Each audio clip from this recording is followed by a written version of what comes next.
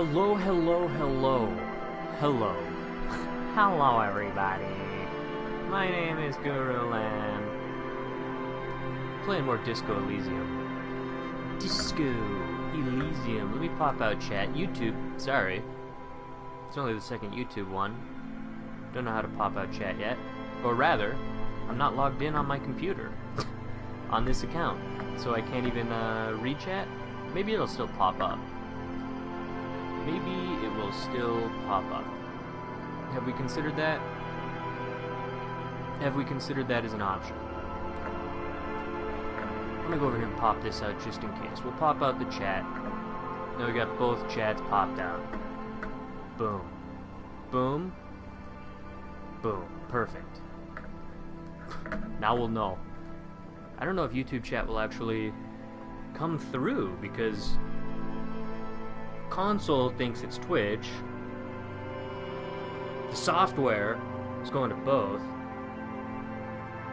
Either or. Hi diddly hey. Let me welcome you in today. We'll slap a cherry on there. Say hello to you laddies, you gens, and you non-binary motherfucker. Oh, I was not in chat. I don't know where I typed that. Hopefully not in the middle of a document. That would suck. Cherry. Laddies, gens, and non-binaries, welcome into this hot mess. You matter, and the world needs to see your dreams. Now, before we dive into the disco, I feel like I need to get some sort of a game plan going in because time's limited. Time is of the essence. We got a moon, happens to have a face on it, plummeting towards our town. We've only got 3 days. What are we gonna do? Oh, also I looked at the trophy list and there's a missable one that I read. I tried not to, like, go too deep in there, but it wasn't story related, so took a little look. We might try to grab that, even. Because we have to kill 3 hours. I don't want to look at the body. Kim's fucking cool. He doesn't want to go break into people's houses with me. Besides that one house that we broke into together. He doesn't want to make it a serial thing. He's like, I guess what I'm trying to say. Well, once let's see, we've talked to Measurehead and Call Me. Maybe they know something more than what they've let on, but neither of them really spilled the skinny. Everard didn't give me anything. I don't know who else would know. We put more brew in the borscht. Once they start guzzling up that borscht, I don't know what time dinner is, but if they start eating that shit, they're gonna get pissed off. They're gonna get rowdy. We're gonna corner Shanks McSkinhead in the corner. That's what cornering means. And we're gonna get his ass. We're gonna get his ass to spill the beans. And then we're gonna go over to a Strong's McSilent. And we're gonna get the skinny, because I think he did it. Not all of them business. Old boy, he fucking made the move. There's probably a bullet. There's a bullet wound. The hanging doesn't even make sense. Dude was shot and killed before he even went up on the tree. That's what I'm going with. I don't know if it's true. I haven't looked at the body. I refuse. That's for, like, serious cops and serious business. Not a wax magic. What were the things called? Workins? Welkins. Something like that, right? Something like that. Anyway, let's do some wax magic and continue into Disco Elysium. This is a great game. I'm really glad this is... You know, PlayStation Plus. This is the show where I talk about that service. And I don't often talk about that service. I try to let the games speak for themselves. All in all, that's what I'm trying to do. And sometimes the games, especially in this era, are very visually pleasing. And you might not realize that Infamous Second Son isn't a good game just by looking at it. Unmute the video, and you'll know what I'm talking about. Oh, that's such a disservice, too. The sound design in that game was great. I hated the writing. Those writers? Man. Y'all really soured my day. I'm still fuming about it. Because in, like, Infamous 1, Cole gets the black sludge through his veins, and 2, his skin is all cracked and fucked up because he's becoming a beast. Delson just put on a red hat and a red shirt. That was his Infamous. That's him being, oh man, I'm so evil. It's like, no, he's just being a dick. It should be in dick. I don't know about that. Let's continue this game. I'm so glad this came to PlayStation Plus, though, to bring it back around to what I was going to say. Because, like, not all the time. Like, Hades wasn't on PlayStation Plus. Inscription was, though. This is on... I don't know if it's as good as those. I don't know if I'm quite high enough to make that call. But... what time is it? 1920?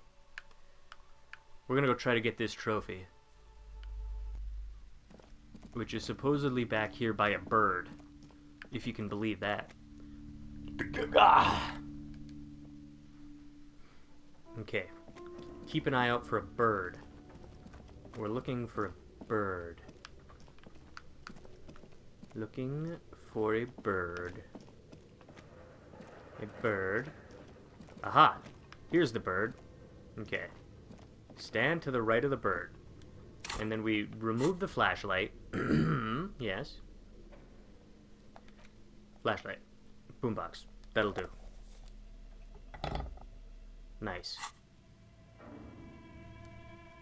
And then we do a quick save. Maybe it's a manual save that we needed to do. But we'll go back to the main menu. Confirm. Supposedly, if we're to the right of the bird. Now, did I need to continue, or did I need to load the save? We'll find out. Nothing. Kim, what the hell? It's dark. Hey, it worked. Okay. Hell yeah. And the flashlight works a lot better if you hold it in your hand. Alright. Kim, I'm gonna hit you with the blue screen. Let me go look at that trophy. Was that a gold? Hell yeah, it was a gold. Motherfuck.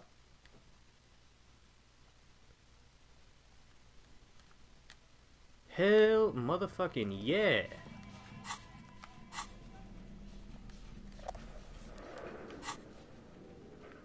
But, oh shit. That worked way too quickly. What are we gonna do for another 3 hours?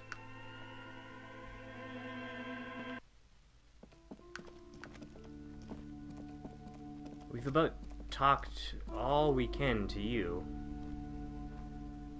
The board game.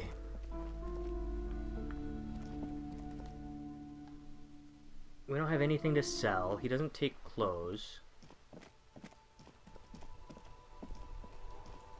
What was this motherfucker's name? Siling? He doesn't want to buy my clothes either. Yo, pal. Everything's still cool here, officer. Alright. Everything's still cool here. That's good to know. Pawn shop.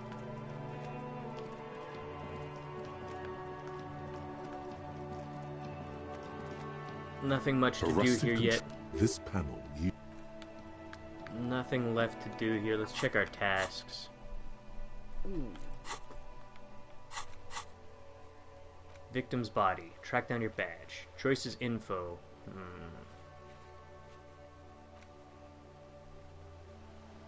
Oh shit. At 10 o'clock? No, that's in 2 hours.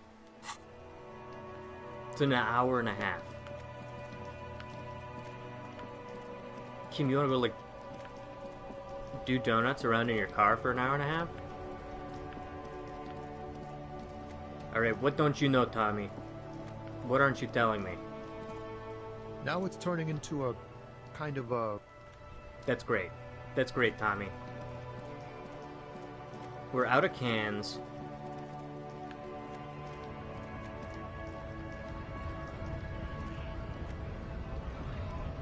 Not much to do over here.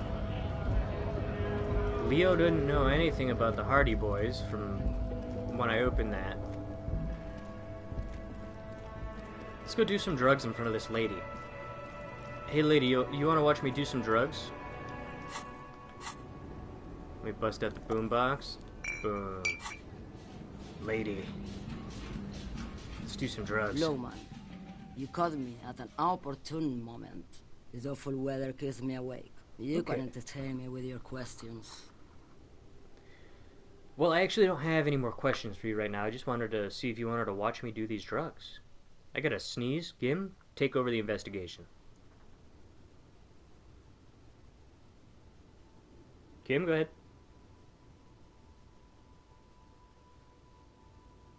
Never mind, I guess it's a false alarm. I can still feel it burning through the back of my eye socket.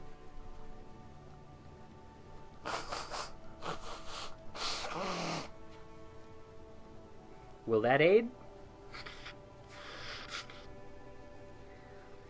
What are the little bars underneath our pictures? What are those? What are those?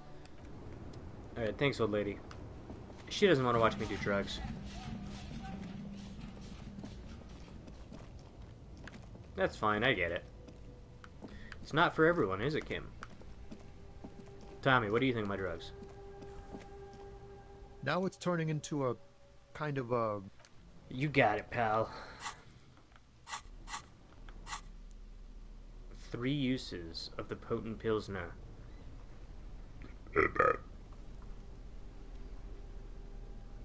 Pry bar.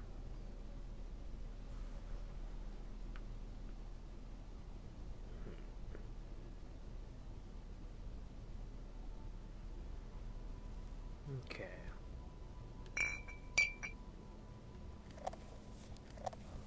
No, a flashlight and a bottle of brew. That's the combination.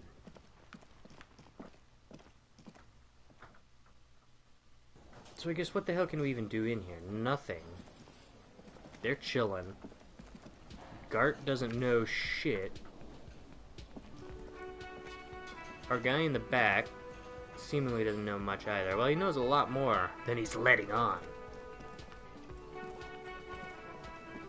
Melina. See if we can lick any alcohol. Nope. Let's take a swig right in front of this guy. Swig. Nope, no swigs. No swigs to be had. You? About my bill for tonight. You're already set for the night. Your door is unlocked. I saw another thing. Great. I love those. So the phone line is dead. Yes, and the phone company is taking its sweet time sending someone to fix it. Losers. Well, let me just tell you. If it's anything like a Dollar General, they have to take a Dollar General contractor, fly him out from Dollar General Topia. That's going to take at least a week and a half, because they got to take a boat to the airport. Just a lot of stuff going on, Guard. Don't worry. They ship each part of the tool in separately, so they got to build the tool before they can... You know, it's a whole thing. Is it true that there was foul play? Who told you that? Lena? Lena told us that? That would be dishonorable. I just want to know who you suspect. Fine, yeah. It looked like someone had messed with the wiring. It was shortly after the hanging, but I don't know if it's at all related. It is. Assholes around here who aren't murderers. Yeah, Gart, but you fit that part. You're an asshole who isn't a murderer. Are you the murderer? Oh, we got your number now, buddy. You're going down to the slammer. If you do find out who cut the line, though, let me know so I can forward them the repair bill. Okay, Yes, phone line is dead. and the phone company is taking its sweet time. Pretty It's strange. Not strange, it's inconvenient. Who Foul told play. you that? I would never disclose. Fine, yeah. It looked like someone had messed. If you do find out who cut the line, though, let me know so I can Should we rat out forward them Lena? the repair bill. Yes. Okay, goodbye. So now maybe we can ask questions about cutting the phone lines. Excuse me. I would like... Yes. I've got nothing to say to you. Why are... Okay. Let's go sit through this guy's cutscene again. Oh, we Looks can take the like drink. The circus left town, but the clowns are still here. Let's fucking punch this guy. Let's fucking punch this guy. Establish authority. Yes. Authority. Feverish thoughts race through your mind. First of all, I'm the only... Stomp your feet. Point your finger. I need your gun. We don't tell him we don't have the gun.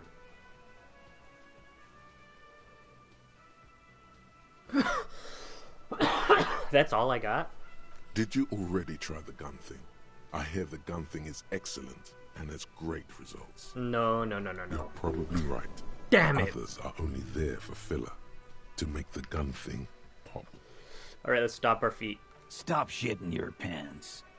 You don't need to know, all right? We took care of it. The law handled it, all right? Yeah. Aren't you listening? It's done. Finito. Okay. I am the law. I guess we're both the law around here, if you start to think about it. Maybe you're right. Maybe I'm not the law after all. Maybe everyone's been lying to me.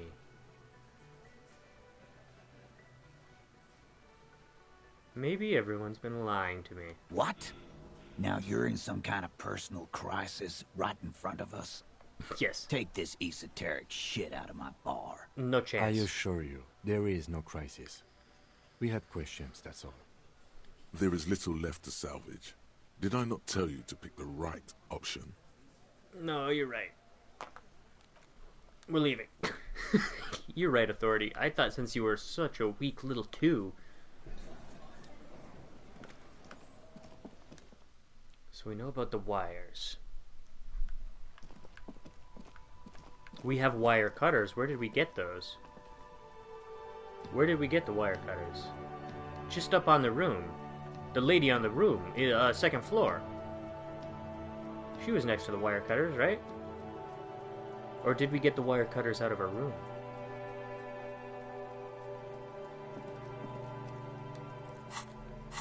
Let's bust him out. Here we go. Cut the wire. An old call box with an East Delta Commerce Center. This must be the name of the doomed commercial area. Building An A. off-key melody starts playing after you ring the doorbell. Ugh. Then a woman picks up the receiver.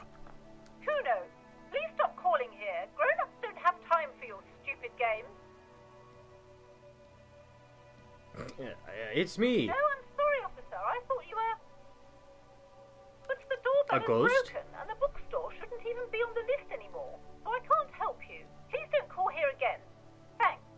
A single beep indicates that the line has gone dead. Let's try the hair You ring salon. the doorbell, but no one answers. What an ominous name for a hair salon. Doesn't bode well for anyone's hair. Andro Orlando. Just seeing the words Andro Orlando gets your hackles up. Its very existence is a threat to your masculinity, to say nothing of your hair. Let's check out the box. All you hear We gotta is look for static, drugs. but no one answers the call. 24. You ring the doorbell, but nothing happens. The fashion. You wait for a minute or two, but all you get from the call box is silence. No one answers the call. We got taxis? Looks like someone has melted half the plastic off with a lighter. The doorbell doesn't work anymore. Slipstream. You hear static from the intercom speaker. It sounds as if someone has picked up the receiver, but isn't saying anything. Who's there? Yes, hello. This is Tracy Peniel Electric. Okay. Have you come to place an order? She sounds almost antique, as if her voice was being played off an old wax cylinder. A receiver must not be working properly. I have called to place an order. My God. The lieutenant exchanges a look with you. Sorry? It's you. My God. I didn't think I would hear your voice. you mean? It's a woman, and she knows you. Oh. Your heart beats faster. Who cares that you don't remember her? Just go along with it. Yeah. No, something's wrong here. Are you sure she's talking to you?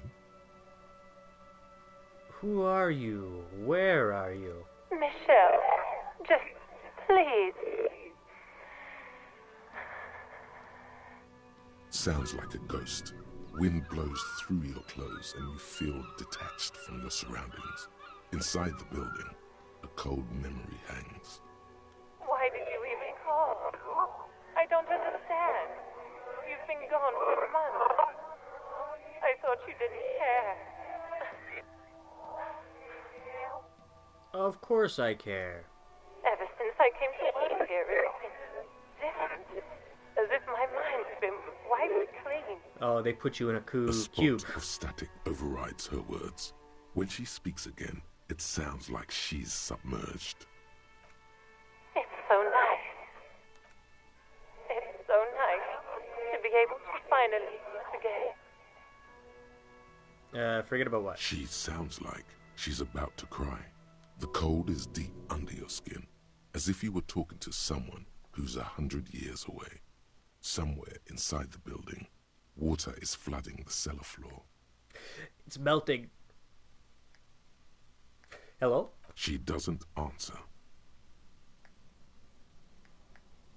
You said it was nice. What's so nice about forgetting? Silence. The only thing you can hear now is static and waves washing ashore on the bay. What just happened? Another seagull passes by. It's getting cold standing here, staring at the silent call box. I don't know what happened either. We should probably stop playing with this thing. Alright, it's a goodbye then. You press the number sign on the keypad that terminates the call. 12 name cards on the call box. Fortress. Silence. No one's home at Fortress Accident. Revachol Ice City. Silence. No one answers the doorbell. Whirling in Rags. Nothing happens after you ring the doorbell. They don't want to talk to you. Whirling in Rags. Nothing happens after you ring East the doorbell. Delta Pinball. Silence. No one answers your call. Let's talk to our ghost. This button looks new, but someone has removed the name card. Nothing happens when you try to ring it. This button looks new. I wouldn't be surprised if it hasn't been connected yet. Is it the dice makers? Yes.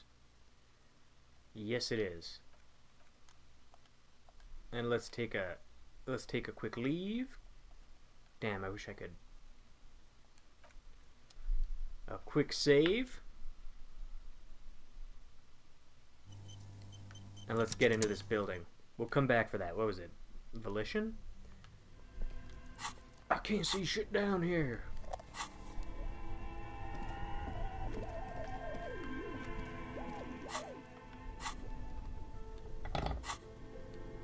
Here we go.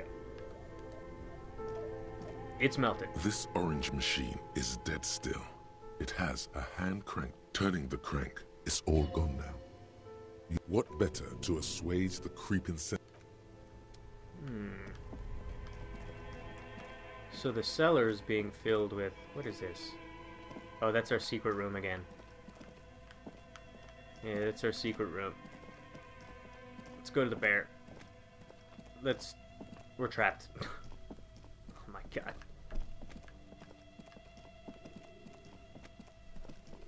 The bear seems fine. There's no water dripping anywhere. I guess we could go look at the... Who even made that? Who answered our call?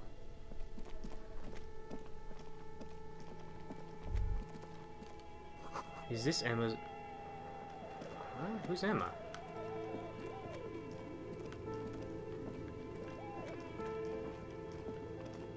Look around for anything waxy. Oh.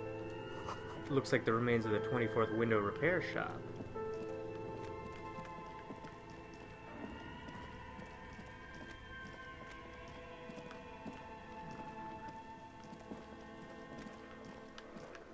Let's look at the punching bag. Nope. We cannot investigate that for drugs.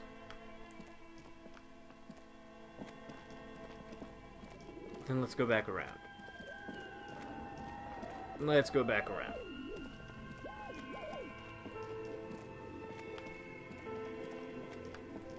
Oh, what's up here? Besides her, anything up here? No.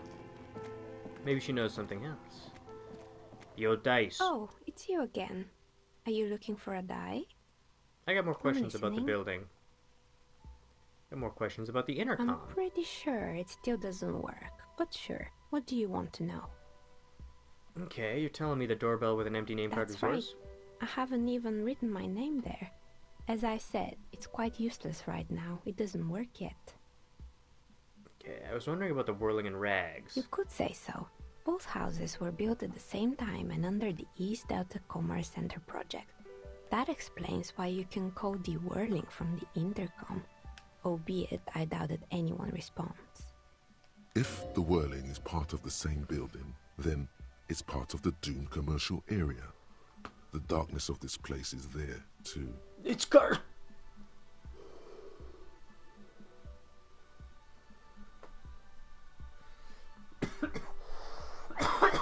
Tell me about the pinball. Do you make the little pinballs? Oh, dude, you could make dice and their pinballs. That's right down the road from you, dude. Right. It used to be a gaming arcade. This is an ancient failure, before my time. I'm not surprised, however. My advice, don't base your business on a fad. Hypnotism, florography, trick-track, especially pinball. Agreed. Pinball is the worst. Kim, we're gonna play some pinball. A strange thing happened. I talked to a ghost. It can't be true. They don't work here anymore. They've been gone for years. Are you sure it was Slipstream SEA? Was it a woman? Maybe it was Plaisance from the bookstore. First, it wasn't her. Oh, right. But did this person say anything? Tricentennial Electrics. Tricentennial Electrics? There's a moment before she recognized... It used to be a major electric company 100 years ago. Are you sure it wasn't just some kids playing a prank on you? No, it was something else. It was eerie. It was a ghost. It was too real to be just a prank. Either we're dealing with a professional actress, or whatever happened, keep your cool. It's probably better to admit that it was a harmless prank. There was something eerie. Pranks can be eerie. Oh, the kids these days. We were just one of them, and now they're terrorizing us. No solidarity. I guess that's it. Sure, I'm listening. Good. I hope it clarified things a bit. Should we What buy else? dice? Are we gonna find $10 worth of money tomorrow to get a room? Of course. Tell me what you have in mind. Do you have any cursed dice? What do you mean by cursed? As cursed as this commercial area, as cursed as my life. All right. How about I surprise you? Come back in 8 hours with 7 real, and I'll give you your cursed die. Okay, 7 for the curse. Maybe you have some other ideas for dice? Extraordinary. A star that fell from the firmament? Those cost more than 7 real. Are you sure? Oh my god. A superstar? All right. Maybe some other die then? Very regular. A normal die? I'm a novelty dice maker. I don't make normal dice. Polyhedral dice. Dice that have more than 4 sides. Octahedrons, trapezohedrons, dodecahedrons. But also barrel dice and titotum bows. Ah, titotum. Come on now. Be a little creative. I'm looking for something to help with my work. I think I have just the right one for you.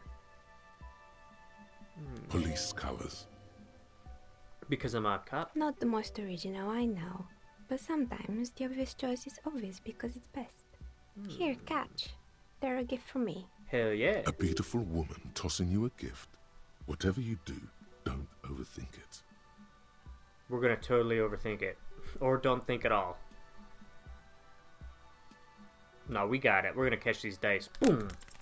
You overthink it. Your hands can't agree what to do, and the 2 dice drop to the floor and scatter in opposite directions, like pearls from a broken string.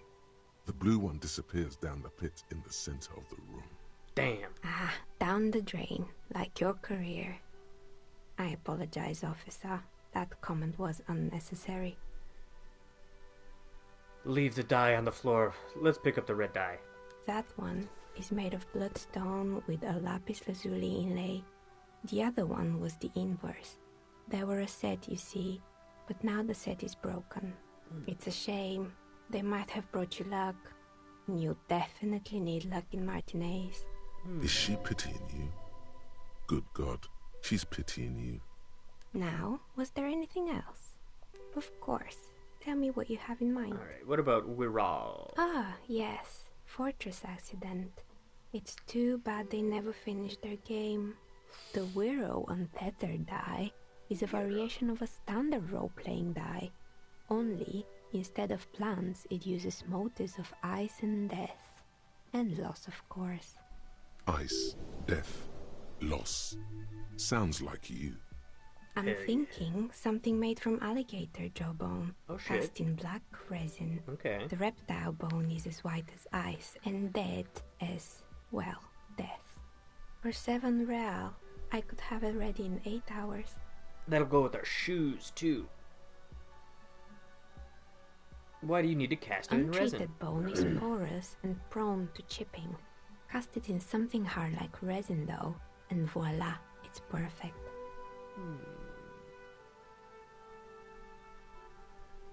Let's do it. Wait. Maybe you have some other ideas for dice? Tell me about your most extraordinary dice. Yes, you definitely have the proper attitude.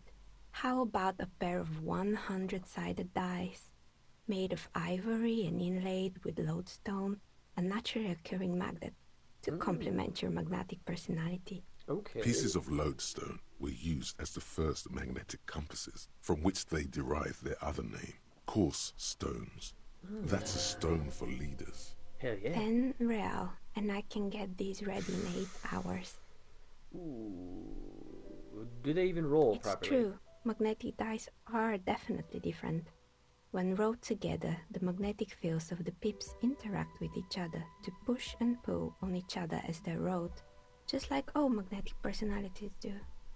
Just like us. In there, right, Kim? It's $10 though.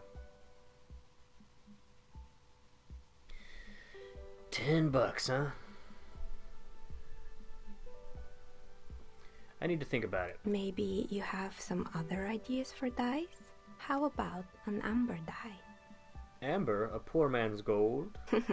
Who told you amber was cheap? It's beautiful, really, and has been treasured since the ancient times. For 7 real, I'll craft you a 13-sided die from a piece of amber with a fossilized insect. It's perfect for those who can't seem to let go of their past. I feel like that's much more reasonable. We're probably going to get like $1 or $2 worth of cans, right? But then that's no spending money. We got to think about it. That sounds like me. I had a feeling. Maybe you have some other idea? No need to rush. I got to think about it. Wow. So someone's been a little boring. What do you mean? Yes, my standard liege. Someone's seen all sorts of wild ideas pop off and thought, I'll take the boring one. The regular, please. Oh man, I took the Kim brown. route. What is this? Picking on me for not being crazy enough? That's the least of my concerns. Kim, am I boring? No need to be defensive. The regularity, the brownness, the cut and dry have their appeal. A very standard appeal. Am I boring? You? I wouldn't worry about that. See? You're so regular and vinyl brown, he doesn't even want to talk to you about it. I like brown. Of course you do. And maybe some black shoes or a pristine white shirt to go with that. It's official. My lord's Copo type is regular cop. No. I'll let everyone know. I'll send out a telefax. I am so ashamed. Good, good. Of course, to outright declare yourself something does seem a bit too interesting now, doesn't it? Mm-hmm. I won't trouble you any further. Thank you. Let's look at my dice. The fire department arriving on the scene.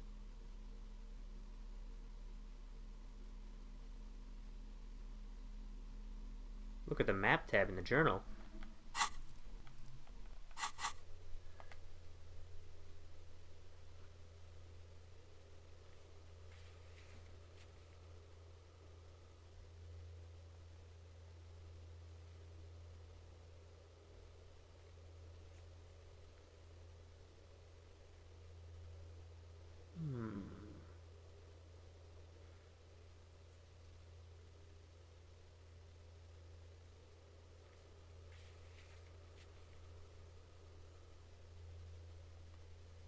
Try the mirror.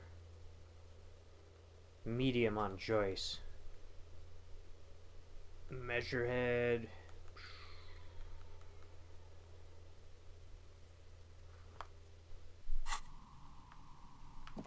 Well, that didn't really help me, did it? Kim, let's get the hell out of here. We're trapped in this old decrepit building. Let me check for drugs, huh? Let me check for drugs. We can't check.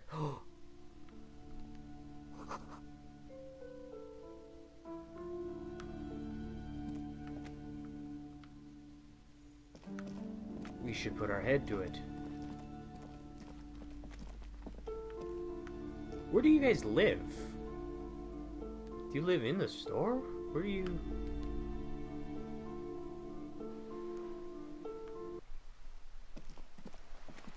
Oh, volition is morale. We might need to crank that up. Joyce, do you know where I can find some pristine ingredients?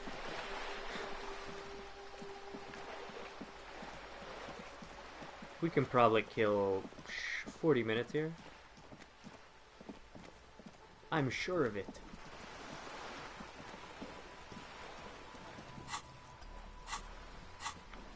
Okay.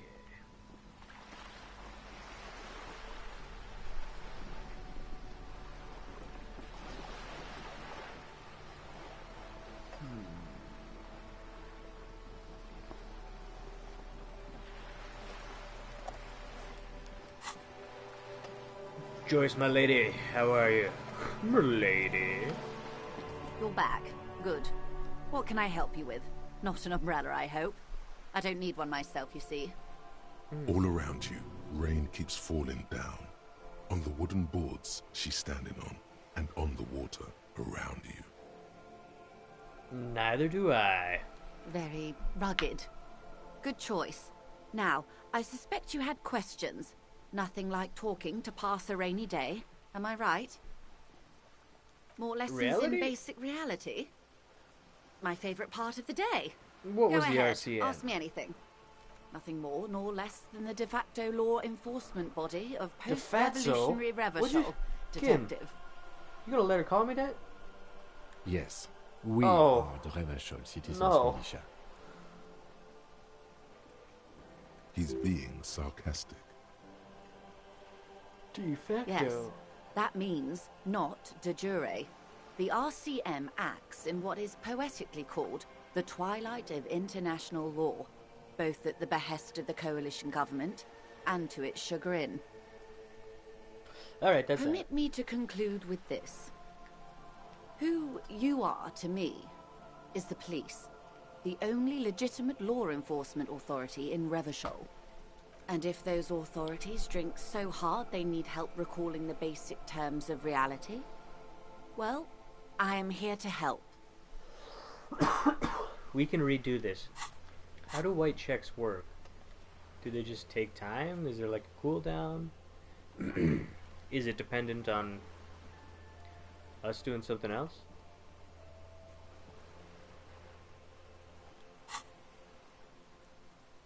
volition.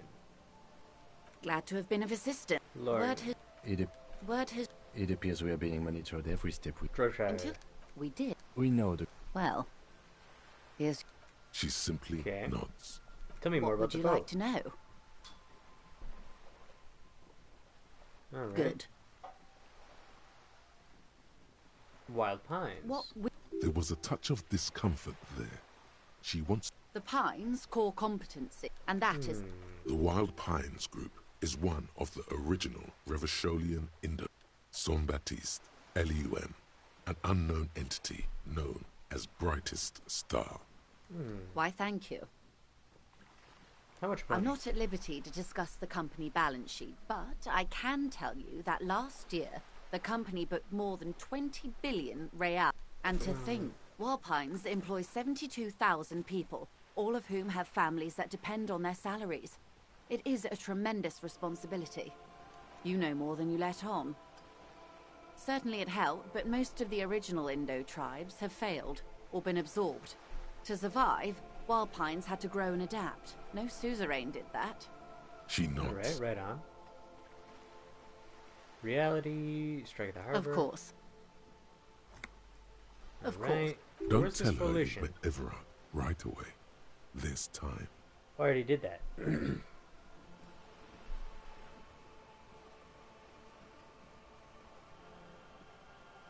Damn. We did not kill 40 minutes with Joyce. Yo, Cindy the Skull, you want this red dice? This red die? Hello again, officers.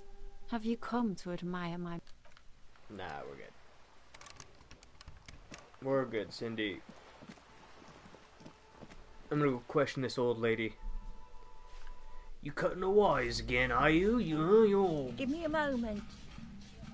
I'm off.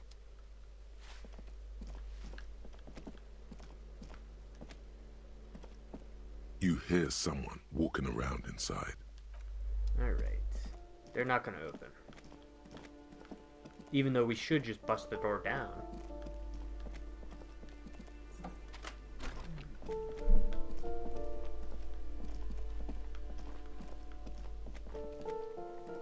Lieutenant?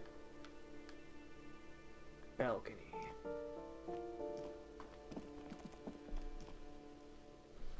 We're early. Balcony.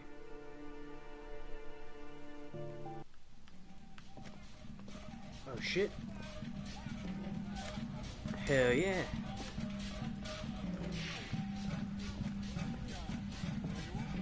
Alright, what are you? What are you? Locked. Also locked.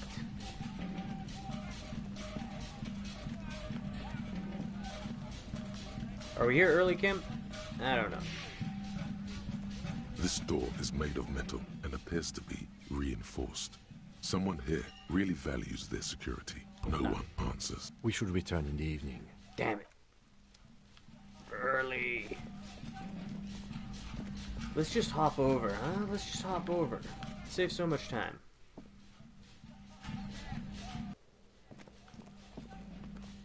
We have to refuse to look at the body.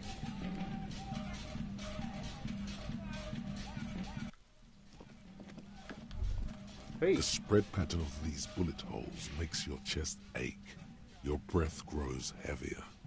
Oh my god. You peer into the faded marks in the stone.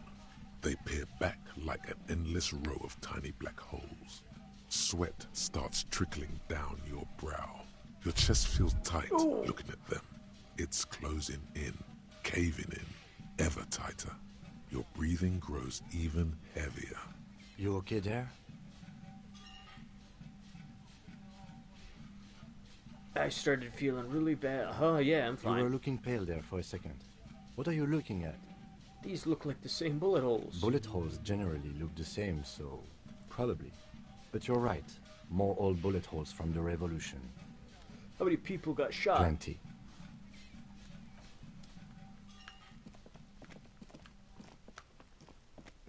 This is a good place to read a book.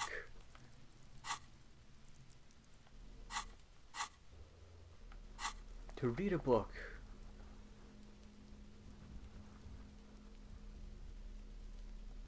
The Face of King Freecell. International This section developments. includes a long, tedious critique of the latest round of free trade negotiations between the EPIS nations and the Free State of Seminine. You also skip over an article about heavy fuel oil smuggling along the Messina border, something about bear wrestling in Samara, book riots in Yugograd. Face it, you really aren't interested in foreign affairs. You're not even sure where most of these countries are. You flip back to the front of the magazine. The table of contents unfolds before you. Yeah, what's local? Unsurprisingly, much of this section is taken up with articles declaring unqualified support for the dock workers' strike. Of course. You skim the headlines.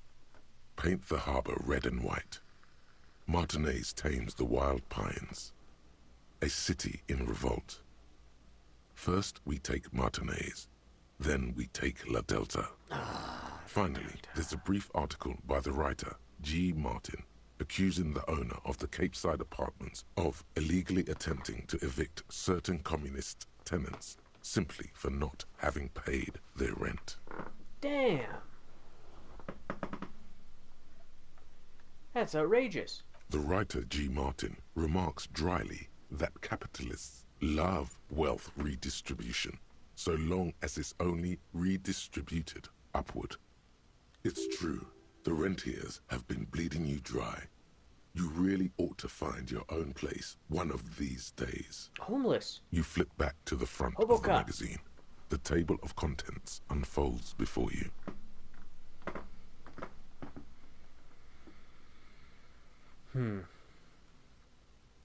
It takes a moment, but why they did it evoke as you leave. The main feature, though, is a long essay titled Tip Top Tournée. You think instead, where to eat? So, all of it, basically. And that precisely, at the end of the day, it's the destruct. Sure, you think that, but subconsciously, it's the visions of brand names being engulfed in flames that you crave. It's the stilted language and overconfident tone. That's the real giveaway here. You're almost certainly reading a recycled university essay. One that could probably use some edits. Let's make a few edits. With Lena's friendly green ape pen, you spend entirely too much time writing constructive feedback in the margins of the page. Yes. By the time you're finished, the original article is nearly illegible. You know, most people would just write a letter to the editor.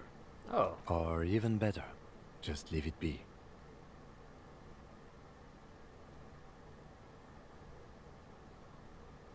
Kim, you wouldn't believe how badly some of these are written. I can imagine. Something tells me there's not exactly a glut of young communists itching to write about tip-top for La Fumée. If I had to wager, I'd say they've never even seen the inside of a motor, much less a motor race. I take whatever they write with a large grain of salt. You flip back to the front. Alright. Let's go get this guy. Yeah, pal, we got your ass now. Do-do-do-do-do-do.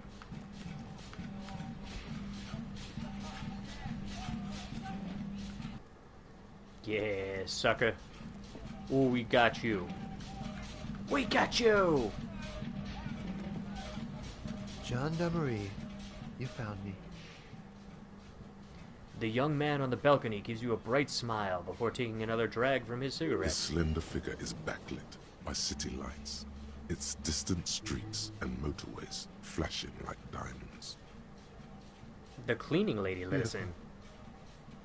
He replies, smiling. As he looks at you, something sparkles in his eyes. Are you here to make things right again? Alright, let's see. That's what I'm aiming for, yes. Honestly, I'm just trying not to screw anything up. I'm not going to make things just right. I'm going to make them spectacular. I was hoping you'd talk to the possible witness. To talk to a possible witness. I'm making things spectacular. Beautiful. He says again. A nearby street lamp casts shadows on his chin, drawing out the slender cheekbones. I have some good news for you. My Sunday friend is visiting me tonight. I told him about you and he'd like to say hello. Step in. He's already waiting. By the way, I'm really digging the view here. City skyline. Why would I want to meet your friend? Look at the city skyline. That's why I chose this place. Martinez is special, isn't it? Wait. Suddenly you're digging things? What do you mean, Kim? I've been digging things all day. Why would I want to meet your friend? Trust me. You do. Is he the killer? That's nice, but I don't have anything to tell you. It's my friend you're looking for, not me. Okay. He takes another drag of his unfiltered cigarette and looks around. It's getting dark, and the neighboring windows have lit up, one by one. Besides, I've got to run. He's going to leave you alone again. That's sad. Where the hell are you going? Something tells you you're never going to talk to an individual this cool or mysterious ever again. Give me a cigarette. Go if you must, I don't care. Don't worry, we'll meet again. Come find me in the bar of the Whirling some evening. Only if you promise you talk to me again. Go then. Take care, alright? Huge 70 drop. And he's gone again. Looks like it's becoming a theme for him. He's always leaving. Why is he always leaving? There's something so different about him. I just can't put my finger on. Let's go, Kim. We have to interview his Sunday friend. Different, of course. His shirt. Why is his shirt always unbuttoned? His shirt. His shirt. His shirt. He's trying to dive deep into the mysteries of his shirt. What color was the shirt? His shirt. No, I don't know why his shirt is always unbuttoned. He's barely holding it together. It's all he can do to keep from bursting out in laughter. What do you mean? Come on, detective. Let's go.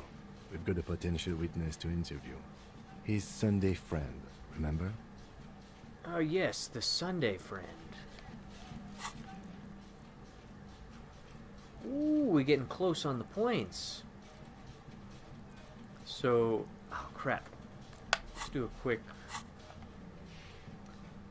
Inland Empire, always good to bust that up. Physical instrument. Ooh. Volition, interfacing.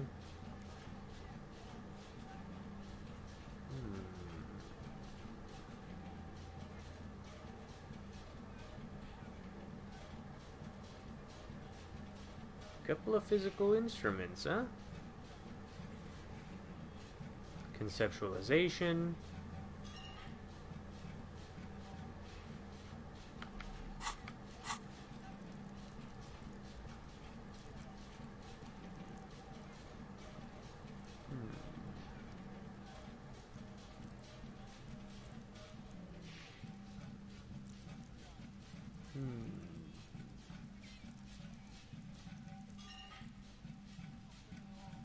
Maybe we hit the Empire.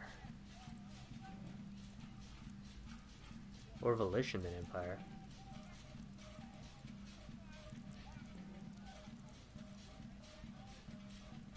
Or maybe we need Endurance.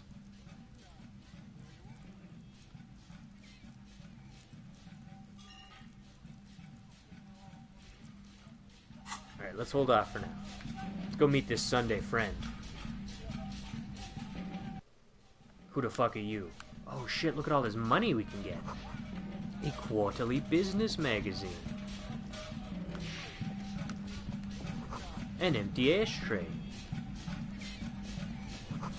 Flyers for underground parties. Dishes soaked up in a pot. An exquisite canopy made of metal. A hat? Wow, look at this hat. An old photo of the same apartment dated '01. Buckets of paint on a layer of old newspapers. What is this? What is this? Take! Oh my god! Holy shit. Is this our Wano arc? Let me look at this hat. What does this give me? Logic, -1 suggestion. Okay, drama, -1 electrochemistry. Become the dragon. So logic, suggestion, what is this? Encyclopedia. Electrochemistry. Ooh, shivers though.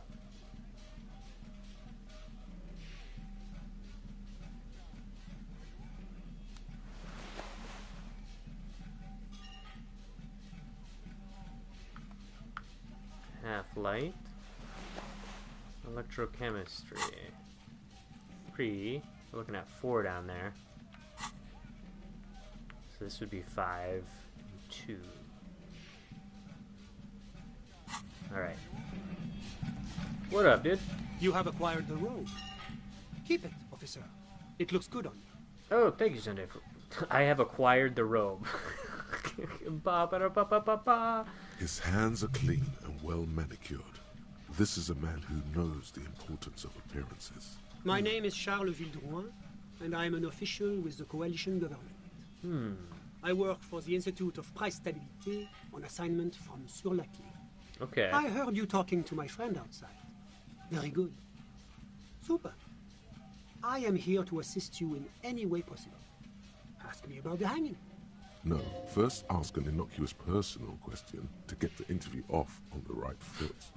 I have to inquire about this wonderful canopy. Before we get to that, tell me where you got this beautiful silk robe. We'll get to that right after you tell me about the black Samaran hat. Tell me about the hat. I got it from the head of the Samaran delegation on my trip to Lomantan. It's made from a special charcoal-colored bamboo. It's an emblem of the formal normalization of our diplomatic relations.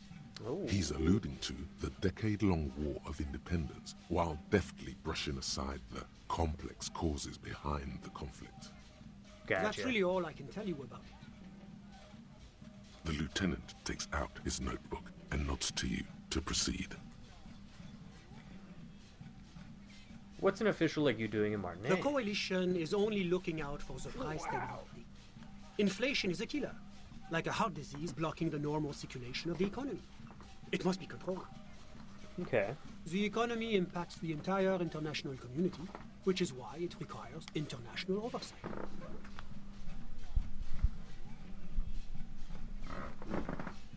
Okay, what is the price stability? It is the most important thing. Didn't tell me anything else. It's the central goal of any sound monetary policy. Maintaining the price stability is essential to maintaining high levels of economic activity, which is essential for maintaining high levels of employment, which is essential for maintaining the social stability. Basically, it makes sure the price of bread doesn't change. Précisément. Too much inflation, bread becomes too expensive. Too much deflation, it becomes too cheap for bakers to produce. That's why the Institute of Price Stabilité works to keep inflation just below 2%. 2% of what? But not too far below. No. Too below is also bad. Below, but close to 2%. The coalition believes in the importance of informing the public about the benefits of the price stability. Transparency is one of our principles. Would you like an informational pamphlet? I might need to kill time. A sound monetary policy is essential for addressing uncertainty. Stability is the raison d'être of the moral intern. It's the reason why I identify as a moralist. But oh, I don't have my leaflets on me today. That's too bad. You can always call our information line. Making information available is part of the moral intern's commitment to transparency. So you're some kind of bureaucrat? Yes, as I said before, I am a commissioner from Sur-la-Clé working for the Institute of Price Stability. This is one of the main projects of the moral intern. Wait, there isn't actually an Institute of Price Stability, is there? Or maybe there is. God, it's impossible to understand whether someone from the moral intern is joking or not.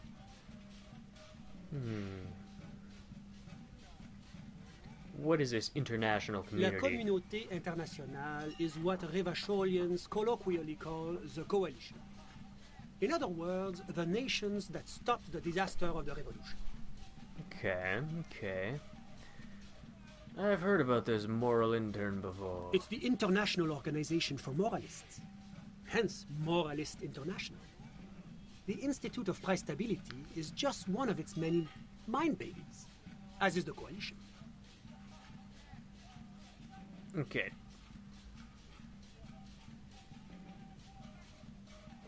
Ooh, Kim. There are more nefarious powers to work for than the moral intern. Alright, Sunday But friend. of course. Am I a moralist? Well, do you value freedom? Do you believe in a normal, stable world governed by democratic values? Lieutenant, are you a moralist? Me? You've managed to catch the lieutenant off guard, but only for a moment. He quickly recomposes himself. I'm a lieutenant of the RCM, dedicated to maintaining law and order in Ravachol. A very moralist answer. The lieutenant is practiced in the art of putting on a show for one's superiors. What is a normal, stable world? The Occident is part of the normal. Oranje, sur la clé. Martinez don't seem very normal or stable to me. Martinez? No. Martinez is something else. What about the rest of Rivachol? Rivachol is generally difficult. It's led by an interim government, which means it hasn't yet achieved full democracy. But they are working towards it. You're all doing very well here, relatively speaking.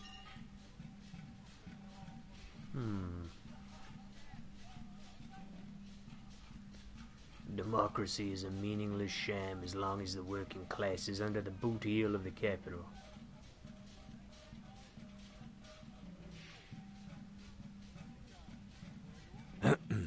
Of course, the detective's personal views do not represent the views of the RCM. Ah, my friend. But the lesson of the revolution is that communism does not work. It didn't. Have you tried real communism? Yes, the unattainable idea. Never settle for less. Good luck with that, my friend. Now, enough of this delightful political interlude. Was there anything else you wanted to ask? Tell me about Sur la Clef. What's there to say? Sur la Clé is a modern, urbanized country that measures very high on the Human Development and Freedom Index. Mostly, though, it's known as the executive heart of EPIS. Moreover, it is a great sponsor of less emerged countries. Revachol is only one of its many darlings whose progress it supports and cherishes. Darling? That can't be an official designation. Darling? Because a great percentage of Revachol's culture hails from Sur la Clé. Its language, its people, its cuisine even. Or at least in the downtown La Delta area. Tell me about Oranje. Oranje is an exemplary nation who, as a core member of EPIS, contributes 28% of our annual budget. Next to Sur la Clé, Oranje is probably the most prominent member of the international community. Okay. Which one of them is more EPIS? As founding members, they are both very EPIS. Oranje carries a lot of political weight, while Sur la Clé takes care of the business side of things. Sur la Clé hosts the headquarters of the major EPIS institutions. What about Oranje's economy outside? is one of the most advanced in the world. It has successfully transitioned from heavy industry to advanced services and generally acts as an engine for sustainable change in the international community. But that didn't tell you anything about Oranje. Nah, tell me. About what? About Oranje.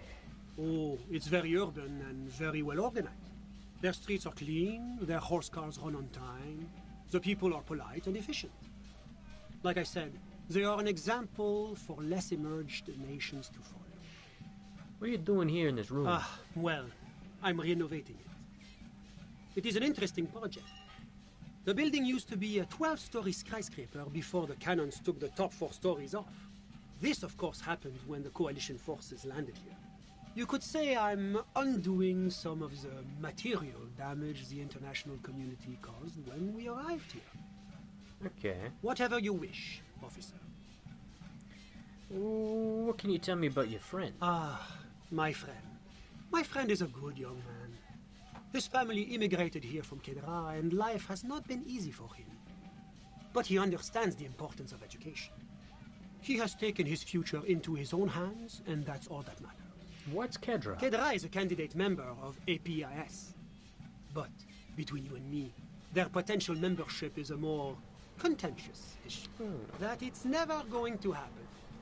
They entered negotiations in 21, and it's been pending ever since. What about... What is this EPIS EPIS? is a very special program developed by the Moral Intern to support certain EPIS, Occidental Sheepis. nations. It began as a unified system of weights and measures, which proved to be a wild success. Nothing but kilograms and centimeters as far as the eye can see. God, yes. Sweet standardization. The backbone of rationality and commerce. It was such a wild success that we expanded it into an economic union for the processing of steel. Another success. And between you and me, the Moral Intern feels emboldened by this success. Emboldened to take EPIS to the next level. What does it stand for? Why, it stands for progress and stability, like the Moral Intern as a whole. What do the letters stand for? It's been such a wild, extraordinary success thus far. We are very excited to take it to the next level. What are you talking A about? supranational political alliance. The United States of Occident. Oh, here? You mean Revachol? No, it's going to have transparent democracy. Is Revachol going to be a part of EPIS? It's one day going to be a candidate member of EPIS, sure. Except that candidate members never become full members, do they? Didn't you say that candidate members never become real members? No, candidate members do become members. Why do we even have the whole system in place if they don't? It just takes time. Time and evaluation. But we were talking about my friend here, not politics. Who is he? Sorry. Who? Your friend. But I told you, officer. He's a bright young man here to pursue his education. Education is the foundation of our future, especially the arts. It is a cornerstone of our civilization. What is Officer, his real name? You have to understand. I can't give you his personal information. I'm sure you have your own methods and databases, right? I Please do. Don't put It's me called in The this Light in the Boombox. Kim, shoot him. He's deeply enmeshed in the study of the fine arts, yes. I see you've noticed my shirt then. As though you weren't envious enough of the boy as is. Which art? He's a truly free spirit. He likes all the arts. Perhaps graphic design, printmaking, who knows? The world is open wide for a talented youth like him. How did you two even become friends? How did any of us become friends?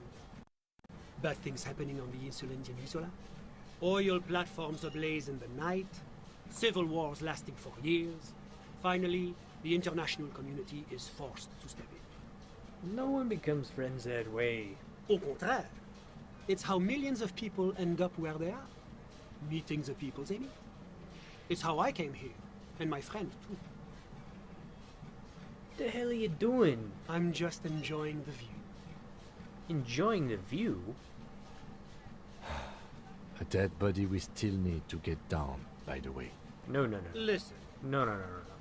I'm not hearing anything. Insulindian Bay. What about This it? place used to be a luxury accommodation before the revolution. Apartments, of course, were much bigger then. A few walls have been added here and there, leaving some of the tenants without a private bathroom or a kitchen. But the million real view stays. You can't take that away. He knocks on the balcony door, his face mirrored in the darkened glass. I was My asking friend about your comes friend. and goes. I'm sure you've seen him around. He's a busy bee. A busy bee? What an odd choice of words. I had something else I'm in mind. all ears, officer. You actually witnessed the lynching? I'm sorry to say I did, officer.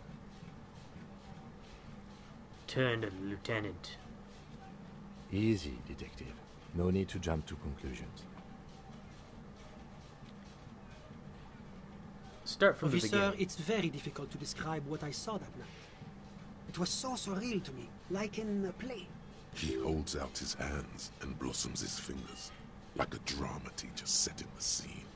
What do you mean, like in a play? It was just so strange. I could barely comprehend what was happening.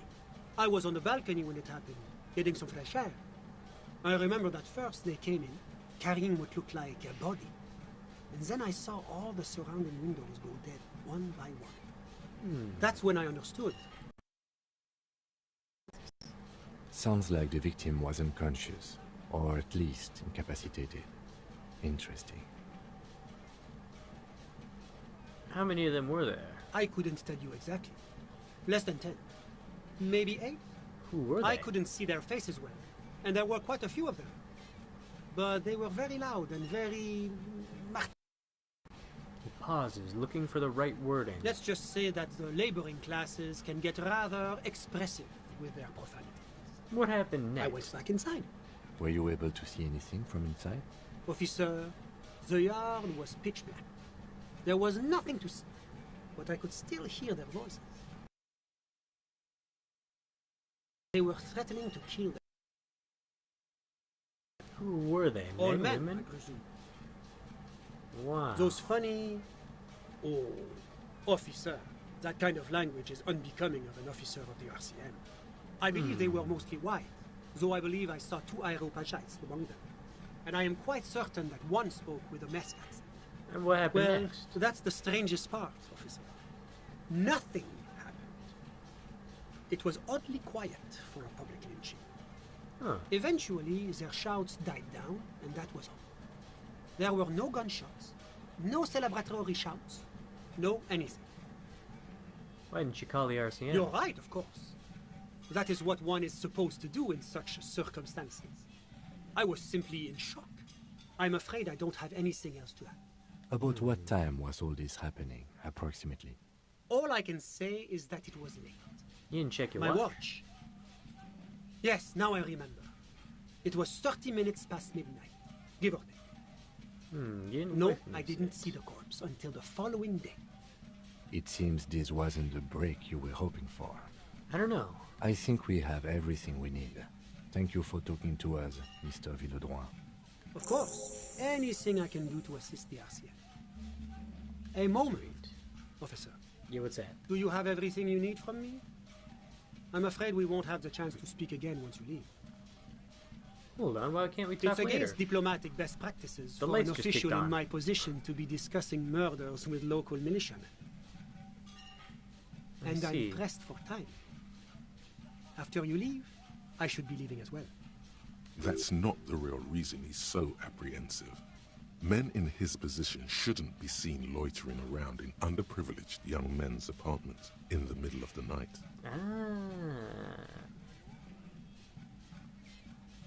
Thanks for the heads up, but my Of work course. here is done. I'm sorry I couldn't be the break you were looking for. Good luck with the investigation. Alright.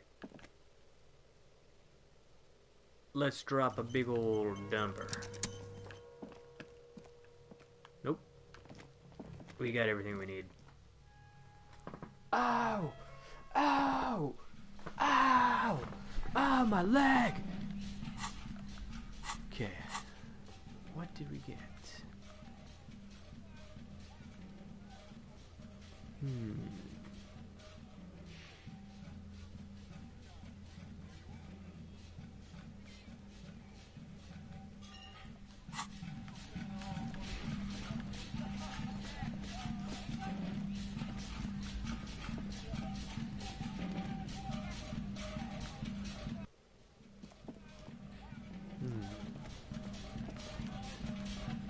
Nope.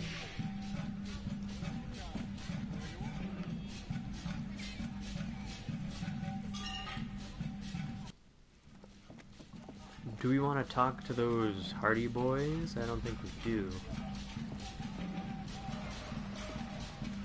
We don't have any coins.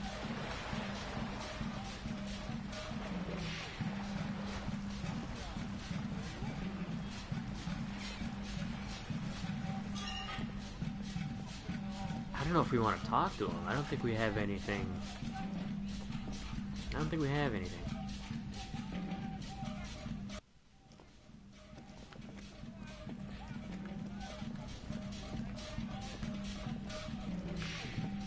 Lena. Oh, hello, dear. There you are again. I'd really like to hear about more cryptids. You know, to hell with it. Let's have more cryptids. Of course, officers. Is there a particular cryptid you two are interested in learning about? What's the biggest one? That would be the giant of Kokonur. The giant lives in the most arid parts of the vast Kokonur Desert in South Samara, casting a strange light across the barren wastes. What do you mean, strange light? Mirage or psychogenous luminance. And just how big is it? No one knows for sure. It is like an awful mountain appearing from below the horizon and expanding to cover almost a third of your field of vision.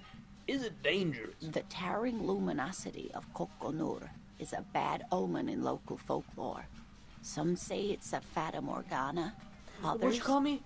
Fate unimaginable. Unimaginable fat. Oui. No animal can be that large. It's a mirage. That's what makes it so peculiar. A species surviving at the very limits of scientific law. The giant of Kokonur must be the largest animal the planet can support. Godzilla. There are limits, you see, to how large a metabolism an ecosystem can beget.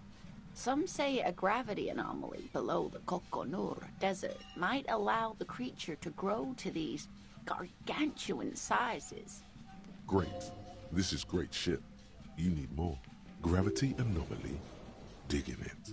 Digging this parascientific stuff right here. Hell yeah. What's the tiniest one? Cryobacter catlensis. What's that? Yes, a unicellular bacterium that was discovered in one of the northernmost points of Kotla, on the Boreal Plateau, by renowned geologist Caitlin Mijanou some 70 years ago. What's so special about it? The bacterial colony Mijanou found had remained alive while frozen in ice for longer than anyone could reliably estimate. Certainly from before recorded history.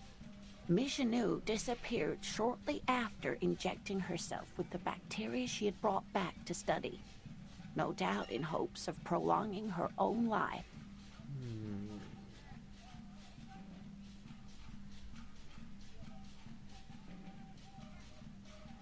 There's an immortal geologist? Yes, and she's quite mad, too. After she treated herself with the bacteria, she stopped aging, but also became increasingly eccentric and irascible, so that even her oldest friends were forced to pull away. We can assume that she has been living somewhere in the wilderness for decades now, all alone except for the Cryobacter catlensis coursing through her bloodstream. Damn, we need some of that. What's the most The dangerous? gnome of Jeroma. The gnome of Jeroma? Oh, it is. None of his victims survived. Grieving relatives never even found their bodies because the gnome's venom dissolved organic tissue. It was reportedly a small creature with webbed fingers and a protruding forehead and a gangly little thing. Quite scary to look at. I see. A couple Hosting of the campers news out found in the it when it woods. was already dying. They heard an odd wailing in the woods and followed the sound. They were scared and wrapped it in tarpaulin to suffocate it. It still took the gnome of Jeroma an entire day to die. If the body of the creature was found, why aren't there detailed illustrations of it in science textbooks, confirming the existence of these very little species? Alas, the first scientist who got his hands on the creature's corpse put it in a jar of formaldehyde, thinking that would detoxify the gnome's venom. Instead, all the venom leaked out of the creature's teeth and into the surrounding liquid, dissolving the creature itself. A poetic end, perhaps, but a real loss for science. Alas, always alas, and then it was gone. Isn't that overly convenient? What the hell? I understand your skepticism, but that's what happens with things that are rare and stand out. Their disappearance is most memorable, and they are least likely to be found again. I can't get enough of these cryptids. I'm glad you like them, but I'm not really one to tell you about all of them. You should ask my husband if you get the chance. He's the real expert. Alright, looks like they must have eaten. Did you have any, huh? I've got nothing to say to you. Alright. Vegetarian, I get it. I get it. Looks like the circus left town, but the clowns are still here. You enjoy the borscht? I found someone who saw the hanging, a witness. A witness? You ain't got shit. The locals would never come to you with this. That's just cop tactics, Titus. Next, he's gonna tell you one of us already rolled on the others, and is in witness protection. Are we gonna get this guy killed? Well, let's hear it then. Who is your mystery fella? His name is Sunday Friend. He's not alarmed by the sudden appearance of a witness, but he is surprised. This goes without saying, but nonetheless, don't give out his name. Who he is irrelevant. It's like you said, Al. Copper's coming up with this on the spot. There is no witness. I've seen this shit a million times, Titus. Fly fishing. They are desperate. Tell us, Copper, what wacky claims did he make? Very quietly, no shouting, no commotion. It's you assholes that feel the need to go around like a fucking brass band. The Hardy Boys are dead silent. Right. Yeah. It's like they put cowbells on you before they send you to the streets. What's with the cowbells, policeman? They're avoiding having to answer this question. I'd imagine you guys drinking and singing lynching songs. What's with the funeral silence? We were drinking, weren't we, guys? I hit the bottle hard. I was drunk as fuck. Right. I'm convinced, Glenn. Nothing off here. Just a regular hanging. Arab guy? Boss, I think he's trying to say me and Theo. Well, yeah. What is confusing you? Eugene, Theo, and Elaine were there, too. I already told you. We were all there. Actually nothing. A surreal play might give him away. That means absolutely nothing to me. Sounds like some made-up horse shit.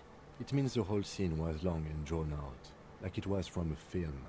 What is this fella's problem? Sorry we didn't make it more action-packed. It wasn't the first thing on our minds, you see? Shanky. It's Shanky, right? I thought there's something wrong about the lynching story. Now I know there was. You don't know shit. I know you are lying, Shanky. You didn't break this wagon fort, but you did manage to rattle the people inside a bit. Nice. Great witness. So much bluster to hide the fact that they're uncomfortable with you having this info.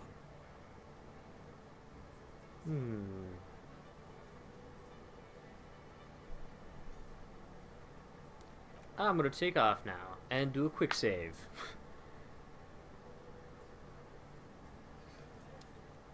Quick save.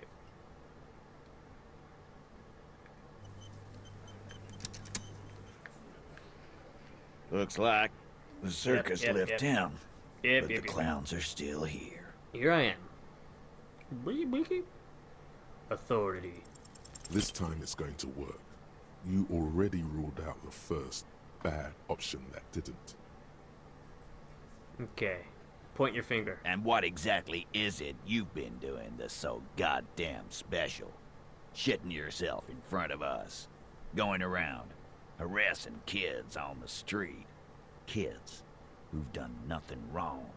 All the while talking racist shit. Don't think we aren't watching, Fascia. People here trust us. We're getting complaints. Oh. Fascia. That's short for fascist. I'm not shitting myself. Of course you are. E, Didn't Carly work in a diaper shop? Yeah. Callie said you've been hanging around the adult diaper shop, browsing the aisles. Too ashamed to ask for assistance. No, I just don't know what size. Now, diet, I can believe. And then there's the matter of the floor being completely covered in feces. Yes. Shit, feces, poop, scatological jokes. If you don't have anything more to say, then we are going to go back to asking questions. You don't have to be the butt of every joke. You're making the lieutenant look bad. Just stick to what you know. Guns. Got it. Pretty uneventful day, Ken. Pretty uneventful day. Good night, guard. What do you think of my cool new robes? Can I help you? Alright. Another thing. Yes? Goodbye. Alright, time for bed.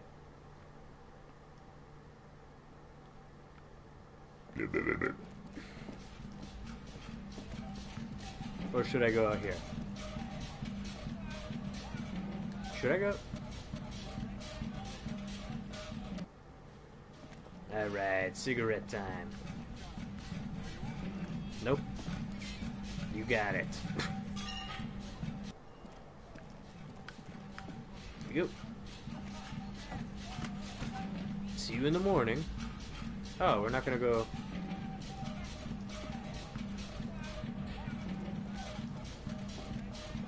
Damn. Damn. Take another look in the mirror. A mirror hangs on the bathroom wall. In it, your face, adorned with the expression.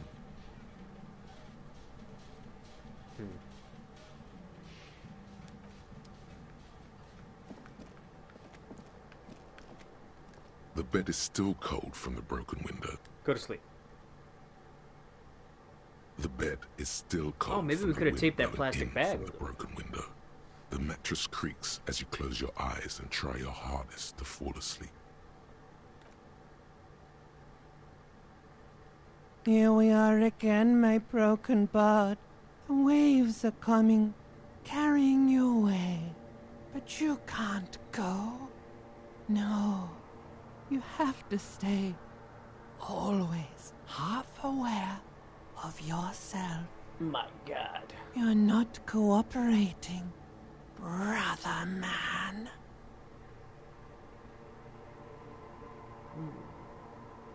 It's your disgusting body. Even through your sleep you feel a vague discomfort suffusing it. Your belly and your sides are unpleasantly tender. You wish you could curl up into a fetal ball of safety.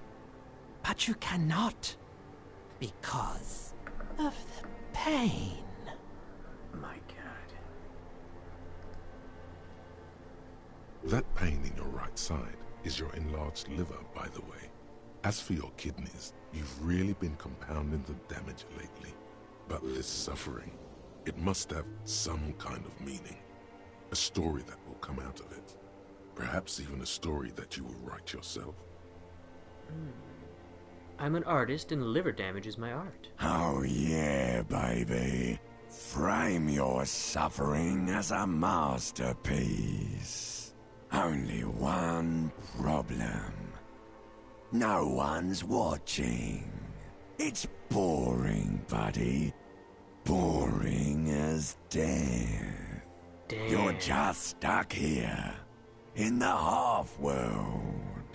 Could try looking at other people. Really looking. But why would you want to start doing that? Oh, just get me out of here then. Back to the other place. I will. I'm looking at people all the time. Human beings will always betray you. I'm looking at people all the time. Sure you do.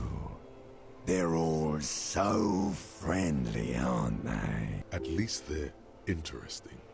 Each one has a process just like yours, running in the space between their ears, full of secrets. What do you think you're doing right now? Coming to some greater awareness? Look at all these lights, blinking in and out of existence. Thoughts! You're just pretending that you're asleep, even to yourself, while the world goes on without you. Let it. Let it. But it never seems to let you go, does it? Time to rise and wipe that shining sweat off as best you can. Gather your bearings. Rock and roll. Put on your prettiest face for the masses. Open your eyes.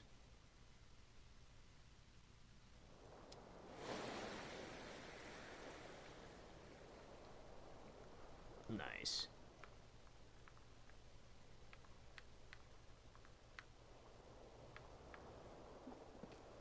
We're getting there. All right.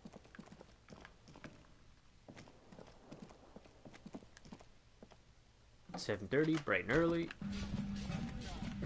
We got the boombox out.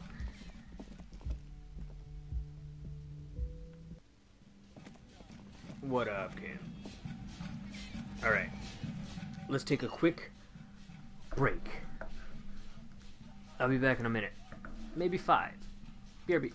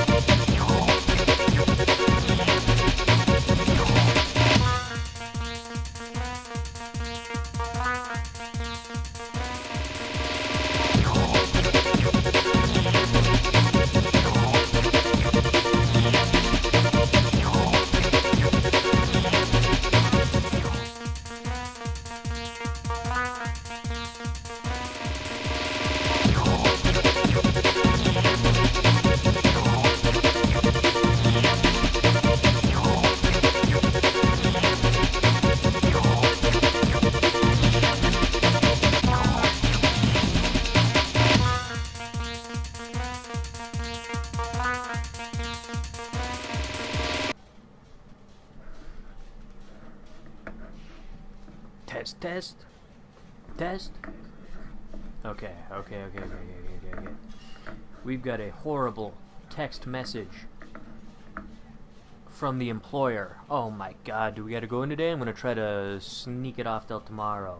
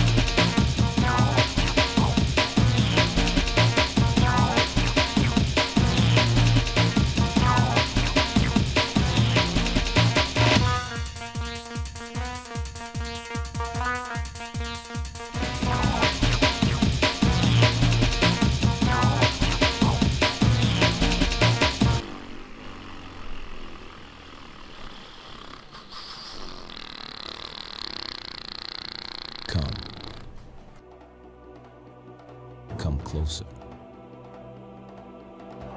Enter. It's time to begin your journey down. You contacted us. Now you've been chosen to join us in the underground. The PlayStation Underground. This is your initiation. To a select few, we will dispatch news about upcoming games, special offers, demos. Who knows what awaits you as a member? Log on to the PlayStation Underground website to travel deep into the underworld of PlayStation. To get immediate access to more demos and news, experience the PlayStation Underground CD magazine. 2 CDs per issue, 4 issues a year, 8 discs with playable demos, interviews with the game makers, behind the scenes at PlayStation events, hints, downloadable codes, and more.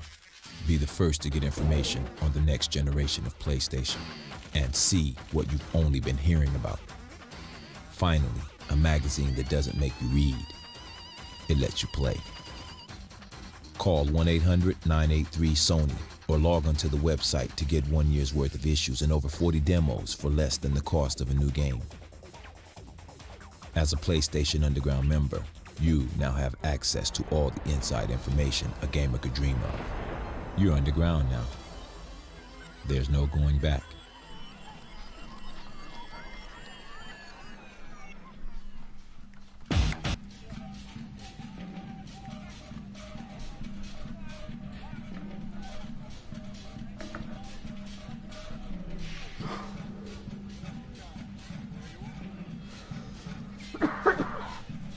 Damn. Alright, we'll see what happens. We'll see what happens. I asked them specifically last night if I should come in today. I was told no. So, to get that message today...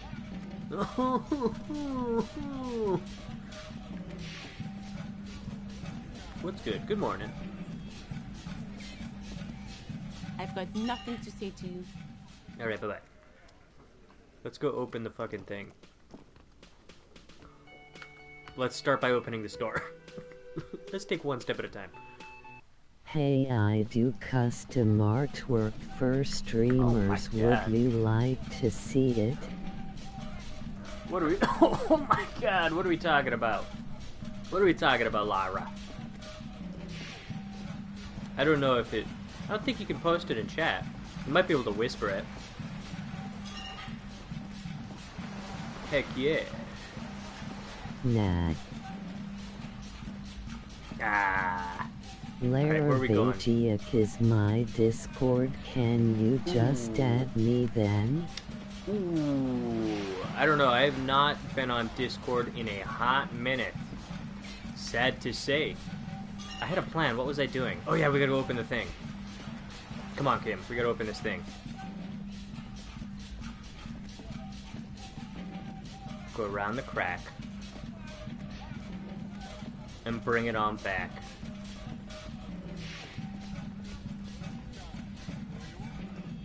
Who are these rapscallions? Who are you? Who's this guy? A rusting control panel with loose wires dangling out from the hole where an indicator light used to be, and a mechanical lever sitting in the middle. So can we pull this shit? You grab the handle and pull the lever up. As soon as the metal connects against the contact pins, you hear a loud clunk. Then... the water lock starts moving. Hell fucking yeah, we did it. I don't know. I don't know if I'm really jonesing for a logo, Lara. I'd like to see. I do like to appreciate art and throw cool stuff. Okay, if we ever need to get to the coast, then this is the way. But please, contain your wanderlust for now. I don't Impossible. want us to get sidetracked. We're getting sidetracked. Going on. Nope, we are. Focus on one thing. Achieve it, then the next, he thinks. That's the task chain. So let's find this bug. Let's start with the bug. Oh shit, let's start here. What is this? Radio hum. Okay. This is a long walk, maybe longer than I thought.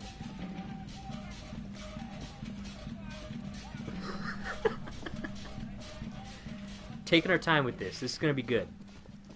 Hell yeah. Oh my god. A breaker box and decades of old concrete defenses. Oh shit, some money! We're not gonna slowly walk to the money, dude. Footprints. Let's take this thought. Broken axle grinding. Kim, what the hell did you do? You crashed it. I'll take that. Looks to be only one set of prints. Is this my car? And all of my life savings? A banged-up motor carriage lies half submerged in the icy water, slowly sinking into the Insulindian Ocean. Only the cabin top, rear wheels, and the engine remain visible. It must be cold and lonely down there in the icy water. Kim? Jump in there. Search it for me, would you? I'm in my nice clothes. My guess is it started its journey from the plaza, where it backed through the fence. Let's investigate. Oh, damn. We don't have time for this right now. There's so much we need to investigate. Let's investigate. I agree.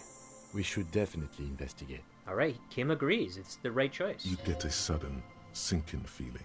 Like the car. Stomach acid comes up as you look at the motor carriage in the deep, dark, cold water. Let's run our hand over it. The motor carriage is properly stuck in the ice. Getting it out would require a team of specialists. Can you see a logo? The logo is too deep in the murky water. You can't make it out. But you do see a monkfish float by. Oh shit. The drunken monkfish. How long has it been in here? The ice hasn't closed around the vehicle yet. My guess is it's been here since last Saturday or Sunday. It's like when I lost my memory. Well, well, well. Your mocking tone finds no response, but the motion of the waves. Did you say something, Lieutenant? Crazy recklessness. Another case of the engine displacement. Let's rub our chin. Yes. Crazy recklessness. I'd say it has been here since last Saturday or Sunday. Let's hit him with that again. Did you say something, Lieutenant? I did now. But Alright, let's wait for the low tide. Oh fuck, I'm sorry, see Kim. what's inside. Great idea. Low tide? Then we can get the things inside. Oh shit, should we joyrider must run have back left and go something check the ice good cream inside. machine? Guns, It'll be there when we papers, get back. Maybe a cool jacket. A joyrider jacket. A joyrider jacket. Hell yeah, You feel a joyrider strange jacket. connection to this joyrider. Maybe he's from some kind of joyriders district and likes blue and white racing livery, like a cop would. How long will it take for the low tide to come in? I don't know. An hour or two, tops? Okay. Well, we could go... we could kill some time. Sit on the swing? Let's do it. Let's sit on the swing. 7:38. We haven't had breakfast in days. As you sit down in the old, rusty playground, the world around you becomes very silent. Very cool. Nothing but the sound of seagulls high above in the sky, echoing like distant laughter. Ice cracks around the blue motor carriage in the sea. Hold on, it looks very blue. Point to the sunken vehicle. Let's whistle a tune. The tune on your lips forms a strange, yet undeniably beautiful contrast with the surrounding bleakness.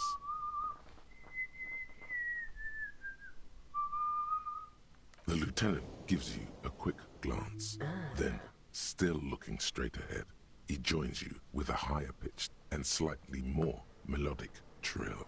Nice. Two birds on a wire, whistling by the seaside, looking at the water and the sunken car. Waiting for the tide to roll out. The clouds pass in the sky, and the shadow of the swing moves like the hour hand on a timepiece. 30 minutes have passed.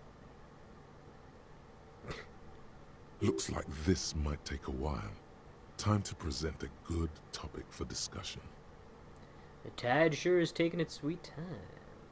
Oh shit, would you rather sit on an anthill for an hour or stand in a river of leeches?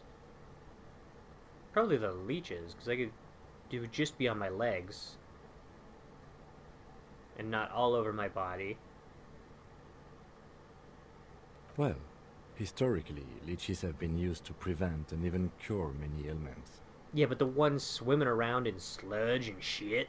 Okay, he's thinking. I can do this. Let's do this. Who'd want to sit on an anthill?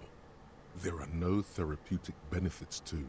Well, napalm ants, for example, are used in some rites of passage rituals. Oh, shit.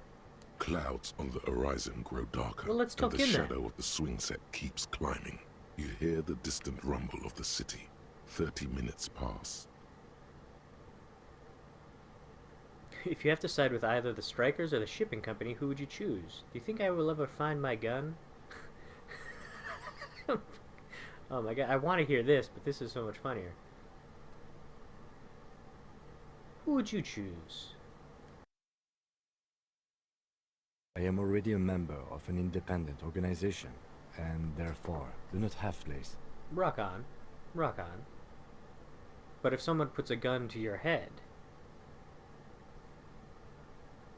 Your voice echoes on the water, strange and out of place in the environment.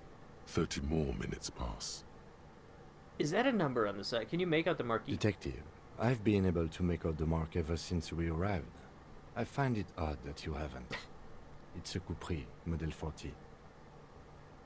It is a simple and rugged machine, favored by working men, government offices, firefighters, animal control people, you know, those kinds of people.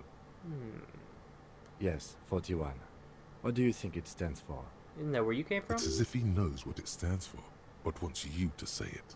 It's pedagogical. Oh, Kim, don't Does say he know this. something about the driver of this vehicle? Underground street racing. Street racer, quite the ladies' man. Tommy 41. Hell yeah. Looks like a factory made a mistake and accidentally called this the Coupri 41. Stupid factory. District something, a precinct, something municipal. Rub your temples, you're getting a horrible headache. Yeah, it's that one. Oh god, no. Stupid factory. But it could also be the number of a police precinct. Precinct 41. Your precinct. Oh. A massive pit opens up in your stomach. Is this and your the car, most Kim? terrible feeling comes over you. No. Just no. Say no to this, Harry. No, no. Yes, your car is in the sea. Face it, so we can start dealing with this. You want to go get yours and give us a tow? It's just a coincidence. The lieutenant just shakes his head. Oh my god. I'm afraid so, yes. It looks like you drove your police motor carriage into the sea after you jumped across a canal. Maybe I was in pursuit. Of whom? I don't think so. If anything, you were probably drunk. It could be. Probably. Try definitely. How do we get it out? Detective, we don't. A rescue operation really isn't viable at this point. So she's gonna be there like that? I'm afraid it will have to be there like that for many years. Look at it. Parts of it might be salvageable, but overall, this machine is a write-off. I could fix it. That is very unlikely. All the electrics are toast. That goes for the electromagnetic steering and brake systems as well. You'd be lucky to find one undamaged component in there. In a few months, there will be nothing but rust left of this vehicle. It'll be cheaper to buy a new one.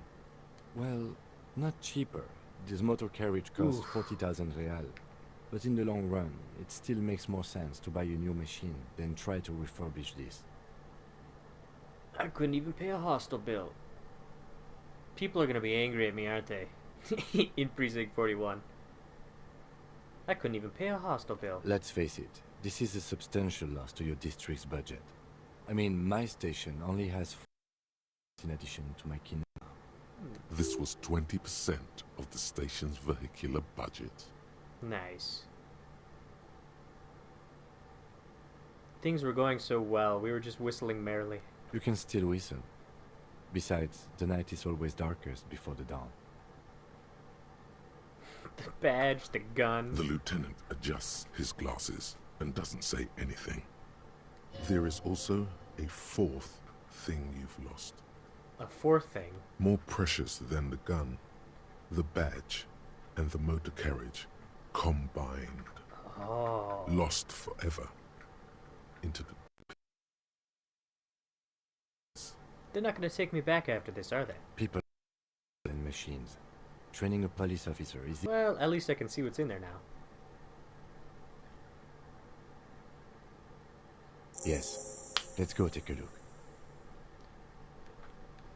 Alright, Kim. You push, I pull. Oh, fuck yeah. Cool coat. Sick-ass jacket. Let me take a look. Let me take a look at this jacket. What the hell is this jacket? Oh, black uniform jacket. With the RCM signature white rectangle on its sleeve. Lieutenant to Jiffner. Man. That's not as cool as what we got on right now, so let's go. Check out this tree. Footprints. Damn, the snow melted. We could have solved the case. There's a boat tucked away.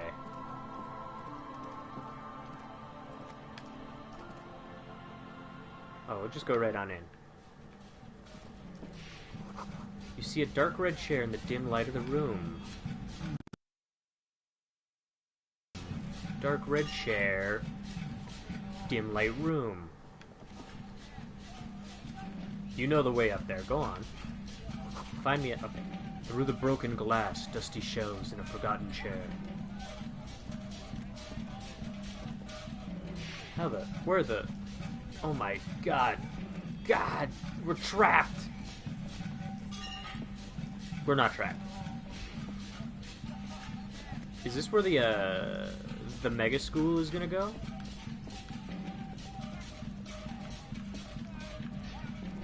Mega school. Sounds like the life in the north. A washboard. Ah. Cinder blocks, charred. 10 cents, pocketed. The bushes are too thick and thorny to pass through. Well, I'll show you thick and thorny. Kim, let him have it.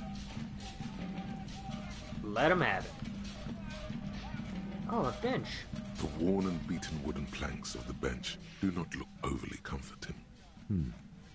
We can sit on benches after we've solved the murder. Let's go. You can revisit the... Gotcha. He's got bench phobia, this guy. Oh, there's so much stuff. Trousers? A window to look through? Another window to look through? Nope. No looking in. Hell yeah, we got quick travel. Construction material. Ooh, cash money. Couple of rapscallions. What are you drinking that? Are you drinking that? Oh, I'm gonna drink that. These must be my friends. Kim, I'd like you to meet my friends. They don't leave any tear on the ground. No, because they've already collected it. I see. Smart guys. Okay. Grumbles an unshaven man with a ruddy nose. He narrows his eyes as if in recognition. Recognition. Don't you call her? Oi. Yeah. Huh? Don't call Abigail. Who? I am the law. Right. You might have found the one person who doesn't know you are the law, given how drunk he is. Abigail. Oh, Abigail. He mutters while trying to brush something off his extremely dirty trousers. His movements are slow and awkward. Who is Abigail? Abigail. Don't you fucking call Abigail. Oh, are you the working husband? Abigail is his wife or girlfriend. Chances are she's gone. She's at the bookstore. Calling her wouldn't make it any better or worse. Run! Run to the bookstore now. You're not going to get anything out of this guy. He's too drunk. Never thought you'd see such a thing in your life. But this guy's a little too drunk.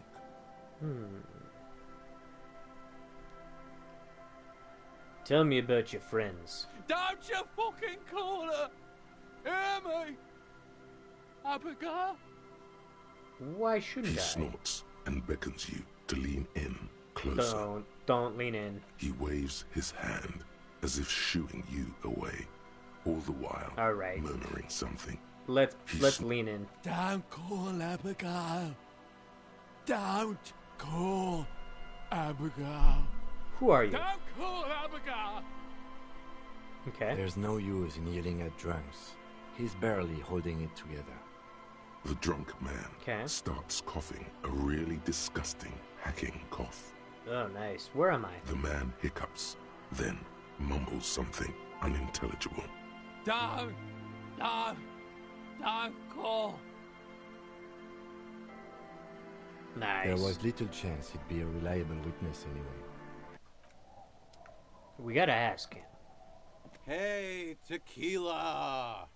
A 30-something man clad in a two-piece lycra tracksuit puts down his pilsner and extends his hand in greeting. Good to see you. How's business? How's the whole reality situation treating you? Let's shake his hand. So what's happening? Wait, tequila? Yeah, tequila sunset. How are the, High concept, reality-based adventures proceeding. Pretty well, I would say. He says it like it's obviously your name. Like you call someone Billy Brunel or leader of the 4th Street gang. Good.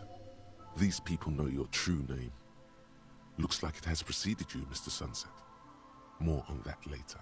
Excellent.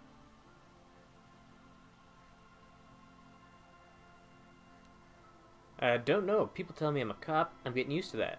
It's good to hear that you're on top of things. Talking about used to, did you know that I used to be a real mover and shaker?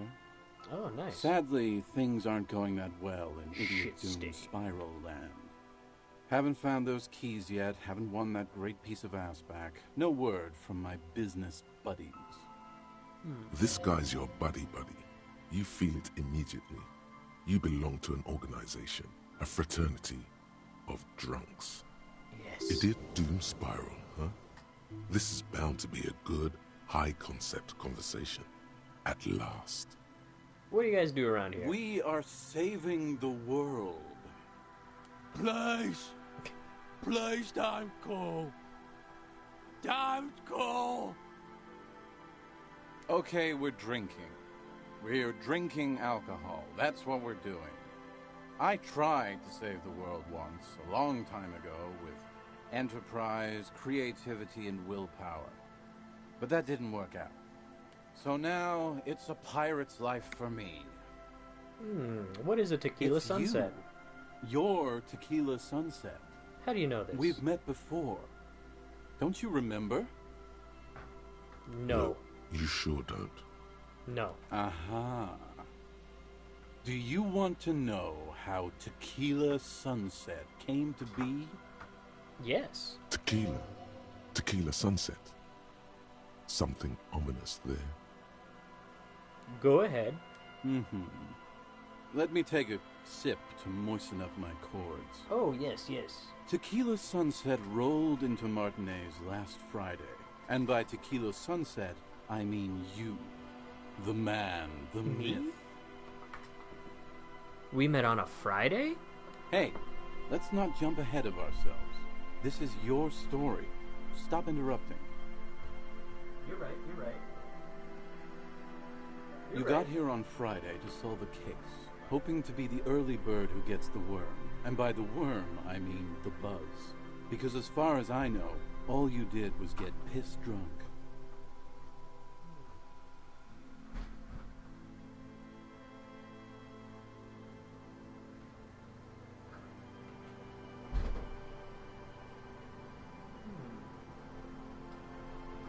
That does sound spot on.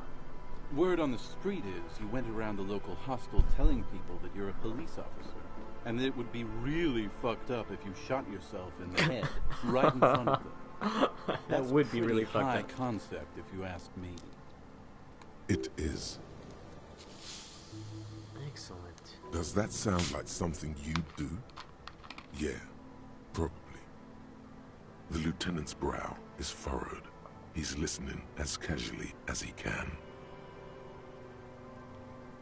What happened then? It was a late Saturday night when we, the Union of Moribund Alcoholics, were getting our drink on. Nothing remarkable about this. We get our drink on 24/7. Makes everything warm and glowy. I trust you know the feeling. I do know the feeling. Naturally, loud noises pique the interest Whoops. of anybody owning a pair of ears. That's just the reality we're in. Naturally. Anyway, there was a brief silence. A gasp of silence, if you will. Followed by a real commotion. We heard the carriage careening towards the coast at top speed. Sounded like someone jumped the canal. We grabbed our brewskis and rushed to the jetty. Never underestimate the speed of an alcoholic. True. What we saw was a sight to behold. A beat-up police carriage containing you. Courage. Right there on the beach. You revved the engine and screamed at the top of your lungs. Okay, what did I say? The time hath come! Oh, shit. So, naturally, being the curious cat I am, I asked what time hath come. To which you replied, Yes? The time hath come for tequila sunset, the end of all things.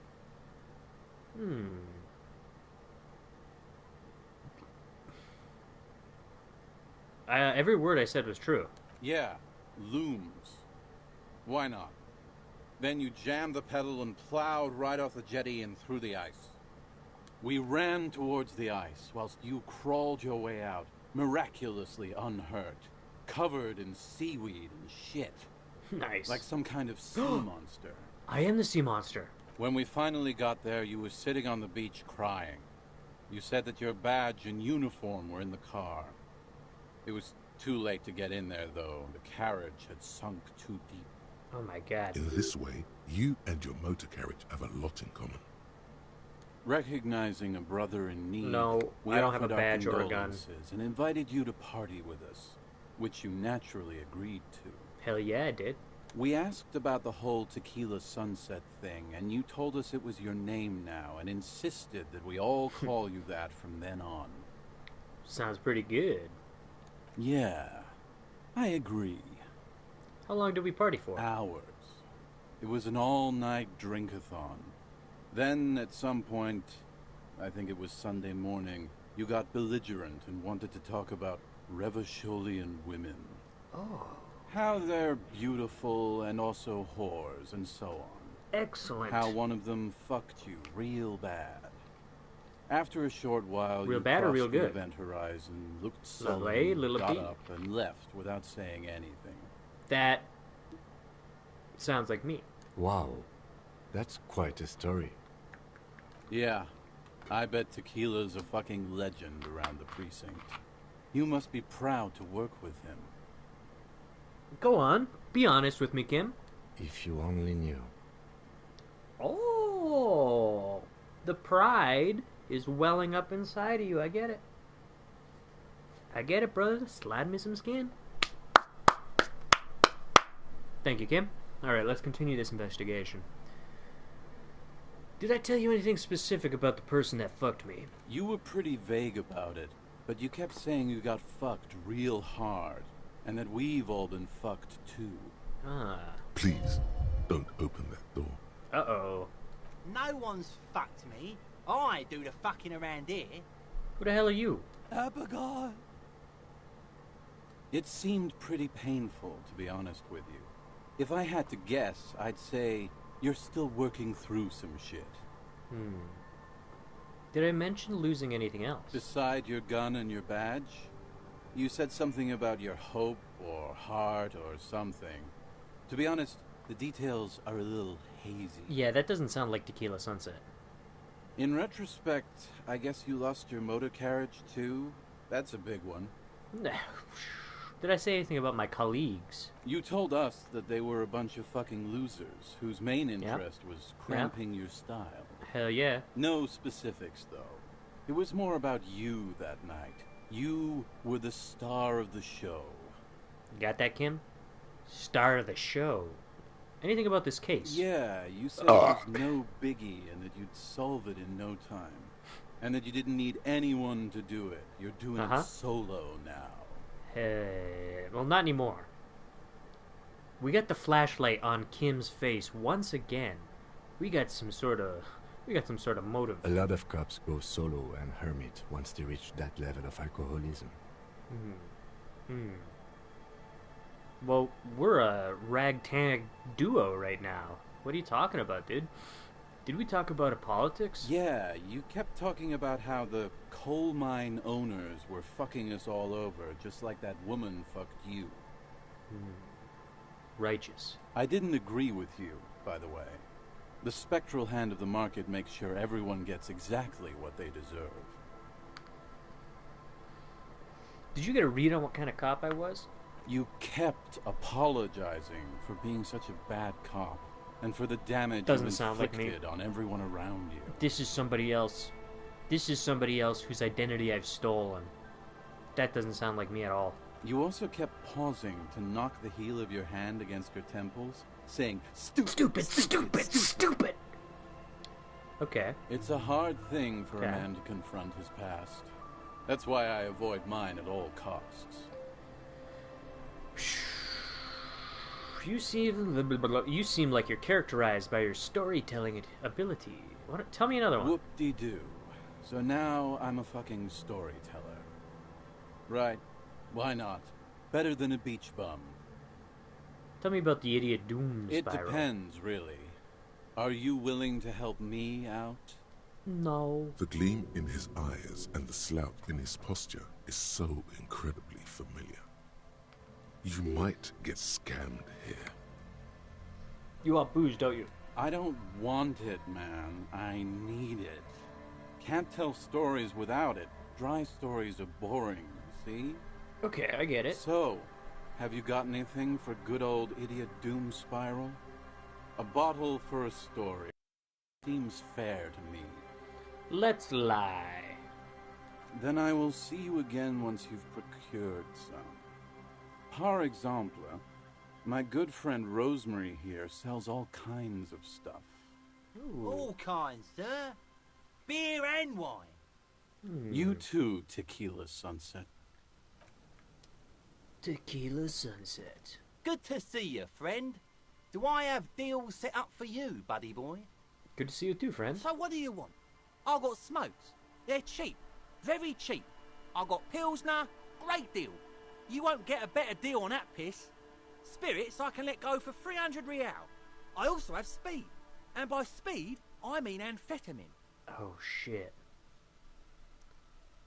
Why does the bottle of spirits cost 300? See, friend, it's real valuable. Worth every real, if you catch my drift.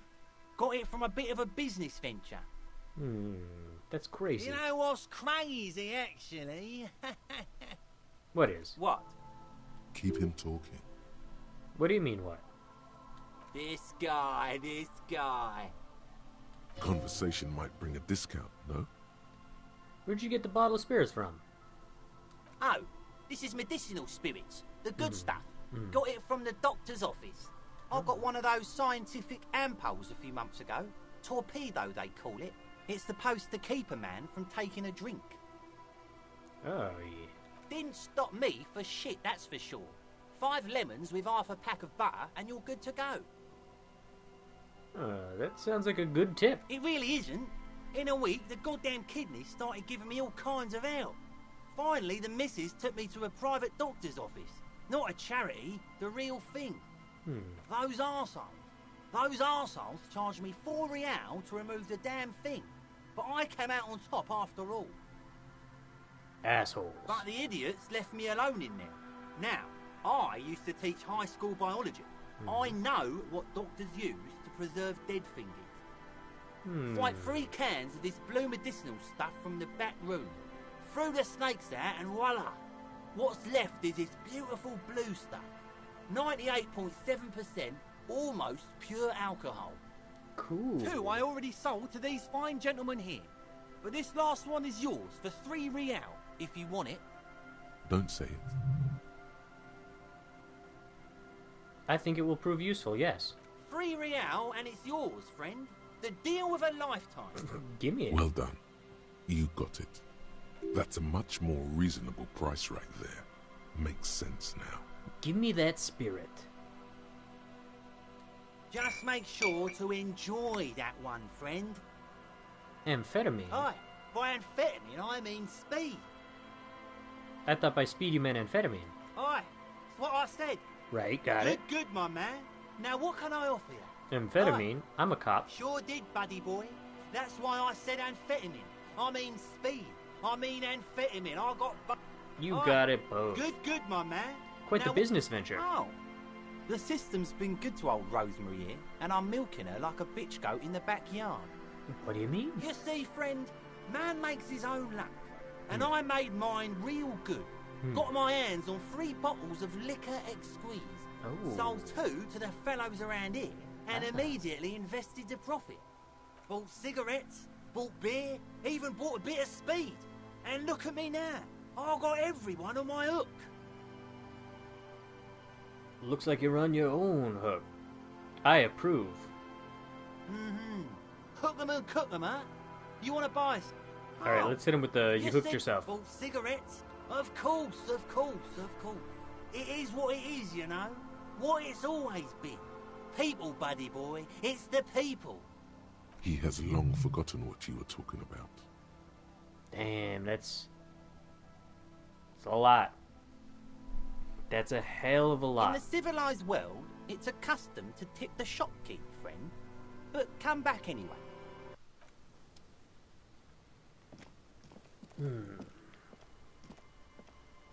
I wonder if we can... we can't get through the bushes.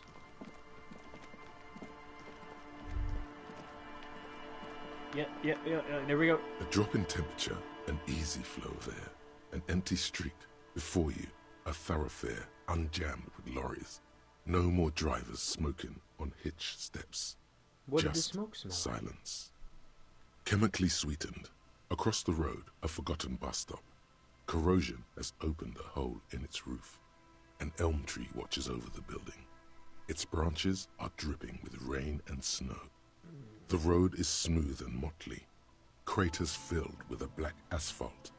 The asphalt, first laid, is grey already. A row of tenements are under construction in the distance. Who are the people that live across the road? A tub warm with water, white with soap. A man bathes while radio waves transmit the lottery numbers.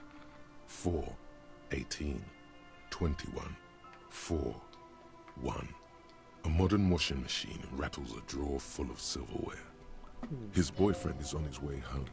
He brings tins of meat and vegetables with him. Their pockets are heavier with money, but only slightly. What about the bus stop? Number 312D. Young girls used to come here, huddled up, hoping for more warmth than their thin coats give them.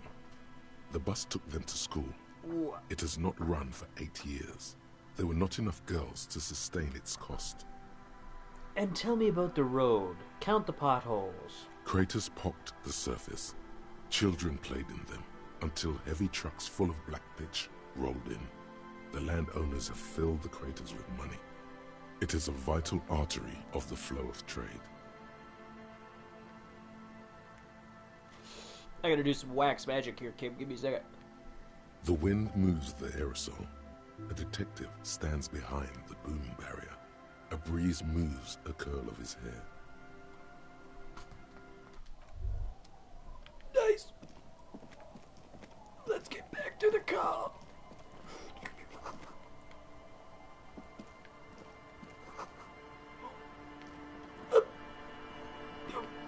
Jet sets.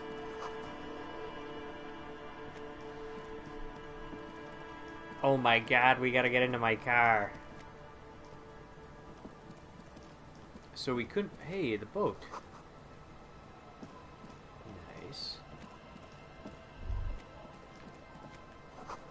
Seems the walker's either very confused or drunk, or out of his mind. We got everything we could. Okay, it was worth a shot. I just had to double check.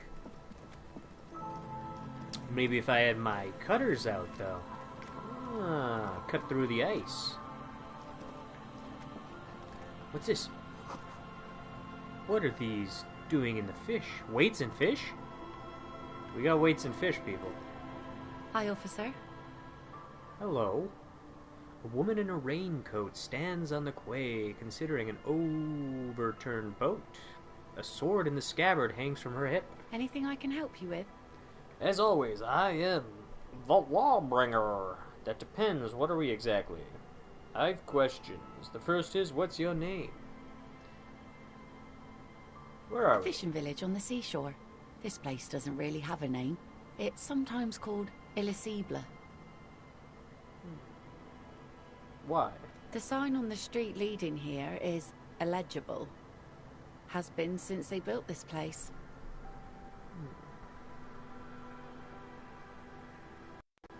I am the Lawbringer. You've graduated to Lawbringer now? That's right, Kim. Men with authority have their quirks. Comes with never being second-guessed about anything. So what brings you here, Lawbringer? Lawjaw? Uh-oh. Lawjaw sounds pretty sick. What's your name? The name is Lillian. People call me Netpicker. I think I have time for questions. And that was actually the second one. Indeed, you're always confused as to your whereabouts. Yes. Ask her about the cool sword. Helps to break the ice. Nice sword. Does it come with a story? Unfortunately, the factory sold this one with a 3-year warranty instead of a story. It's to intimidate folks, mostly. It is imposing. It's a regular mass-produced sword, like a shovel or an axe. Nothing fancy, just for intimidation. Why do you need intimidation tactics? From time to time, people need a lesson in respect. That's just the way it is. Back in the day, I caught the eyes of many men.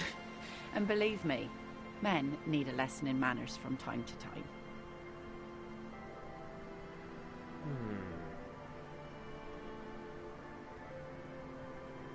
Can I borrow the sword? No, I'm afraid not. Tempting to confiscate the blade I used to keep these animals in check. It would put me in an early grave. Oh, so where are all the men now? Some went to patch their wounds, their lesson learned. Others were more thick-headed. And one of them, I ended up marrying.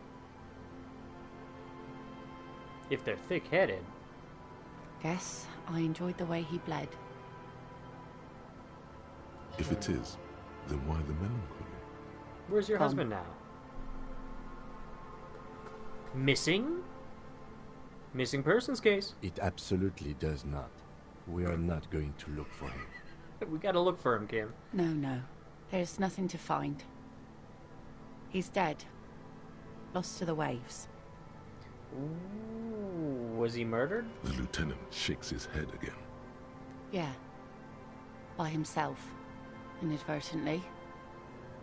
He never respected the sea. Went out there drunk like a skunk, and sure enough, one day, he didn't come back. Now, before you tell me how sorry you are for my loss, know that it was 4 years ago, and I've moved on. There's only so much mourning you can do for a drunk with sinewy muscles.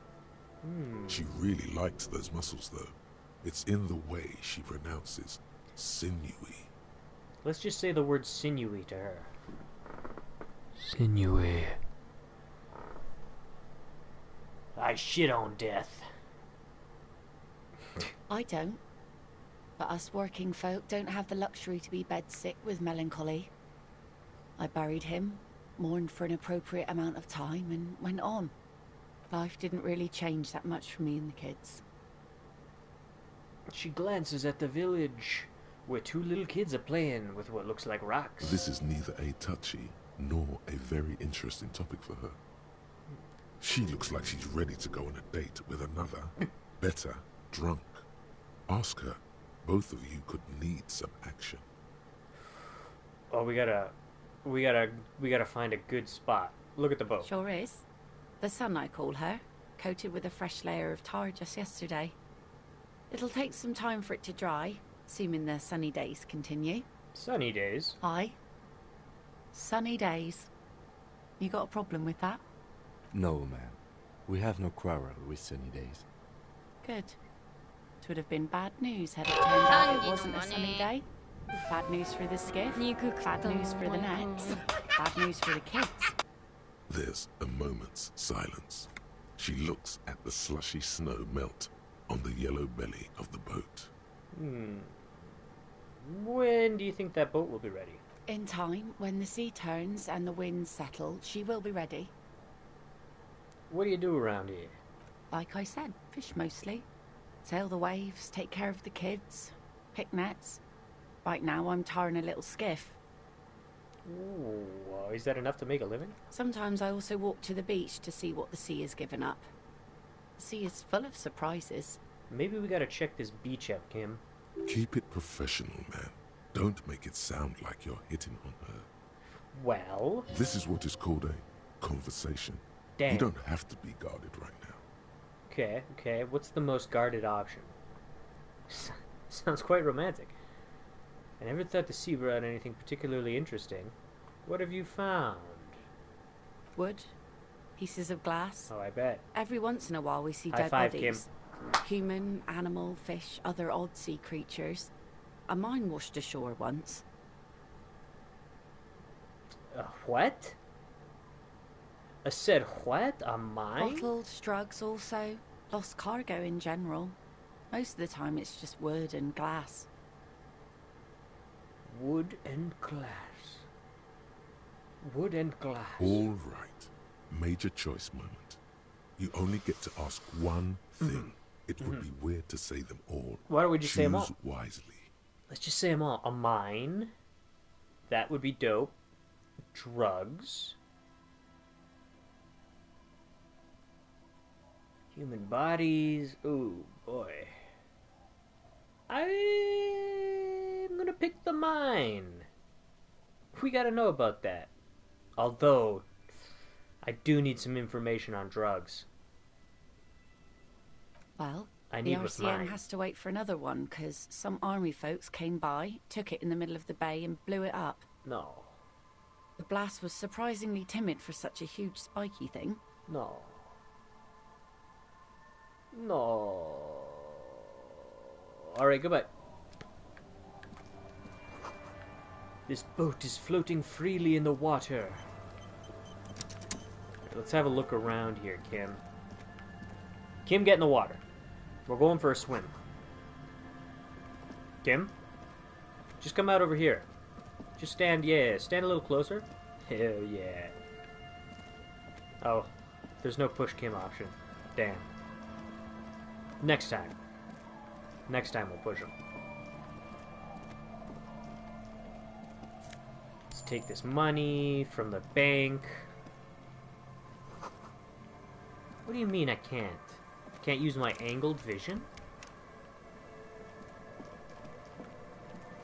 Who's this? Hello, washerwoman.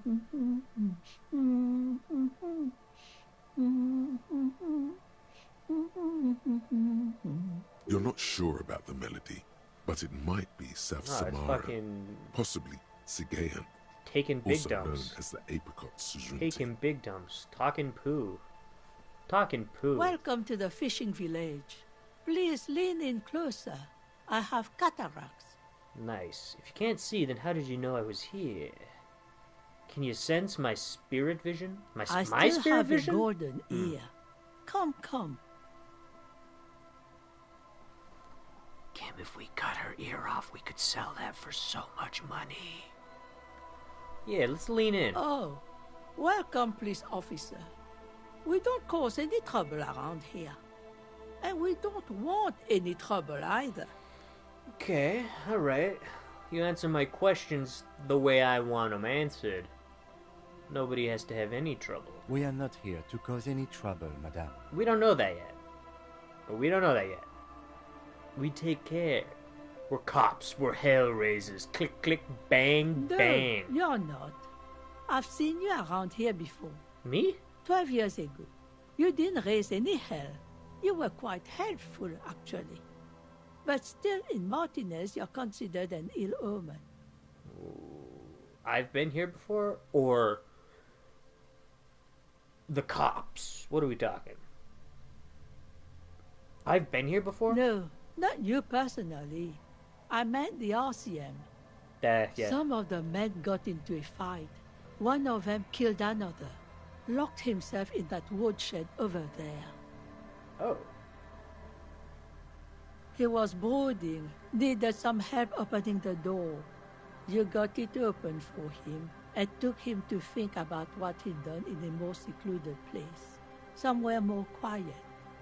She says it as if he was on some kind of spiritual retreat.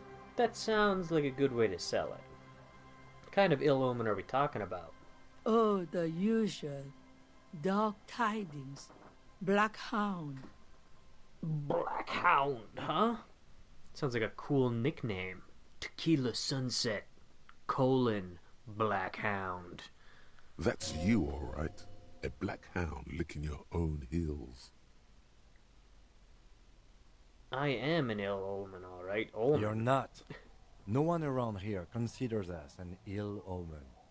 People would have told us. Maybe they are afraid. Why would they be afraid? Because you're an ill omen. But you're still welcome here.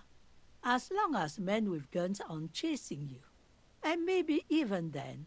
Because that's the kind of fishing village we've built. Right on.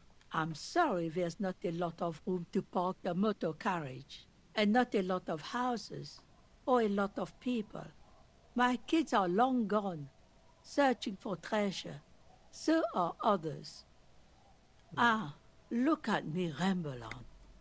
What brings you to us? Where could someone stay around here? Stay? Most people here are trying to leave. That said, if lodgings is what you're looking for, I've got a free room in the shack. I don't know if I can afford another place to stay. I won't charge you for it. Take it as a gesture of goodwill from the village to the RCM.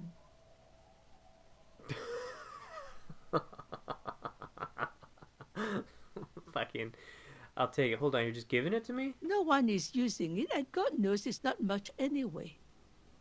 You can stay there. I'm not sure it's appropriate for the RCM to accept free accommodations.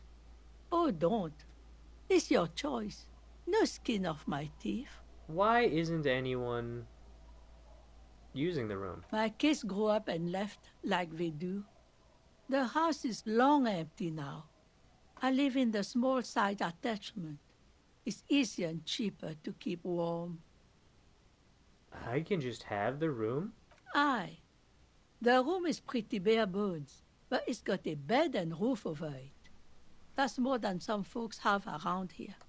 When Varson communist revolutionary Ignace Nielsen was in hiding, he stayed in a hut on the Boreal Plateau for 10 months.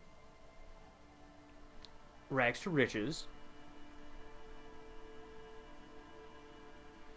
Rags to riches. Surely not the first one. So are you interested or not?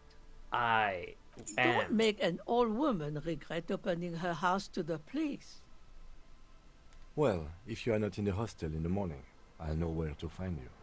Here, in a shack. That's right, Kim. This is my house. What is in this fishing village? Just us. It's barely a village anymore. We almost don't exist. What do you mean? This is pretty much a non-place. A gap. A blank spot on the map. Just a cluster of nameless shacks on a nameless street.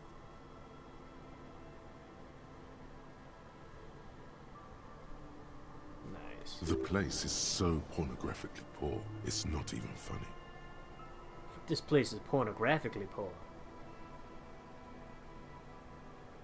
Is there a way to make a little money around here? It's pornographically poor. The lack of wealth is the one thing we've got in abundance. It's a cold, cynical smile.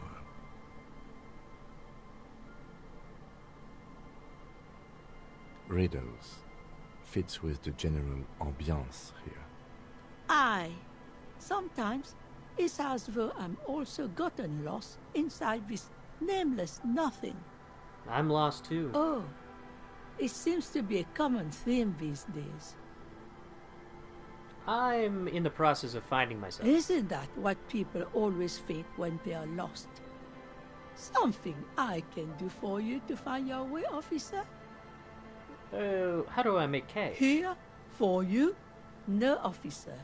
The only money we have here is some coins the drunks tried hiding from their women and then forgot about. Who else lives here? Well, there's Lillian and her kids. A few new folks live in the house to the east, but they are away right now. And then there's the drunks.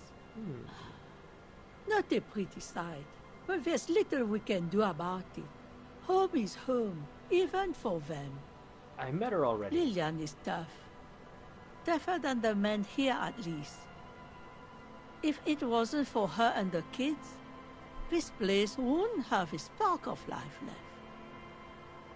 I think I also met the drunks. I'm sure you did. Nature keeps them in rotation. A new face pops up every now and then, and an old one disappears and is forgotten. This is who we are. Gotta be something here. Over there, you can find more of the same. Shacks and trees growing wild. That's the pox. What's the pox? An old military hospital and What's in its the pox? surroundings. Or it used to be, during the time of the suzerain. Suzerain.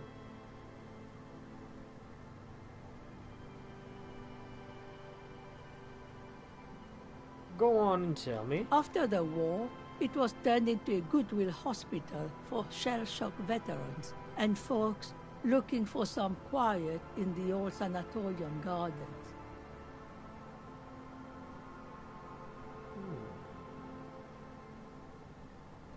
Now the area is crisscrossed with nameless streets and makeshift cinderblock houses, shacks as far as the eye can see.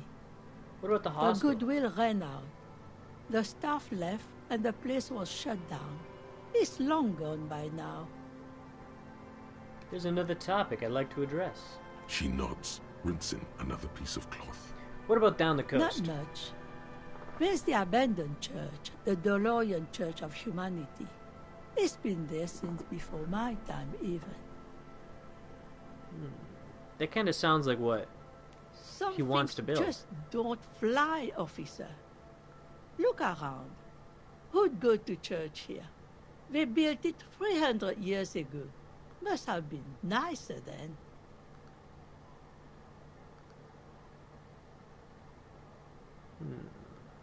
But how much nicer? So, they don't hold services there anymore? The Ecclesiastes? No, we've tried, but things just keep happening. Crime, accidents, other things. The place never stays open. It's a pity. It used to be such a nice church. Okay, well, have you seen anything cool wash up? Before you get to the church, there's some ruins, an apartment complex, or some kind of electrical plant. Run-down bunch of houses, empty. Okay. Probably both. Anything else? No. I don't know exactly. A pre-war place. It used to be something. Before the war. I wasn't here then, you know. Was born in Samara. Anything else? Of note, the old fish market up on the boardwalk. Hmm. But it's closed. Who'd want to come to a fish market here? No one. That's why it's closed. It was once a bustling place, back when I was young, and so was everyone else. Now, what catch we do bring in goes straight into a lorry for the Delta or somewhere else. Damn, that's it? What? You're one of those real estate people with big plans? If you want a development opportunity, you can check out the Maybe we abandoned should. building over at Land's End. Maybe that's the move. Hitting the Land's End, try to convince them going over there. Used to be a supply depot, we think, sending goods and ammo across the bay. It's jammed shut though. We tried to get in, see if there was anything to sell or scavenge, but it's impossible. Impossible. I don't believe it. And now you know everything there is to know about this coast. Tell me about yourself. Me? No one. Just an old washerwoman. Are you the killer? Mother called me Isabel, if that's what you're asking. And my married name is Sadie. Now it's your turn, Mr. You can call me Tequila Sunset. Why would I do that? That's a fool's name. Are you a fool? Don't ridicule yourself before an old woman, officer. It's undignified.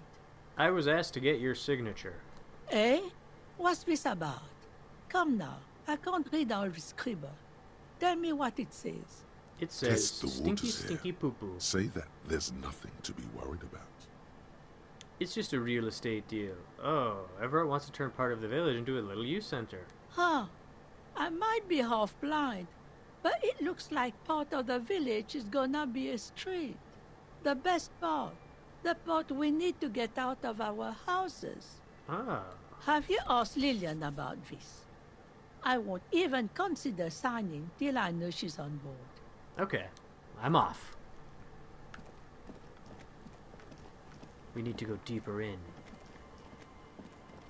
Did we look in this thing? We must have, right?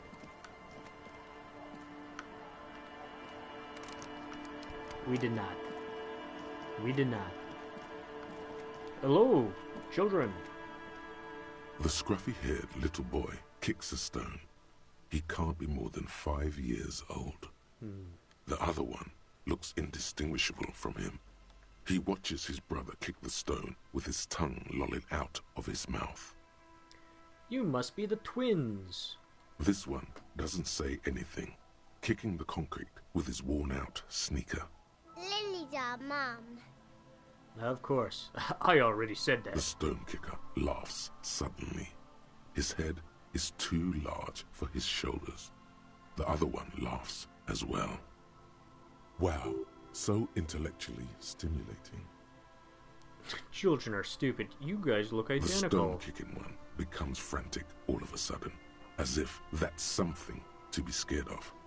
The obvious fact that you just stated. He looks just like me. I did say that. The boy doesn't answer. His brother throws another rock. Both of their hair is covered in some kind of dirt. The rock kicker was just Dirt and being grime. shy. While but solving now crime. He's enthusiastic again. You're bad with kids. What? And what are you, Kid Master General? Maybe I am. Now, how about some actual police work? We are not getting anything here. Alright. Bye-bye, kids. Where's my house?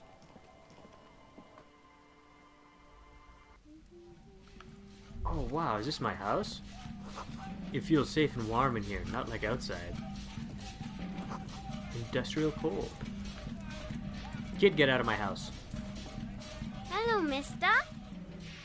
A young girl, barely 4 or 5 years old, sits on the sofa. She's looking at you with out of frank curiosity. She clutches a small stuffed animal. Occasionally, she twirls it around. Point at the stuffed bird. It's a grouse. You might be able to That's get on grouse. God's good side if you make up for the skewer you broke. Can I have it? What is it for? I don't know. Can I have it? Sure. Just go and get it. I don't like it anyway. It looks angry. Thank you. What's that thing you're holding? It's Lammy. He's my friend. Sort of. Like... She holds the fuzzy beast up to demonstrate. Lamby is a stuffed lamb that, admittedly, has seen better days. One of the eye buttons is missing, and the fur is tattered in several parts. Pleased to meet you, Lammy. Lammy usually doesn't like strangers. But you're also fuzzy, like Lammy. Ah, are the twins outside of your brothers? Yes. They don't want to play with me. They're older and play outside. They look the same. Sometimes I can't tell them apart. They're identical, right? They look identical.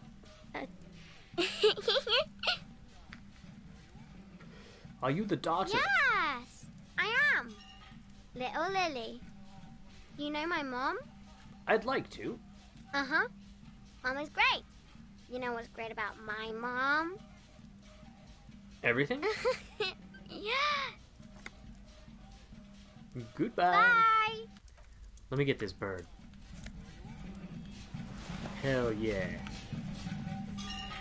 Free bird. We got a free bird. Maybe a free room too? We already got a room. Maybe he'll make us a drink. Oh shit.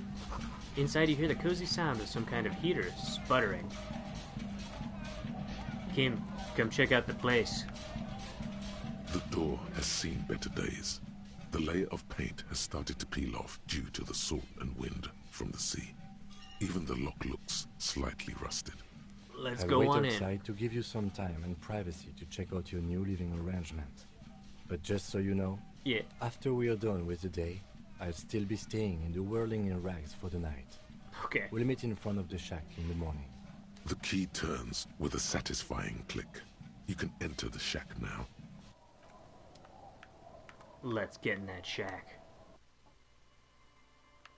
Oh, look at this place. It's fucking cool. A window that's not broken.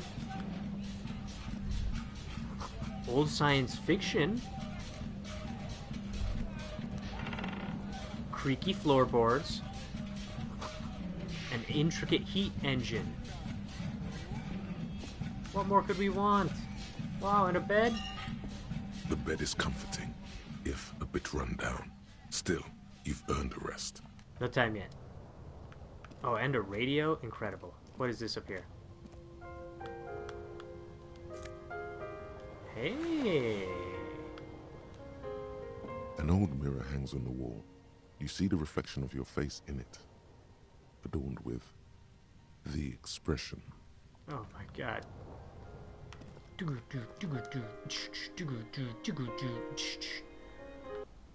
what are you doing in here, huh? Hiding from the elements?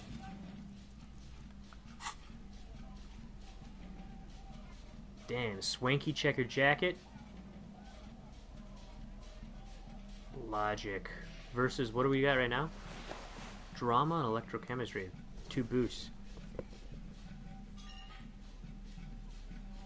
It's hard to beat that, though.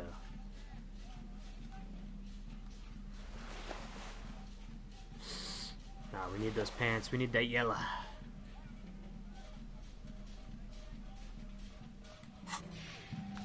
Good. What's that? Let's go check it out, Kim. Let's explore. The hell is this? It's nothing.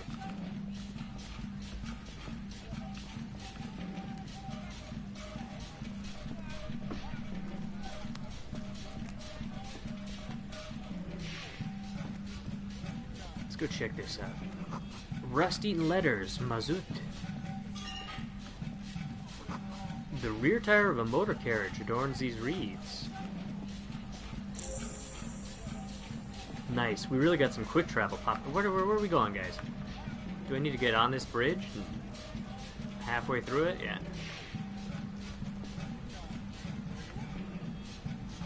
Go on, have a look. Oh.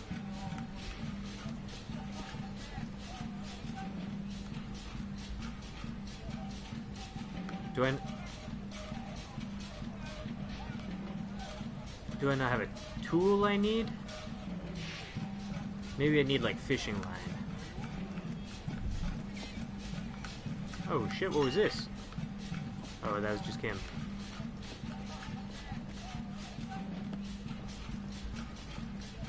That was just Kim. Before you, a drawbridge can only be lowered from the other side. Okay.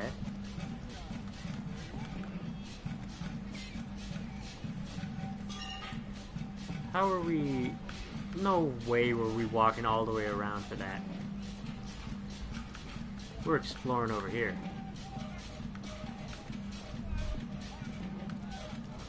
You feel the shadow of a very large building fall on you. Dusty pews. St. Brune, 1147. An altar shrouded in dark. Let's go into the church. Who's living here? Heavy wooden doors, more than twice your height, stand shut in front of you. The rectangular sea-worn ornamentation appears in stark contrast to the padlock, carelessly drilled into the wood. Inspect the carpentry. The carving on the door is block-like and angular, like the church itself. 2 large beams shoot downwards, sinking into the wood before they reach the threshold. We might get a splinter if we run our hand on it. The surface is smooth from the wind, but moist to the touch. Rattle the door. Nothing happens, only the sound of the padlock rattling against the door. I don't think that's going to work. Take a close This look. cheap-looking padlock is sturdily built. It shackles together a hasp and a staple screwed into the wooden door. The lock is adorned with a yellow sticker. I got the key for this. Look at the sticker. You see a yellow circle with 2 X's and a big curve below them that looks like a mouth. You're pretty sure you haven't seen it before, but what the symbol depicts is clear enough. A smiling dead guy. The curve makes it smile, and the X's make it dead.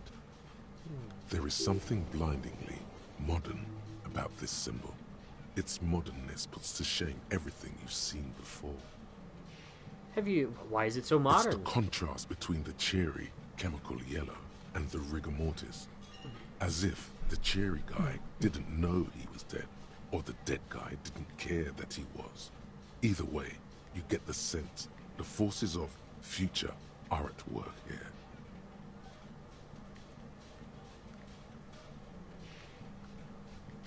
Have we seen it before? He takes off his glasses and uses a blue handkerchief to thoroughly wipe them clean before inspecting the sticker. Then he looks up, pauses, and replies. Yeah. No. Oh. Looks like a dead man smiling. Suggests junior delinquency. What is suggestion of junior delinquency here? I haven't seen that sticker before, and I'm not a youth. Oh, you know, fair enough. I agree. It's very modern, but does the cheery guy not know he's dead, or does the dead guy not care that he is? What is the source of the irony here? Padlock, padlock, padlock! This cheap-looking padlock is sturdily built. It shackles together a hasp and a staple. The padlock passes through a staple that's been hastily attached to the wood. Closer inspection reveals that one of the screws is not a screw at all, but a nail. The work has been done recently and is unprofessional, to say the least. Should you want to get through, it might be easier to just pry the whole thing off. Okay, turn to the lieutenant. This is where Mr. Prybar comes in handy. Maybe we should circle the building first and look for another way. The building has seen enough mistreatment. Where do you think we should Can start? you hear the pulsing bass underneath the wind? A sure sign of junior delinquency, somewhere east of here.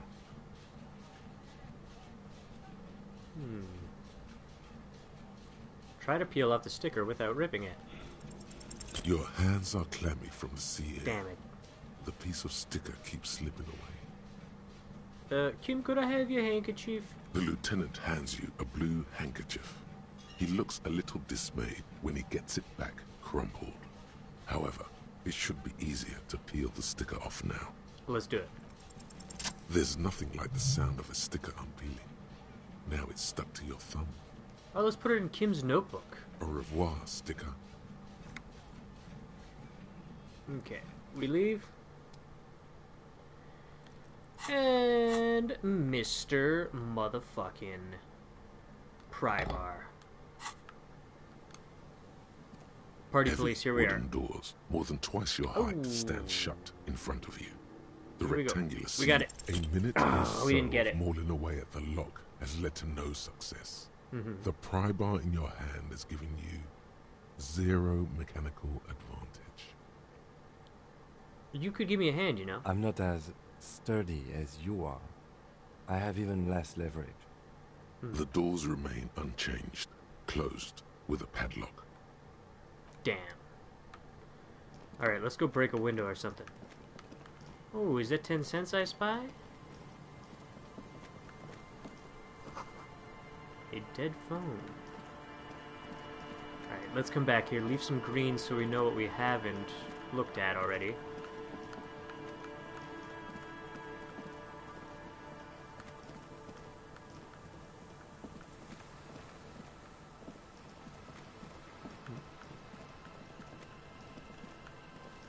The hell is all this? Rusty gears? Some sort of winch? Chains. And a barrel. Let's go in. This could be my new home. Old door, worn by elements, guards the depot. The wind has blown a sand dune in front of it. The door hasn't been opened in a long while. You see a handle. What is this thing anyway? It's military. A service depot of some sort. Used to service what? The washerwoman mentioned a depot up the coast. She said it was for moving ammo and cargo across the bay. This might be it. That makes sense. Let's walk away. Couldn't get in there either. That's a bummer.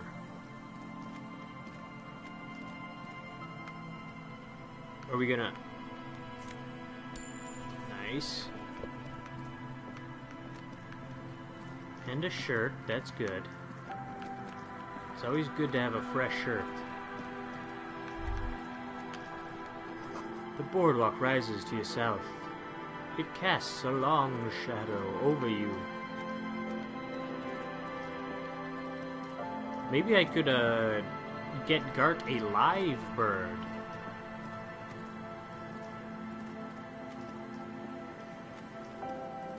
I'm just checking every nook and cranny here. We gotta know.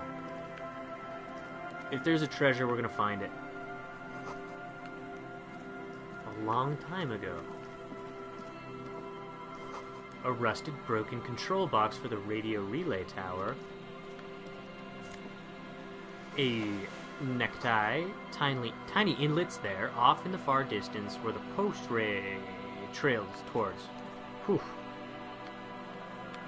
I'm either losing my vision or my mind. The ladder's too rusty to climb. The sea air has eaten away all of it. This relay tower coordinates boat traffic across the bay. Barely.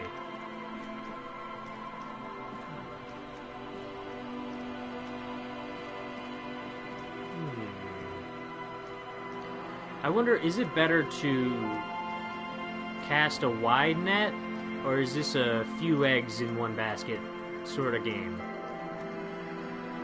Oh my god.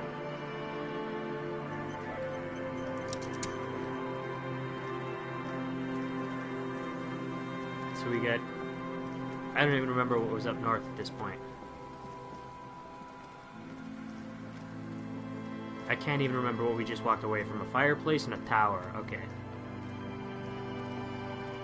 The church.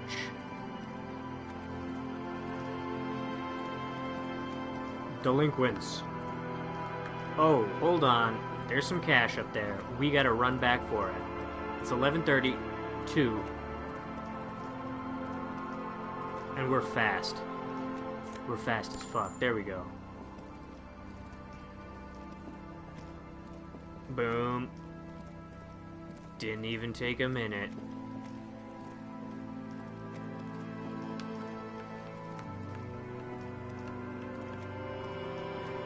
It's... Oh shit, what is this? A stack of rocks?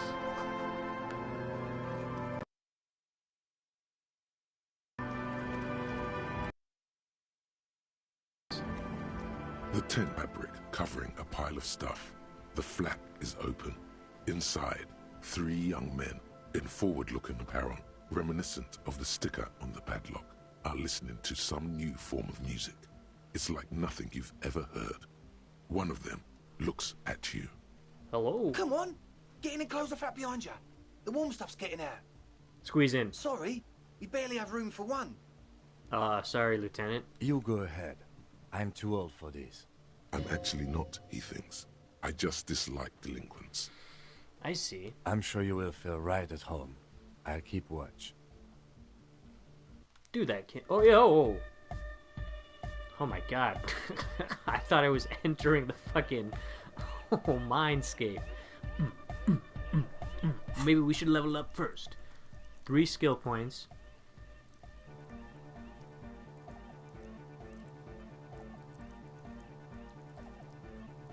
Hand-eye coordination would be good to get. But I think we need to hit a drama. Bring that up to 9, baby. A drama, a composure. Let's see what kind of ideas we have. Let's see what kind of ideas we're rocking right now. Law job, what was that? Weird jaw. Hey, so a little observation. It's all cool, man. Don't freak out. But every time you say, I am the law, and you say it a lot, it's basically hello for you. Your jaw does this weird thing. It sort of shifts sideways, hanging off your face at a jaunty angle. While the word law sounds oddly guttural and low. It's strange. You wouldn't notice it, but after saying you're the law 80,000 times, the question does come up. Why do you have law jaw? Okay. Could be good to get law jaw, though, too. 4 XP. Are we worried about 4 XP at this point? It's good to have, especially early on in that day 1 when like we could make a choice and then get essentially 5 XP for making that choice.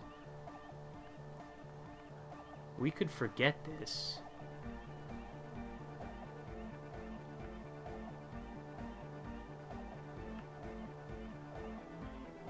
Could forget this.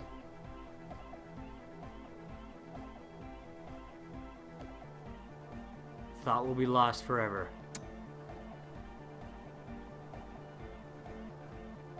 We did also already get a trophy for this, I believe. But going by that, then we can get rid of actual art degree. Passive heal, one more. No, that's good.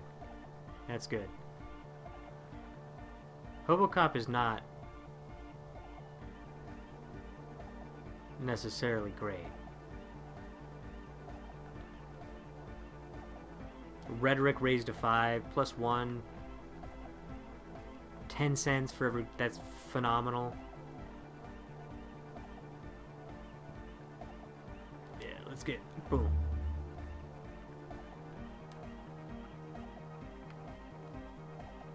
And what should we think? Feminist agenda?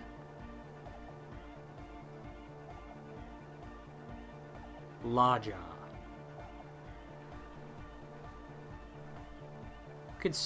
I feel like it, what is this? What is it? Where'd it go? Temporary research bonus +2 authority. So it's only temporary.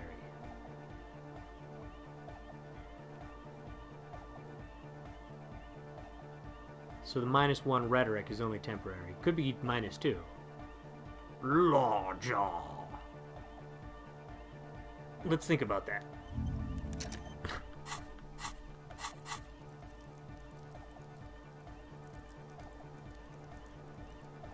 Then electrochemistry, composure, maybe another rhetoric even, because that'll go back up. Boom. Hell yeah. Let's take a look at the speakers. A speaker, the big kind they use for live music. Canisters filled with what appears to be water. Distilled. Who are you guys? A young man with peroxide blonde hair holds up a Harman Walshi tape player, nodding along to the music.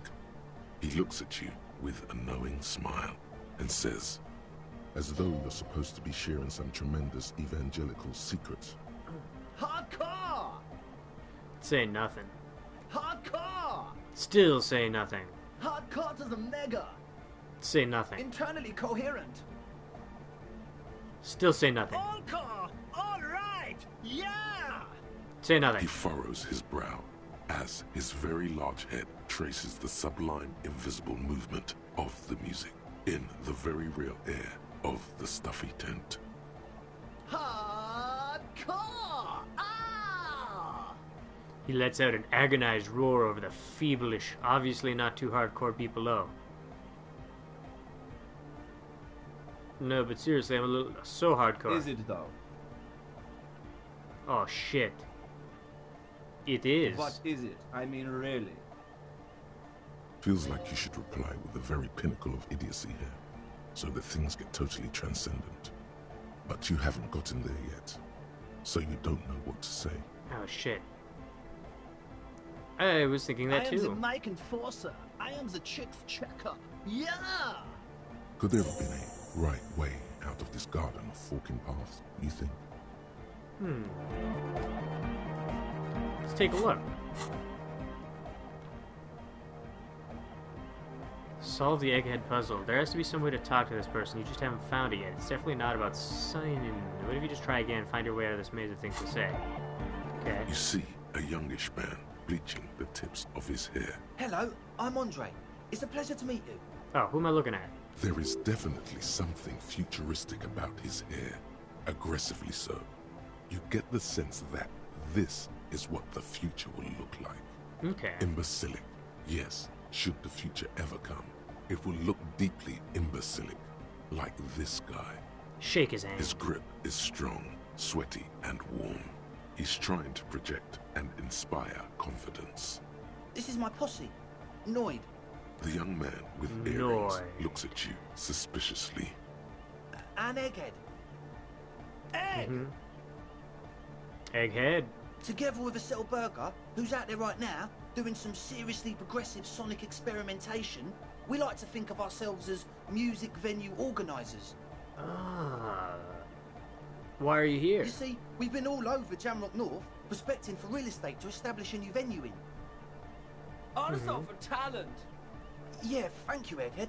And while there is no shortage of raw, unfettered talent spinning tapes in Jamrock, we've had rotten luck with the real estate part. Place Yeah. is a shithole. You're looking to get into this church. I apologise for my friend Noid's potty mouth. I realise this is not how you speak to a police officer. He has authority issues. There's no need, this place is pretty Which brings bad. me to the problem of occupied ecclesiastical property. I bet you've noticed the derelict hive of narcomania on the coast. What you talking about? I'm talking about the church. And I'm not exaggerating. Even a place of spiritual refuge can become a magnet for all sorts of dopeheads and burnouts if left unattended. Dopeheads! Burnouts. Well, I'm sad to say, that's exactly what happened. Sad because we were just about to put Martinez on the map with one of the maddest dance clubs in Jamrock. Nah, strike that. In Reversholt. Strike that! The world! And sadder yet, because the dopeheads and burnouts hold up in there are the worst kind. He leans back a little, watching you with a steady, serious gaze, letting you imagine just how bad those dopeheads and burnouts really are. Good. This calls for an opinion. You're an expert in those. What kind? The spooky kind. What do you mean by spookiness? I was hoping you would be the judge of that, officer. All I can say is, their spookiness is the kind that keeps us from restoring this church into a community centre and a place of spiritual refuge. Also, they don't eat or clean the building.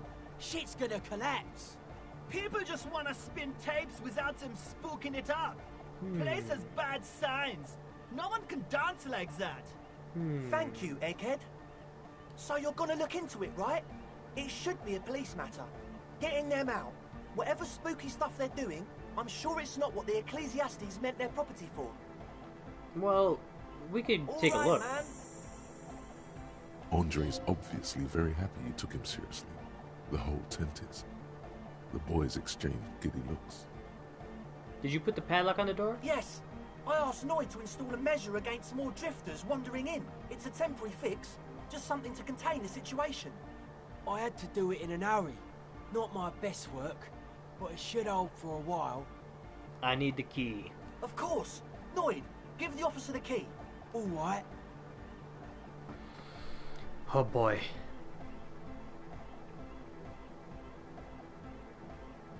Catch the key. You sense the trajectory of the little piece of We're metal so and cool. plastic.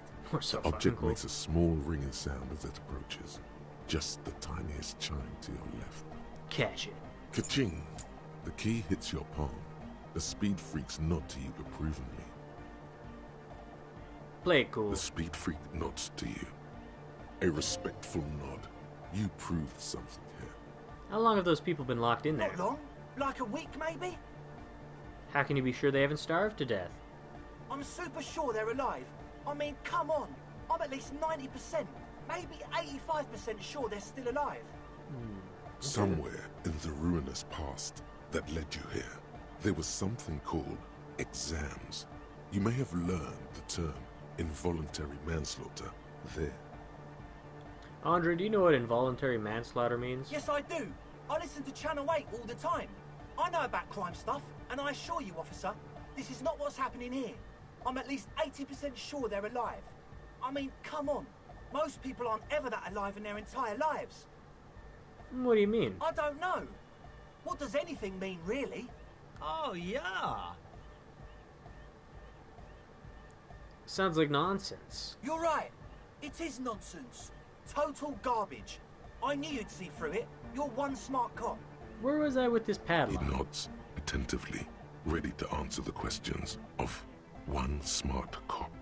Other Sure, questions. man. Tell us what you want to know. Let's do it. What's the deal with Egghead? He's a quiet man. Mostly communicates through music. And by being a master of ceremonies. What's a master of ceremonies? How do you communicate with him? Well, he's just kind of here. I don't really know how to communicate with him. Have you ever really talked to him? Yeah, sometimes.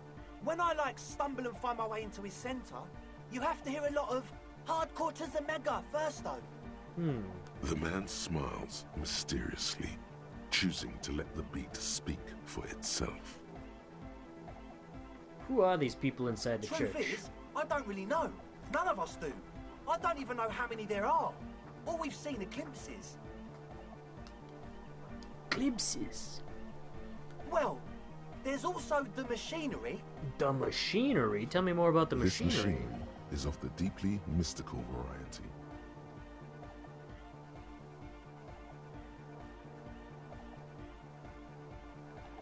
When I first scouted the place, back in February, it was abandoned, empty. Took some time getting the crew together. So about 2 weeks ago, we came here hoping to set the stuff up. Suddenly, there are all these strange machines lying around in there. One of them has wires running into bowls of water. Wires into water. Never seen anything like it. Andre, tell him about the feeling. Oh, and it felt like there was something in there with us, watching us from the dark. No, the other one. Which other one? I'm not as in tune with my emotions as you are, Egg. Felt like silence. Awful silence. Awful silence. But you didn't Not see exactly. anyone. We've just seen someone who we think is a woman go in and out of the church.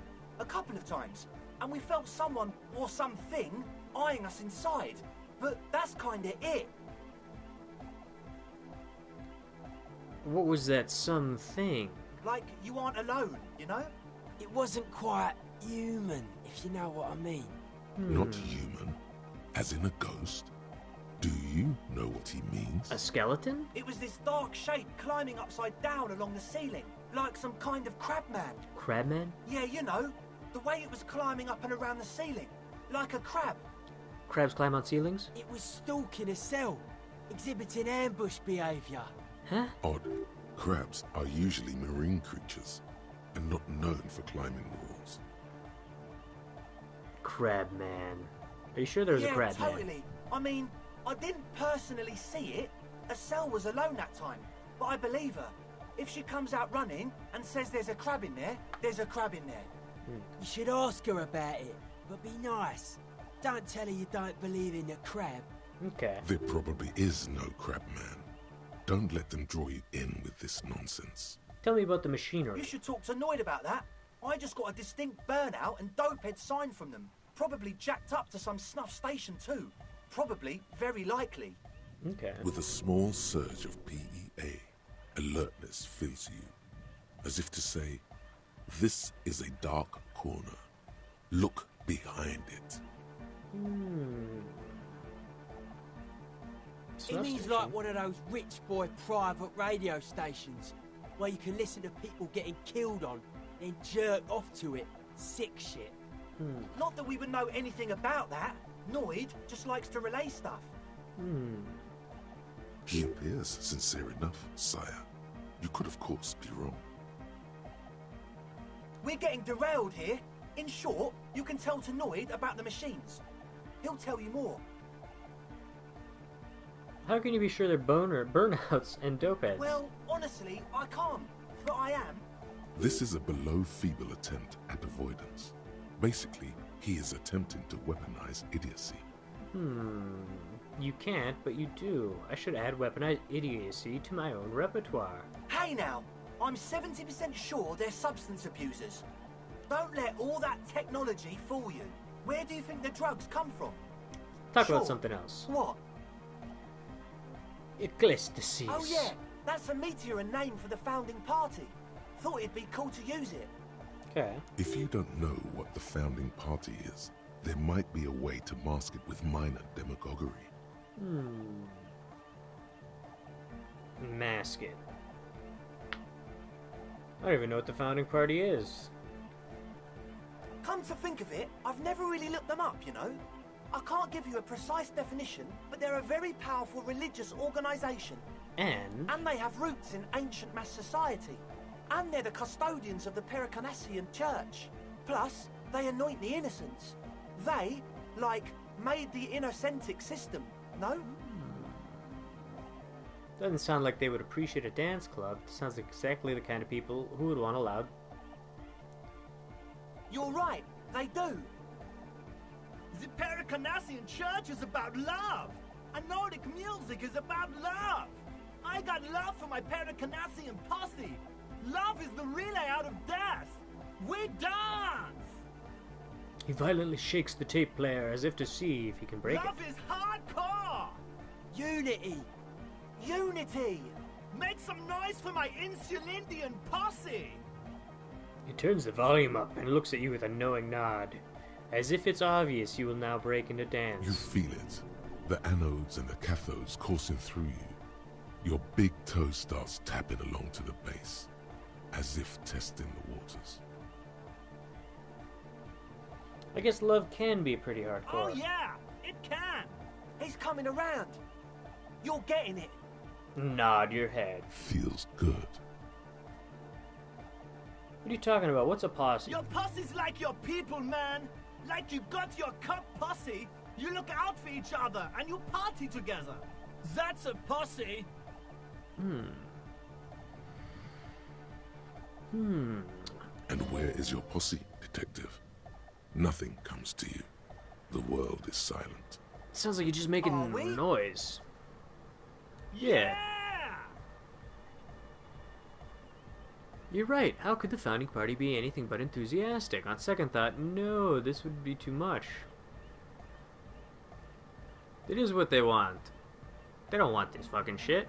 Yeah! That is what they want. Yeah, do it for the masses. Do it for the crew. His friend forms a fist with a screwdriver still in his hand, approvingly I so. didn't want to say it, but it was pretty lame of you to imply otherwise. Anyway, you got more questions? The one with the large head is still looking at you, nodding his head, waiting for your body to start moving. You feel like you could go for a little disco when, or if, they get this club going. You've got it in you. Okay.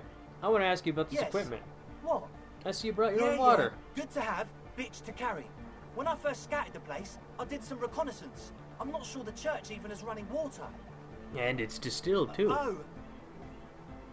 It's the one they sell at the fuel station. It's like he's lying to you, my liege. But he's slippery enough that there's nothing for you to grab hold of. Enough. He nods enthusiastically, no doubt a little relieved. As always, we'll be right here. Alright. And I will be right back. I gotta hit the toilet. Oh, I gotta hit the toilet. BRB.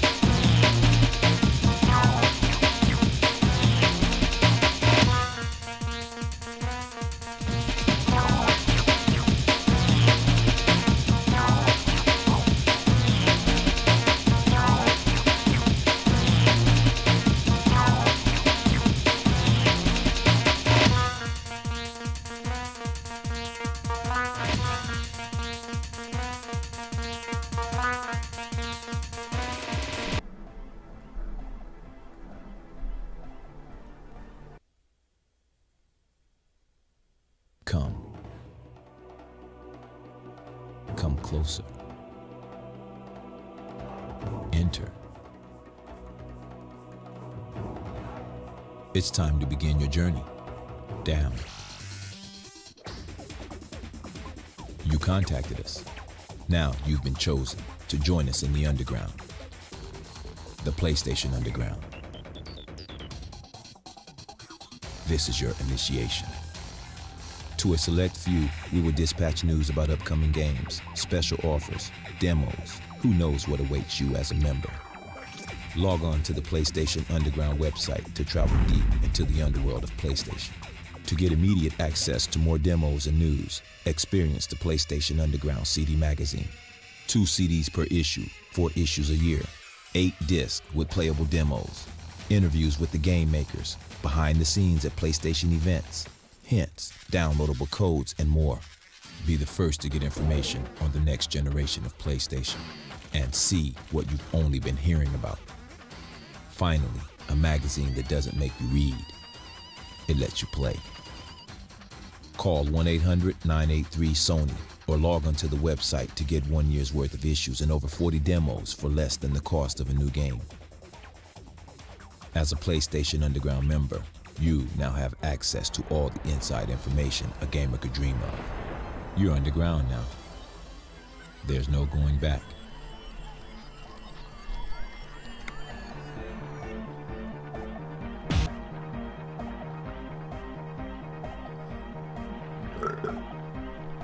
Alright, we gotta talk to this guy. The young man with the tape recorder acknowledges your return. When he looks at you, he squints as though you were the setting sun. The setting sun. This is hardcore. Is it? Say nothing. Hardcore! Still say nothing. Hardcore to the mega. Say nothing. Internally coherent. I was wondering if you knew who killed the mercenary. Good morning, yeah. 1, 2, 3. Yeko Kata, the place to be. You said that before. Why is this Yeko Kata the place to be? Yeko Kata is a hardcore place.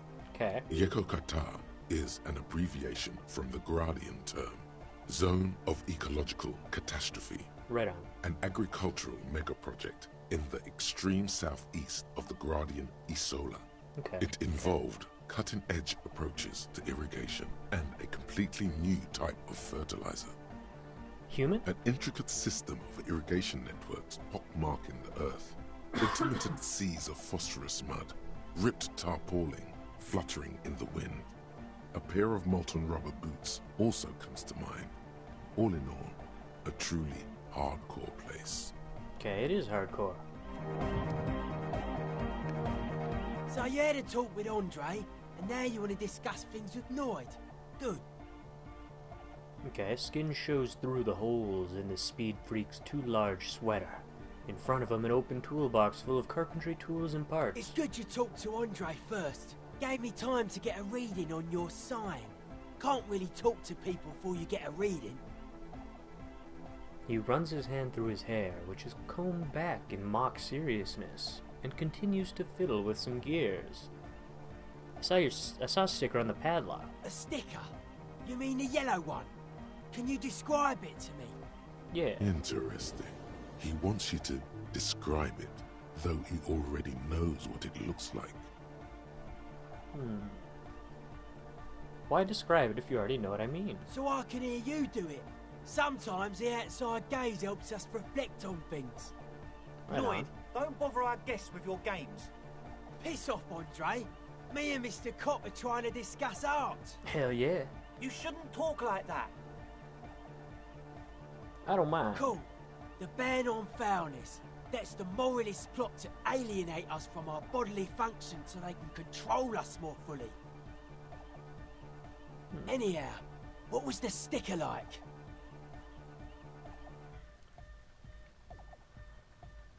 A yellow Good. circle.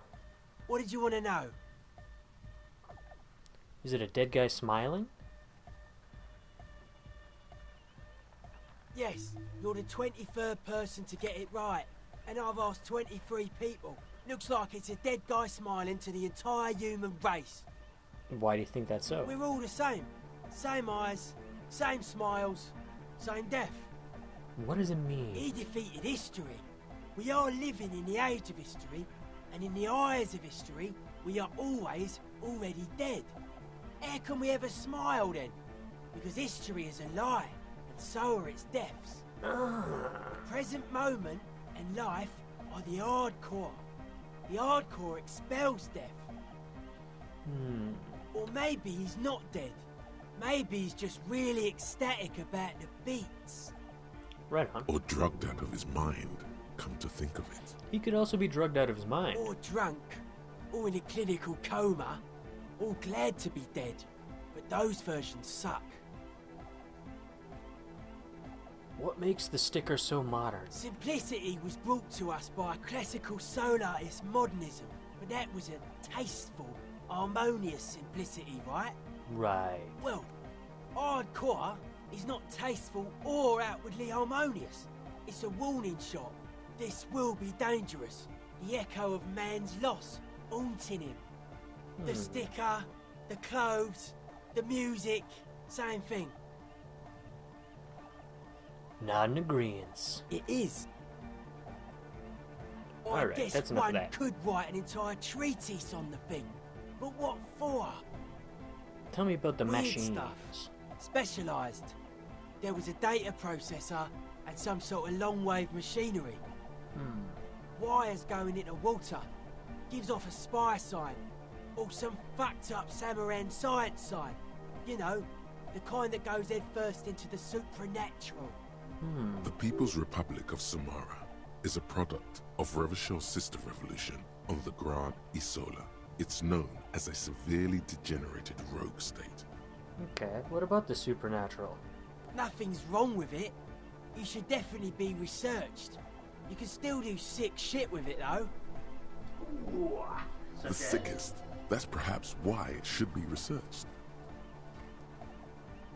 Proceed. Most of it doesn't exist, but there's also stuff that isn't allowed to exist, because the moralists think it's too dangerous for the plebs. Psionic powers, pale-related diseases, pretenders pretending to be human, folk rights, that kind of stuff.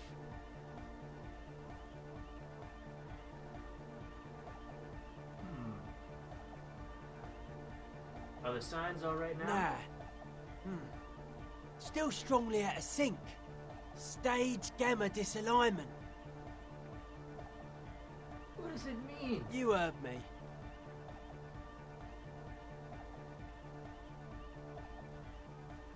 Why are you called Noid? The hardcore aesthetic is esoteric. It's not meant to be discussed with the law at this moment.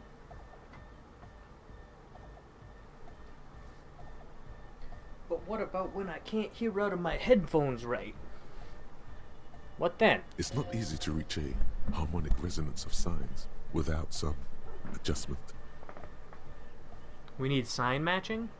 Yes. Further sign matching would do good for us. One way to achieve this would be by getting us into the church. Sign? Yeah. Gotta compare. See if we can align. Interesting. I suck at socialising, man. Even now, our sign synchronisation is way off. But I'll see what I can do. I'll come back later.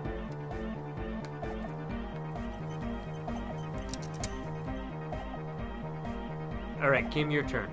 You go in there and talk to them.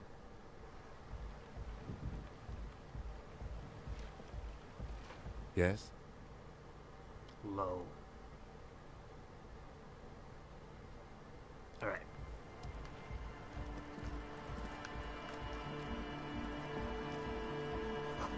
More tribalistic markings. A pole screwed into the ice keeps the tent. Oh, we need that. This is someone's home away from home, just like yours. A pane of Eternite has been planted into the snow. 2 poles are holding it up. Barely holding it up. It could fall over any minute. A stronger gust of wind might be enough. Push it over. The pane falls into the icy snow with a soft thunk. Nice. We gotta go talk to this guy up here, though. What are you doing? A shaggy-looking girl in her late My teens bad. or early 20s kneels on the ice with an electronic contraption in her hand. Hearing you approach, she looks up. Oh. Hello there. Hello. She must be Estelle, the last of the Speed Freaks posse. It's cold out here, but she's not wearing a hat. She must be freezing. Everyone knows drugs make you invulnerable to cold. You bet this one likes to party. Dear child, it's freezing. Where's your hat? Huh? I said you should have a hat on. So should you. I am wearing a hat. I should, and I do. Oh. I didn't notice that. You should wear one too. Well... Look, man, fuck the hat. Damn, what kind of language? I'm sorry I said fuck the hat. I was concentrating on something else. My hat? My whole family swears and it rubbed off on me. What did you see in the church? Oh, that. You're not gonna believe me. There's no point in me telling you. Tell me. She's less prone to blurt it out, Crab Man, than the others. Go ahead and tell me. Okay. I went in and I saw a woman next to one of those machines there. Okay. Lloyd calls it a mainframe. Right on. She was dressed like someone who's been raised by their grandmother. You know, strange old clothes. Had this absent expression, didn't say anything, just stood still. Okay. Go on. And then, you know, right behind her, a man crawled down the wall. Upside down like a crab. Down the church wall. I think the woman didn't even know he was there. He was completely silent. What the fuck? He stopped right before he got to the floor. Then just hung there like that, looking at me. Right at me. I fucking turned around and walked out. End of story. Like a crab, you say? What did this crab man look like? It was too dark. I couldn't tell exactly. Come on, she obviously could. She already went into detail. Quit stalling on me. What did he look like? He looked like a banger, okay? He was all muscular and stuff. Had a Like my mesh shirt? tank top. I know it sounds ridiculous, but that only made it scarier in a way. A crab and a banger? Damn. Yes, a banger.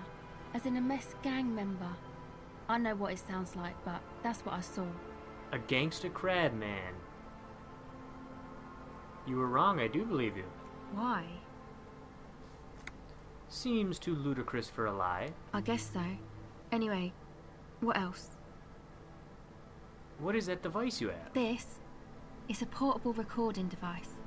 It's for field recording. Low quality, but still. And the wires? Actually, just one wire. I picked on it till the braiding came loose. The wire leads to a contact microphone.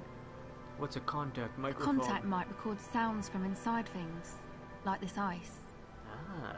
Your mangled brain would like you to know there is a boxer called Contact Mike. Ah. Any news of my wife's name? What am I supposed to do with this? No idea. Does this have anything to do with Contact Mike? Yeah, I record stuff with it. I mean the boxer, Contact Mike. No. This is a contact microphone. It's for recording inside solid objects. Contact mic just beats people up. He's a role model. An entire litany spews forth. Yes, you heard right. You should try to be more like Contact Mike. A successful athlete and an inspirational figure who has overcome social, physical, and mental obstacles. On second thought, screw Contact Mike. He's not a champion. You are. Look at you in front of a saggy tent picking your nose to drug addict music. The world of sports is in awe of your faith and dedication. Hit him with the Contact Mike. Man, you are one weird cop. This isn't about me. I'd say I'm just about normal. Now about that Mike, not Mike, Mike. It isn't me. This is about your lack of respect. Mike, Mike. You do understand it all just sounds like Mike to me, right? You know, Contact Mike doesn't just people. How does this thing work? The mic? I don't exactly know. Contact Mike. Somehow it doesn't pick up vibrations from the air. The book said it only picks up structure-borne sound, if you like technobabble. Where did you get it? Same place I got the recorder from, the Palaceum. The Palaceum. Oh man, you haven't been to the Palaceum?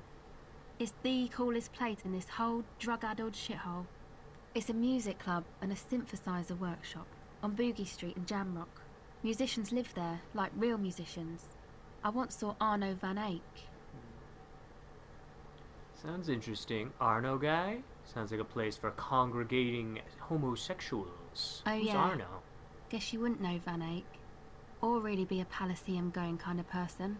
I get down. I don't know what that means. I grind. I don't know what that means either. It means I'm hip beyond my years. Nor do I, but I have concrete evidence that I rock in the form of the wrecked tape player in a completely trashed hotel room. That's cool. You're right, time has deserted me. Sucks, man. Was there something else? About the contact mic, perhaps? Actually, I had some non-mic questions for Okay. you. Tell me more about the My associates. associates? I haven't got much to say about them. What do you mean? You must know something. Of course I do. I just don't tell people about my friends and who they are and so on. I don't provide information on them. To the cops. What Me? about you? I'm a silver bird. I see. Don't know what makes you think it'll be any different later, but... What are you doing out here? Recording, I guess. I think I'm recording cracks in the ice, but there's no way to tell. Not without headphones. I think I just recorded your footsteps too. Not sure how that will sound. What happened to the headphones? My boyfriend sold them. What for? I don't know, man. Things. Just stuff you need for life. A lie. They were probably pawned off for something suspicious. And what are these recordings for? The musicians in the Palaceum used them for making music. They looped the stuff, cutting the tapes together. They make music out of cracks in the ice and keys jangling. Crazy sounds like that. It's hard to explain. Anyway, I thought I'd make some too. It's supposed to be, like, a music place anyway. I don't really know what I'm doing. They use synthesizers too. I don't have a synthesizer. The sharp drop in endorphins is almost visible, like a warm blanket has fallen off her shoulders. The wave of chill, the quivering jaw, indications of a drug high. Take this, you're cold. No, man, fuck that, I'm cool. I'm sorry I said that. I'm sorry about the fuck. It's okay. Now this is where a hat would come in handy. Ah. Of Thanks. course I will. You said it's supposed to be a music place. What did you mean? Yeah, the boys think it could be a place, like the Palaceum or something. Stupid. It's really not gonna be a Palaceum, that's for sure. The boys? Yeah, Andre and the guys, inside the tent. And why is that? Why are you freezing out here while the boys are inside? They got too much stuff crammed in there. No room. Ah, damn. Didn't you see it yourself? It's mostly music stuff, like this tape recorder, but bigger. Why not leave some of it outside so you don't have to freeze? That stuff is more expensive than I am. More expensive than any of us, really. Doesn't matter. I can take the cold. I had some other questions. Go ahead. Oof. Tell me about this music place you've been running in the church, planning in the church. It's supposed to become, like, a club for anodic dance music, like that new style of synthesizer stuff they play at the Palaceum. Okay. Except that, yeah. She looks at the old wooden church up on the poles. As a mean wind comes bellowing in, the 6-story structure lets out a doleful shriek. What is anodic dance music? You know, anodic, cathodic, music that's made with electronic instruments.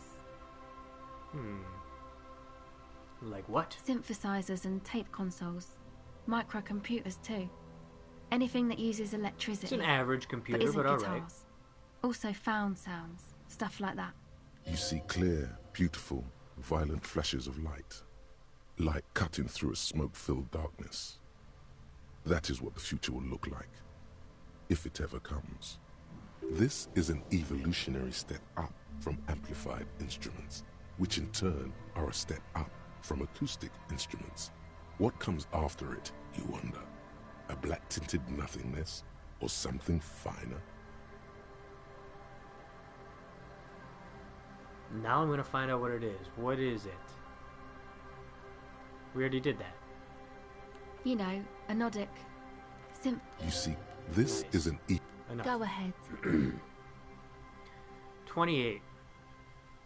We may retry it.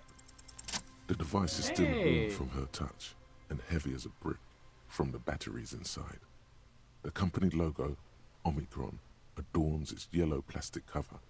Inside, the tape is rolling. The girl looks at the device in your hands.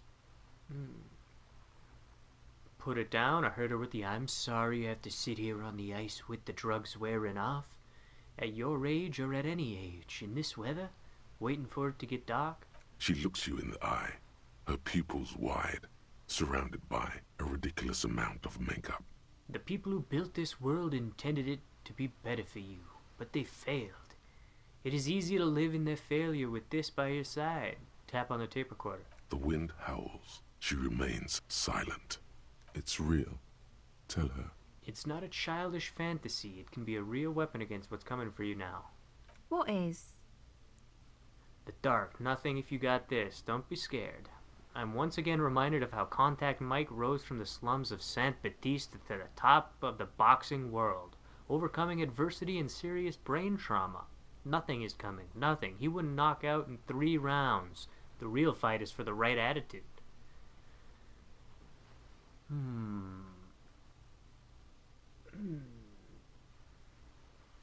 Nothing if you got this. Contact Mike. I can't believe this turned into another Mike thing. Fine. Okay, I'll stick to it. I'll knock it out in 3 rounds. There you go. Something changes between you two. She looks at you differently now. As an equal. A fellow human being. So thanks, I guess, for the psych session. Maybe I can return it. What's been eating you, officer? You said eating me. There's nothing eating me. Come on, I can tell. But, okay. Be a boyadero about it if you want to. I guess there is something that's been making my life hell. What is it? Think about the plight of the working class. Everyone's mooching off the I think that's all these foreign people taking heart. People just keep putting their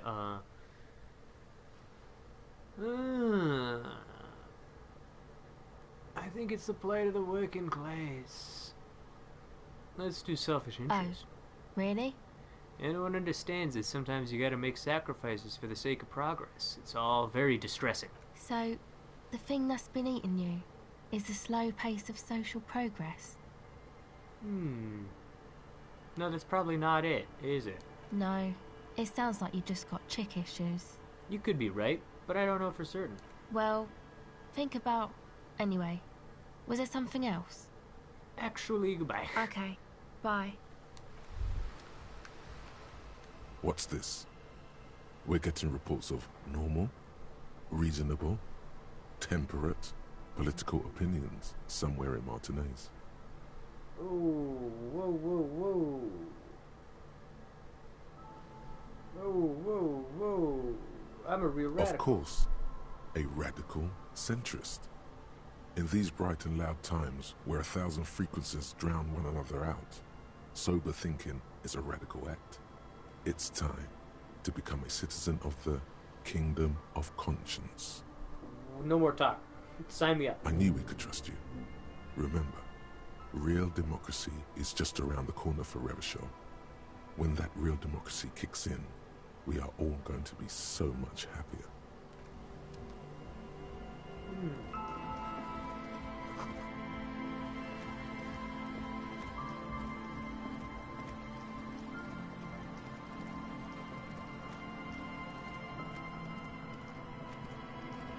Let's see what we can find in here. Heavy wooden doors, more than twice your height, stand shut. The lock turns easily. You hear a click as the shackle pops open. Let's go. As you do, you hear the echo of the doomed commercial area. Its black holes and dusty machines. Then the feeling passes. A great whoosh of air rushes into the dark innards of the church, as though rushing to fill a great vacuum in the heart of the city.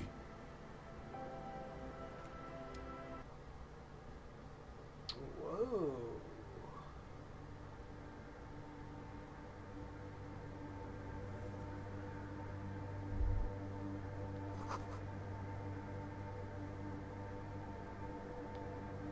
Wow.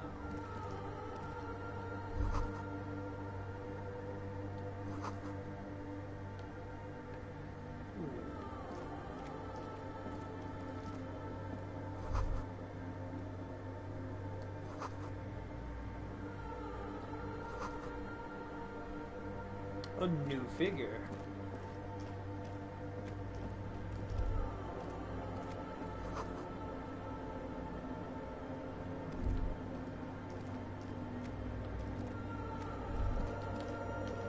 The silence in this part of the church, it's almost palpable. Where All are we the going? shift in matter and shuffling of living things is gone. Nothing seems to exist beyond the church anymore. Maybe if you were to stand in just the right spot, even your footsteps would be completely silent. I think I still hear something. And then it's gone. Almost all of it. But for the faintest of hums. You can hardly hear your own breathing. Let's stomp our feet and clap our hands. You produce a few muffled thumps, after which the silence feels even more total, somehow.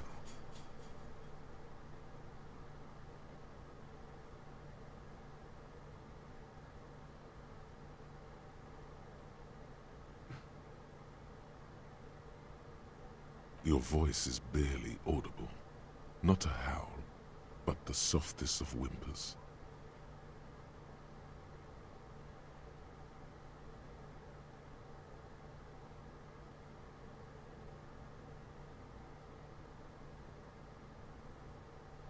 The lieutenant points to his ears and shakes his head. Then he leans closer.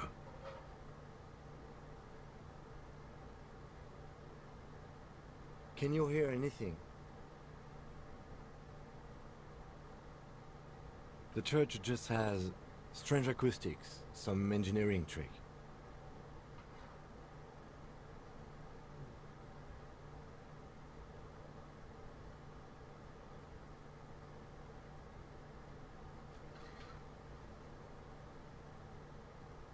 It's the water. Maybe the church was designed this way to prevent boisterous activity, singing and dancing on its premises.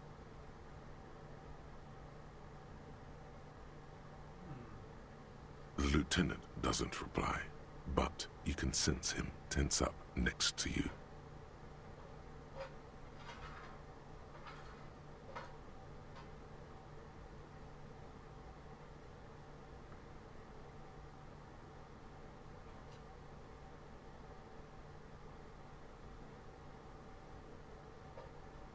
The lieutenant points to his ears and shakes his head. Then he leans closer. Can you hear anything?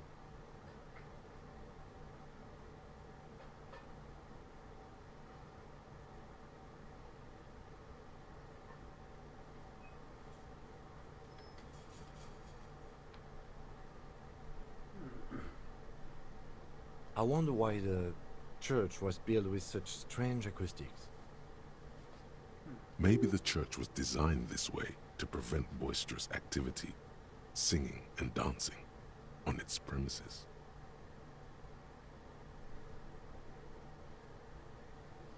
Maybe they wanted to discourage singing and dancing. Could be. He doesn't seem entirely convinced, though. Look up in the orderly tower. rows of ceiling panels become barely visible, then disappear completely in the darkness of the tower overhead. Perception? Ooh, real bad. Real bad. We're not going to do it. What if I don't want to know what's up there? The silence, the darkness. Damn it. They've enveloped you as in a cocoon. You cannot move anymore.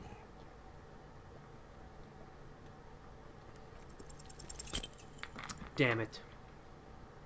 It's the Crab Man. Ooh. There he is. Just darkness without end. It makes your head spin. What's the darkness like? Filled with vague shapes of woodwork. The sense of a great height. Try to make out anything. There's nothing. You're dizzy and disoriented as you see dark and more dark rising. Officer, what are you looking at? Anything. The Crab Man? You see something hanging from the rafters, looking straight at you with dark eyes. Holy shit, it's Gollum. Maybe it's possible to talk to it. Hey, Crab Man. Oh, before we do.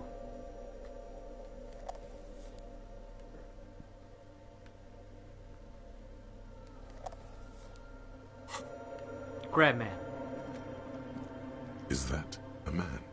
Looks more like part of the carpentry of the building came alive and is now studying you intently. Huh. The Crab Man. Are you the Crab Man?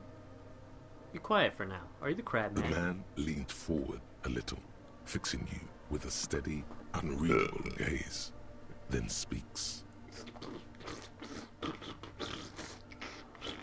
Habitual alcohol use has made you into a scared little pussy, Holmes. But Damn. don't worry. Everything's gonna be alright. You come to the right place. That accent is Villalobos, a peninsula in Mesk and a district in Jamrock. There's a sizable contingent of Villalobos-speaking Mesks in Revachol. Okay. Hold on. Stop it right there. Pussy, what's with this?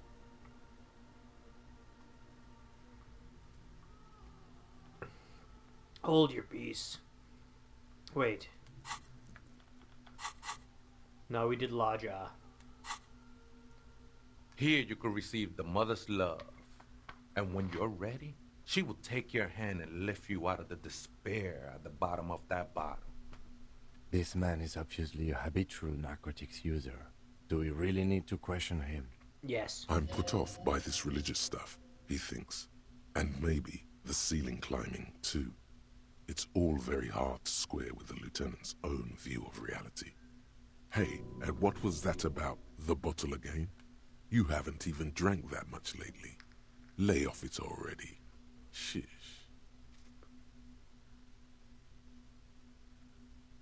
Oh, hell no. I guess I have a bit of problem. Está crudo, way. I see deep inside you. Your body and your spirit are suffering greatly from overindulgence. And you don't even know it. Oh, I'm very in touch. Not all of it. I was like you once. You don't know all the havoc El Vino is wrecking on your mind and your spirit. Necesita parar, homie. You know, actually, since we're here, you may want to pay attention to what the ceiling climber is saying. What? Look at these crazies. What is this shit?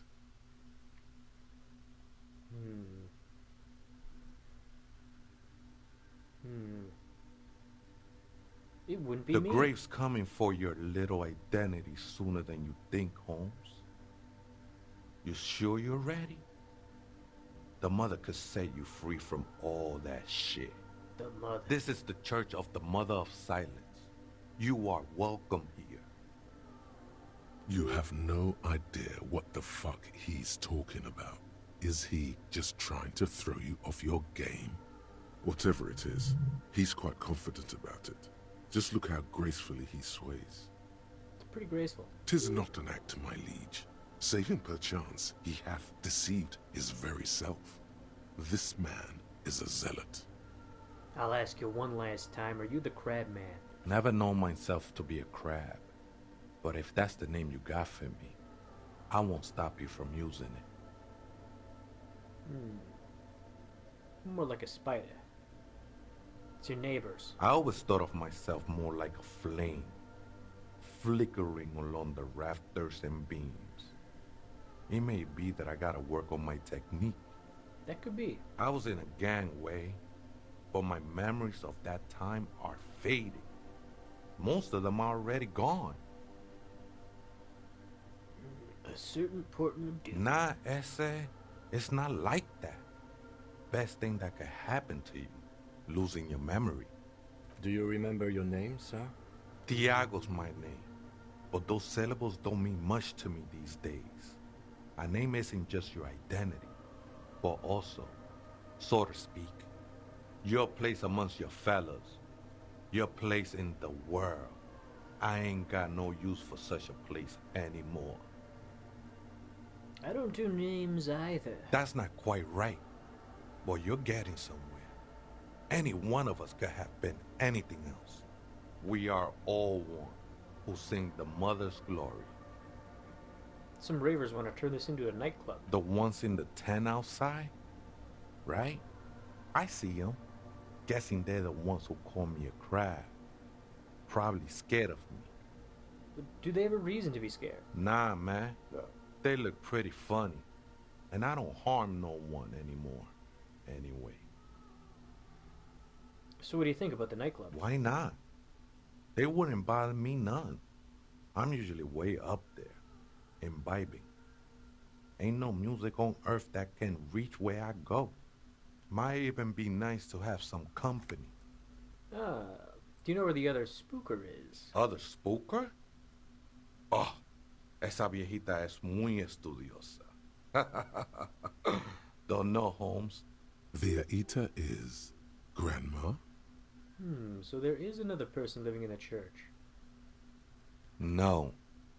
I just call her viejita because of her clothes.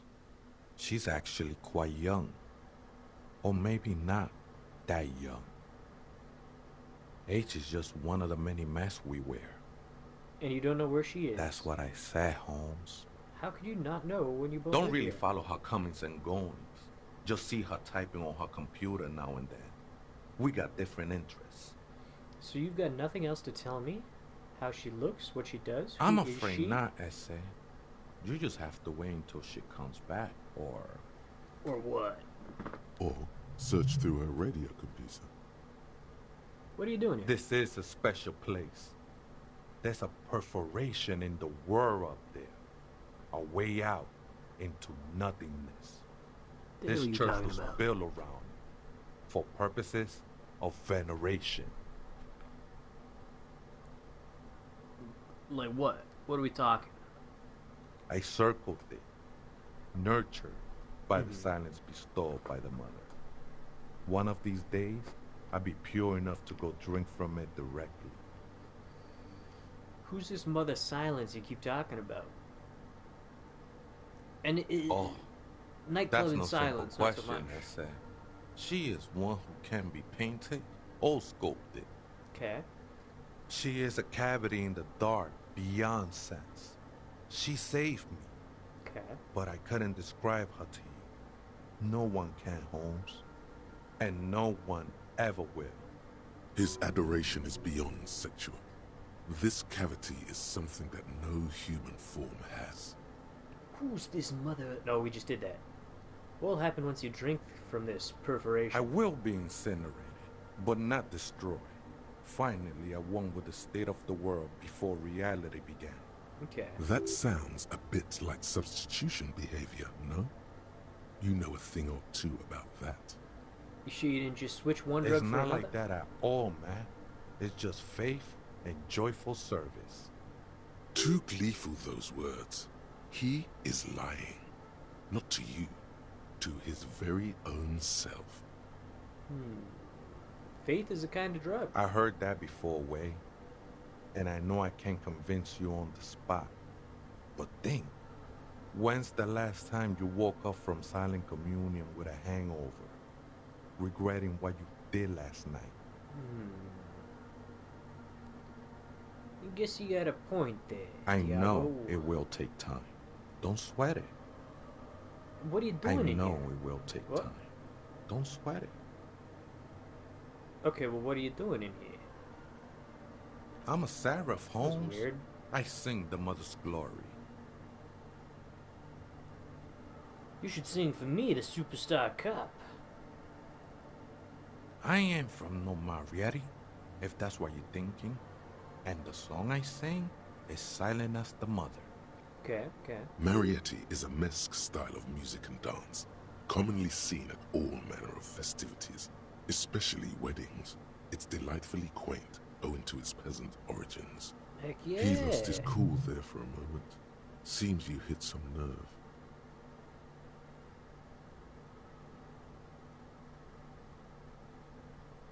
Hard to say. I think I did some construction work here, back when I still had material worries. Up there, I realized what the true purpose of the church was. Been spending a lot of time here ever since. The past is nothing to me now, eh? It didn't belong to me. Right ahead of the question. The sinewy figure lingers on the wooden beams, blending into the shadows. Do you know why this place was abandoned? Police raid a while back. Did you witness it? Not really, or at least I don't remember much of it anymore. The mother's love has done its job. That's what's so great about the mother. It lets you forget about everything. Alright, thanks. Tremble. The time is now. Ta'ola. What is? Time for the show. For Ta'ola. The hallowed time of fear and disintegration. A countdown has begun. All will collapse on itself. The world will disappear into a single grain of blackness. All sound will be muted. All life will scream. Tuola. Ulogu Theodos. Xeno Zausin. Ipoli Osivien. Echondes Fronisin. What? Wait, when did it begin? Monday morning. The moment you arrived in this reality are the first crack in the sheer face of God. From you it will spread. This is because of the insane world ending I've been saying, isn't it? Yes, you spoke the words of the Palindropos and the houses of Pericarnassus. Items, people, even words will tumble. All will lose its meaning in the coming years. That is why you marked yourself. I do think the world might end soon.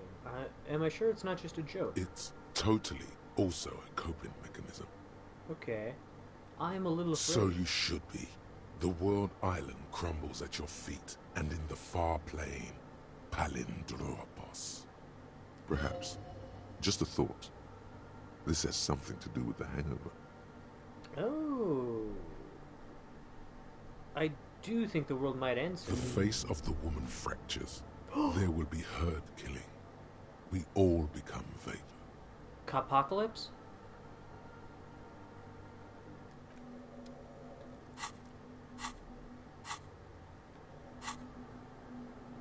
Let's see.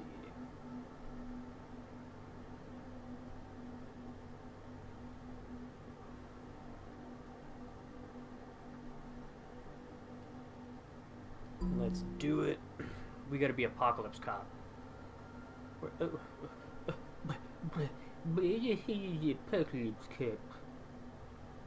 There he is.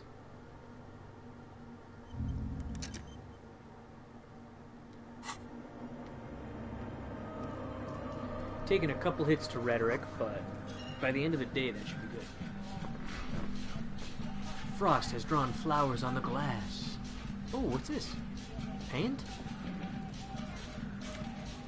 Take.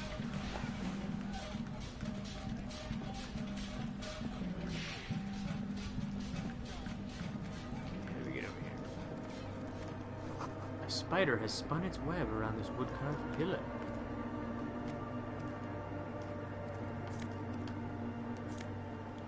Slick shoes and some cash? It's our lucky day. I like Crab Guy. Why can't we get down here? Why are we trapped?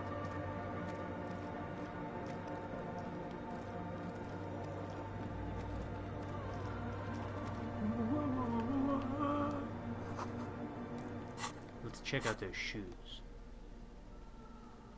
Rhetoric, empathy. Shivers, physical instrument. Pain threshold. Okay. +1. Empathy in someone else's shoes.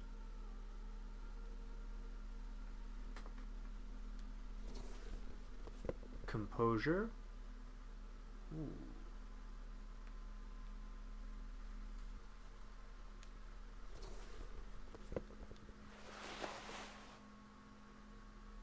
Inland Empire.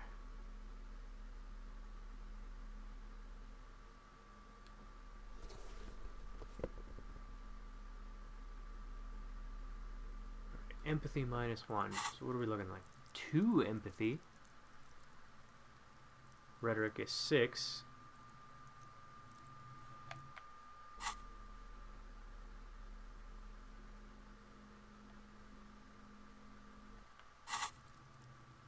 One. Empathy was at what? 2? Good, good. A portable Harman Woshi tape recorder. Is it possible it's recording something? The sound of the waters? Someone's siphoning electrical current from outside into this antenna. 2 decks of reel-to-reel tape spinning on empty. A machine stands in the corner, watched over by the figures on the stained glass window. It's turned on and quivering with soft electricity. Another radio computer. And this time it's already turned on. These machines sometimes harbor traps, he thinks. Alarm systems and the like. Let's be careful. We should leave. Okay. I doubt this place bears any connection to the case. But this looks just like the other machine. Let me just investigate it. You see fluorescent play and print buttons on the keyboard. A hatch connected to the central compartment is wide open. The lieutenant says nothing. You see the machine's glowing frame reflected back from his diamond-shaped glasses. You're free to proceed. Look Behind the hatch sits a cube-like crisscross of filaments, smoldering in the dark like fireflies. Silver tape on the side says, in black marker, log, February to March. Another filament memory. Press play to talk with the repeater. The speaker comes to life. Static seeps through the machine's planar magnetic driver. An old lady greets you. Her voice sounds 100 years old. Good afternoon. Votre accident on Saint-Brune. This is the East Insulindian Repeater Station 1. Please repeat. Is this the personal log? It's the same old woman you spoke with through the radio computer in the doomed commercial area. Yvonne, it's me again. Good, thank you. Please repeat. Is this the personal log? I looked inside the core. Good. Please repeat the password. Let's look around. There's no use trying to guess the answer. Maybe he knows something. Alright, I don't know the password. Votre accident is Goodbye. good. The machine's keyboard is print. Nothing happens. Alright. Let's look at this shaded In glaze. white, silver, and apricot faience, the young mother of humanism stands above you. A crack runs across her body. She is impossibly tall, oval-faced and sad. A dark and radiant majesty. This is her innocence, Dolores Day. Cradled in her arms are a pair of glowing lungs, clearly visible from underneath her flowing dress. You should kneel. Kneel. Your knees touch the floor. The floorboards are hard and cold. There you kneel among the snowdrifts, diffuse light falling on your hands from beyond the glass. Close your eyes first. The world is silent, but for the creaks and cracks of the massive wooden structure behind you. It covers you from the wind outside. In the darkness, you sense her eyes on you, inspecting you with their multicolored glass. as if you're a bug under a microscope.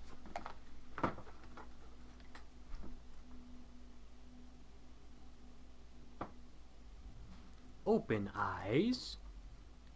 The woman looks down at you kneeling. She towers among her followers, architects, laymen, courtiers. There is a sad smile on her lips, and a glint in her green-blue eye of what? Compassion? Remorse? She acknowledges the passing of someone who is still alive. It's morning. As that terrible word passes through your mind, the lieutenant draws an X-shaped cross from shoulder to shoulder. Your fingertips touch your chest 4 times. Then you rise from your knees into the apricot-colored light of the window. Above you, the woman still smiles her distant smile, sundered by the crack in the glass. How did I know this is the mother of humanism? It's a mystery. A mystery sprinkled with self-pity and regret. For some reason, unknown to your mind, looking at her delicate eyes makes you feel like you're ready for drowning. All you know is, this is the young mother of humanity, and that you should go. Do something else. Escape her sad, worry-worn look. The old woman in the village was right. This must be the Delorean Church of Humanity in Martinez, or the Small Pinewood Church in some records. You knew of this place? It's a minor landmark, not easy to find. Most maps misplace it. It was built not long after Revachol's founding, 300 or so years ago, by first-generation settlers. On the coast of an uninhabited archipelago where only animals had roamed before, in the wild reeds. Kim, you know more than you're letting on. Spill the beans. There used to be 7 stave churches on the coast. Les Sept Sœurs, they call them. The 7 Sisters. Only one remains. The rest were burnt in the revolution or used for building materials. We should be respectful here, although the building appears to be deserted. I do not believe we'll find anything connected to the lynching here. Something else, perhaps? Respectful? Perhaps. Is the lieutenant a follower of DeLoreanism? Kim, are you a follower of DeLoreanism? Yes, we all are. Her name, body, and rule are synonymous with humanism. The laws we enforce are DeLorean in origin.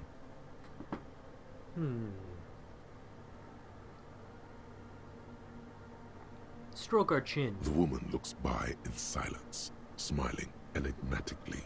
I didn't think you were spiritual. It's not spiritual, it's constitutional.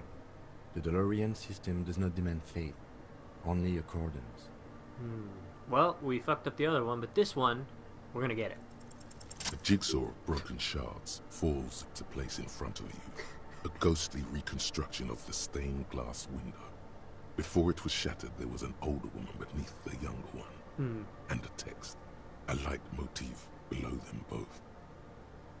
I'm just digging this lighting right now. Let me soak in the Kingdom Hearts of it all. Thank you, Kim. I'm back. Who shattered this mosaic? Unknown. Unknown. Who is this older woman? The escutcheon on her throne says, Irene the Navigator. She is depicted as an older woman wearing thick-rimmed eyeglasses, holding a golden rights apfel in one hand and a scepter in the other. This is the queen her innocent stay advised. Above, she herself is What is that, like war stick?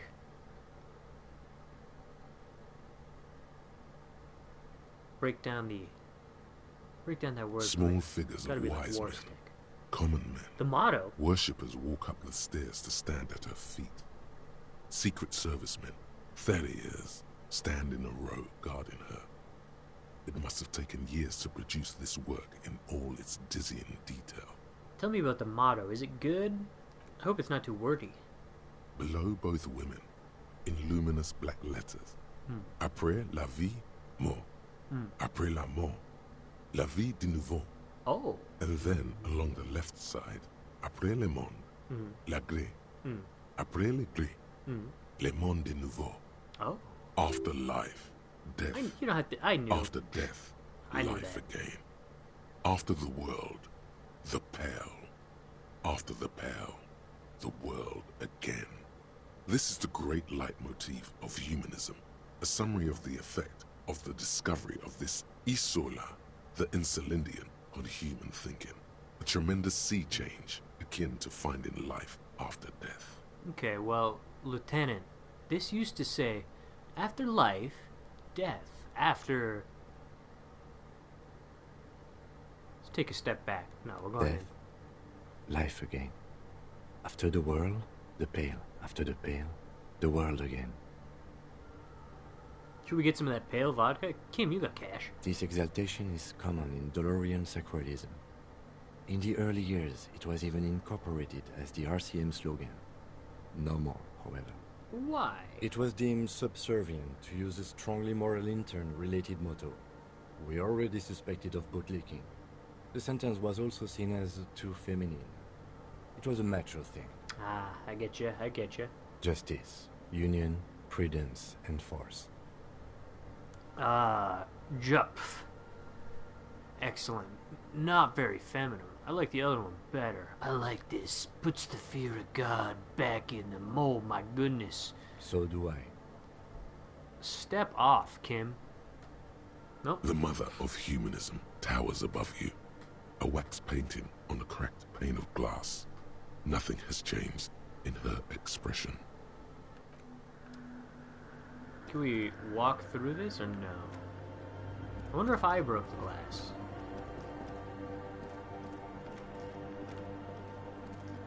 Yo, Crab, do you know the password? Oh, hey, wait. There's coffee in the back. Oh, wait. I meant the mother's love. Oh, you know the password to this? Too many times, essay. You need it for something. Yeah. Surveys are a good way to fish for personal information, especially in the name of public safety. Honestly, I just want to break into a radio computer. Don't sweat it, vato. The password is afterlife death. What you think of that? Makes me almost pity La Nilita Pequeña when I hear it. I Thanks, think dude. we're done here, essay. Oh, see it. That was an interesting conversation. However, I'm still not sure how it's relevant to our investigation. You'll see. Oh, you'll see. We spent 2 hours sitting on the swings this morning. We can spare a little time for the crab. The machine's keyboard is Press play. the speaker. Good afternoon. Votre accident on Saint-Brune. This is the East Insulindian. Good. Please repeat the password. Afterlife death. Good. I have unlocked the filament. After ending the call, please press print to access the filament. You got it. Votre accident. Is there anything else I can do for you today? Like the one in the Doom commercial area? I have 2 machines registered to this company name in Martinez. One on Saint-Brune, the other on Rue de Saint-Ghislaine. I suppose they would need 2 if they're doing a game that requires 2+. Saint-Brune, that's the church. And Rue de Saint-Ghislaine, that's the Doom commercial area. Okay. Anything else I can help you with? Nope.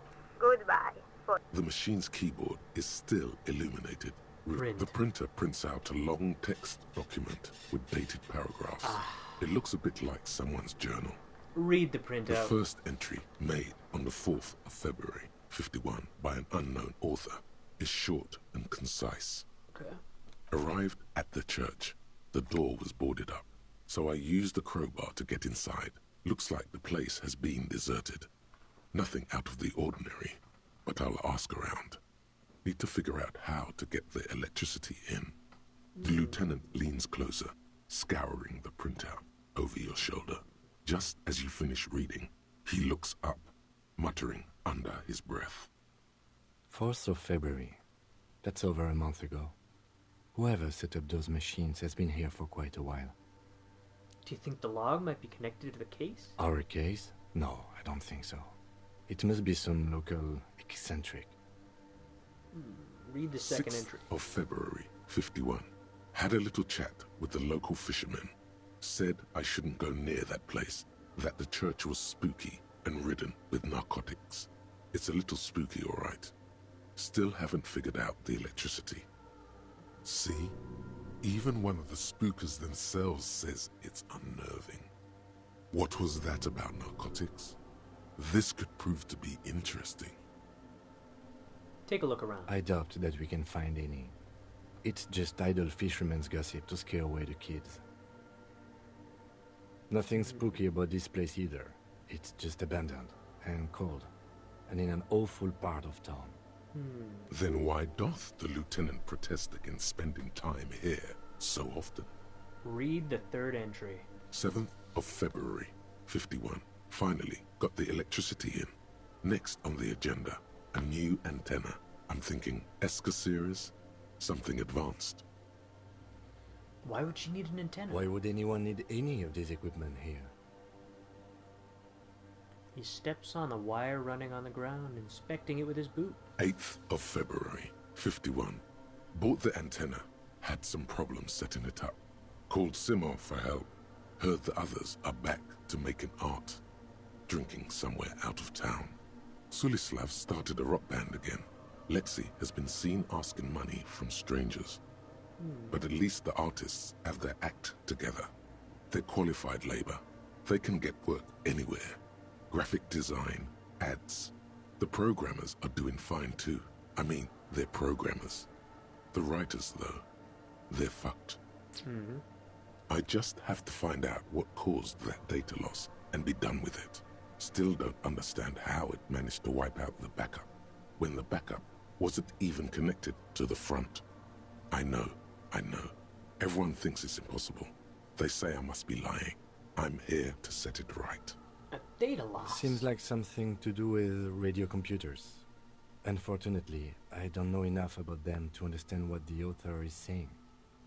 Something about the backup data getting destroyed, and how everyone thought it was the author's fault. Let's just keep reading. Artists, programmers, Lexi, who are all those people? I think these people worked in the radio computer games business. The one we saw in the Doom commercial area. They must be our former co-workers. Let's check out the fifth 12th entry. of February, 51. Brought some food from the grocery store. Apparently, there's a strike going on in the harbor. Definitely not happy to see the Martinez people again. Everything's now set up in the church. Going to start working tomorrow, 8 a.m. The strike. We are nearing the date of the murder. Keep reading. I'm interested now. I want to know what's that radio anomaly that sent this person here in the first place. Read the sixth entry. 25th of February, 51. I've been sending data up to Lintel for a while now, trying to recreate the data loss, but nothing. Didn't even feel like logging in, the disappointment. But I did discover a curious audio-spatial anomaly at the back of the church. I've named it the Swallow. It swallows sound. Need to get some mics. Is she talking about? Read the seventh entry. 28th of February, 51. Yes, the first recordings confirm that the Swallow is real, and I'm not just losing my mind. It's a pillar of silence, with a diameter of approximately 3 meters. Seems like the higher I go, the less I record. This might be a coincidence, or it could be connected to the data loss that led me here. The pillar of silence. She is talking about the silence. Is she suggesting it's more than just an architectural quirk? What could it be? The lieutenant doesn't answer. He follows your gaze, studying the basins. March 51. Some kind of young disco men have appeared next to the church. I've been trying to record the silence to find the epicenter, but now it turns out I've also been capturing the future of dance music, one neo-disco song over and over again. Fortunately, the song is so monotonous, I was able to devise an algorithm to factor it out. The other day, one of the disco men came in. Before I could even say hello, she got scared and left. Good, I don't want anyone distracting me from my work. That disco man must be a cell. Ah, that must be a cell. Girl on the ice? Sounds like her, yes. Read the ninth. March 51. I got a call from the repeater station. Someone has tried to access the radio computer in our old office in Martinez. Can't do anything about it. The storekeeper still doesn't want to let me inside the building. Thinks I'm part of some kind of curse. How Martinez of her. Wow, that was not that long ago. I knew it wasn't a good idea to meddle with the machine. Read the tin. March 51. A new 2-meter aux cable. Noodles. Crackers. Ping energy drinks. Water. Toothpaste. Gum. Also, some canned air. Your reading is interrupted by the sound of the church door opening. Oh, hello. A strange woman makes straight for the radio computer. Hello. I'm on your computer.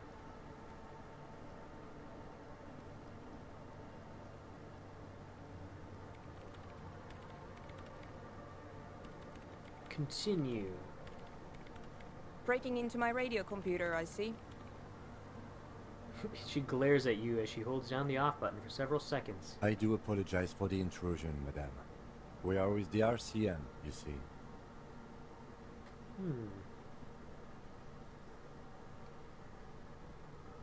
We're not. Oh, we're with well, you won't find any music venue organizers here.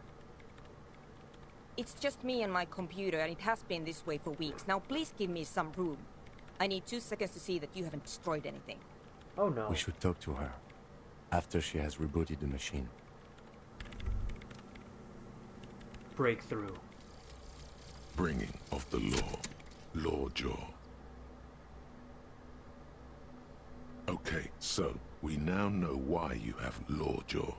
Why you say the law in a weird manner. And why your jaw does that thing. You had polio as a child. You hadn't gotten vaccinated. It must have been right after the revolution. Not a lot of vaccine going around then. So you got infantile paralysis due to polio, and this jaw thing is a complication from that. Admittedly, it's not very funny, but you overcame it. This little infant survived and became a sharp-shooting super cop. So, fuck you, polio. Hell yeah. Jaw's still weird. Or Jaw's still weird.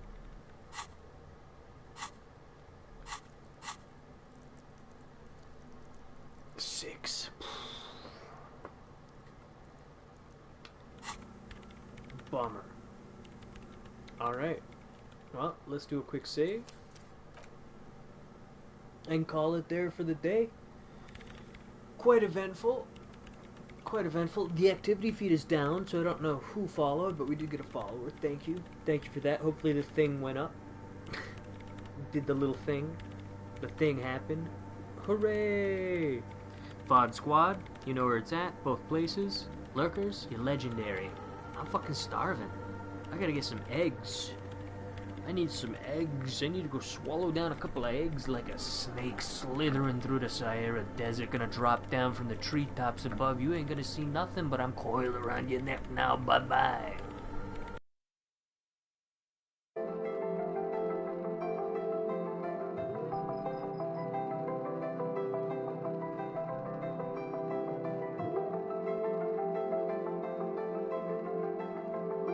David Bowie.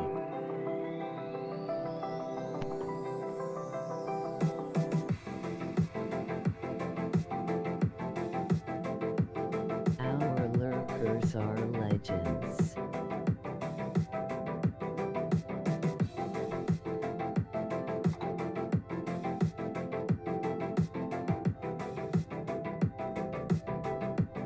Mikes will be Mikes and Marks will be Marks, but when a Mark becomes a Mike to Mike, Mark, Michael.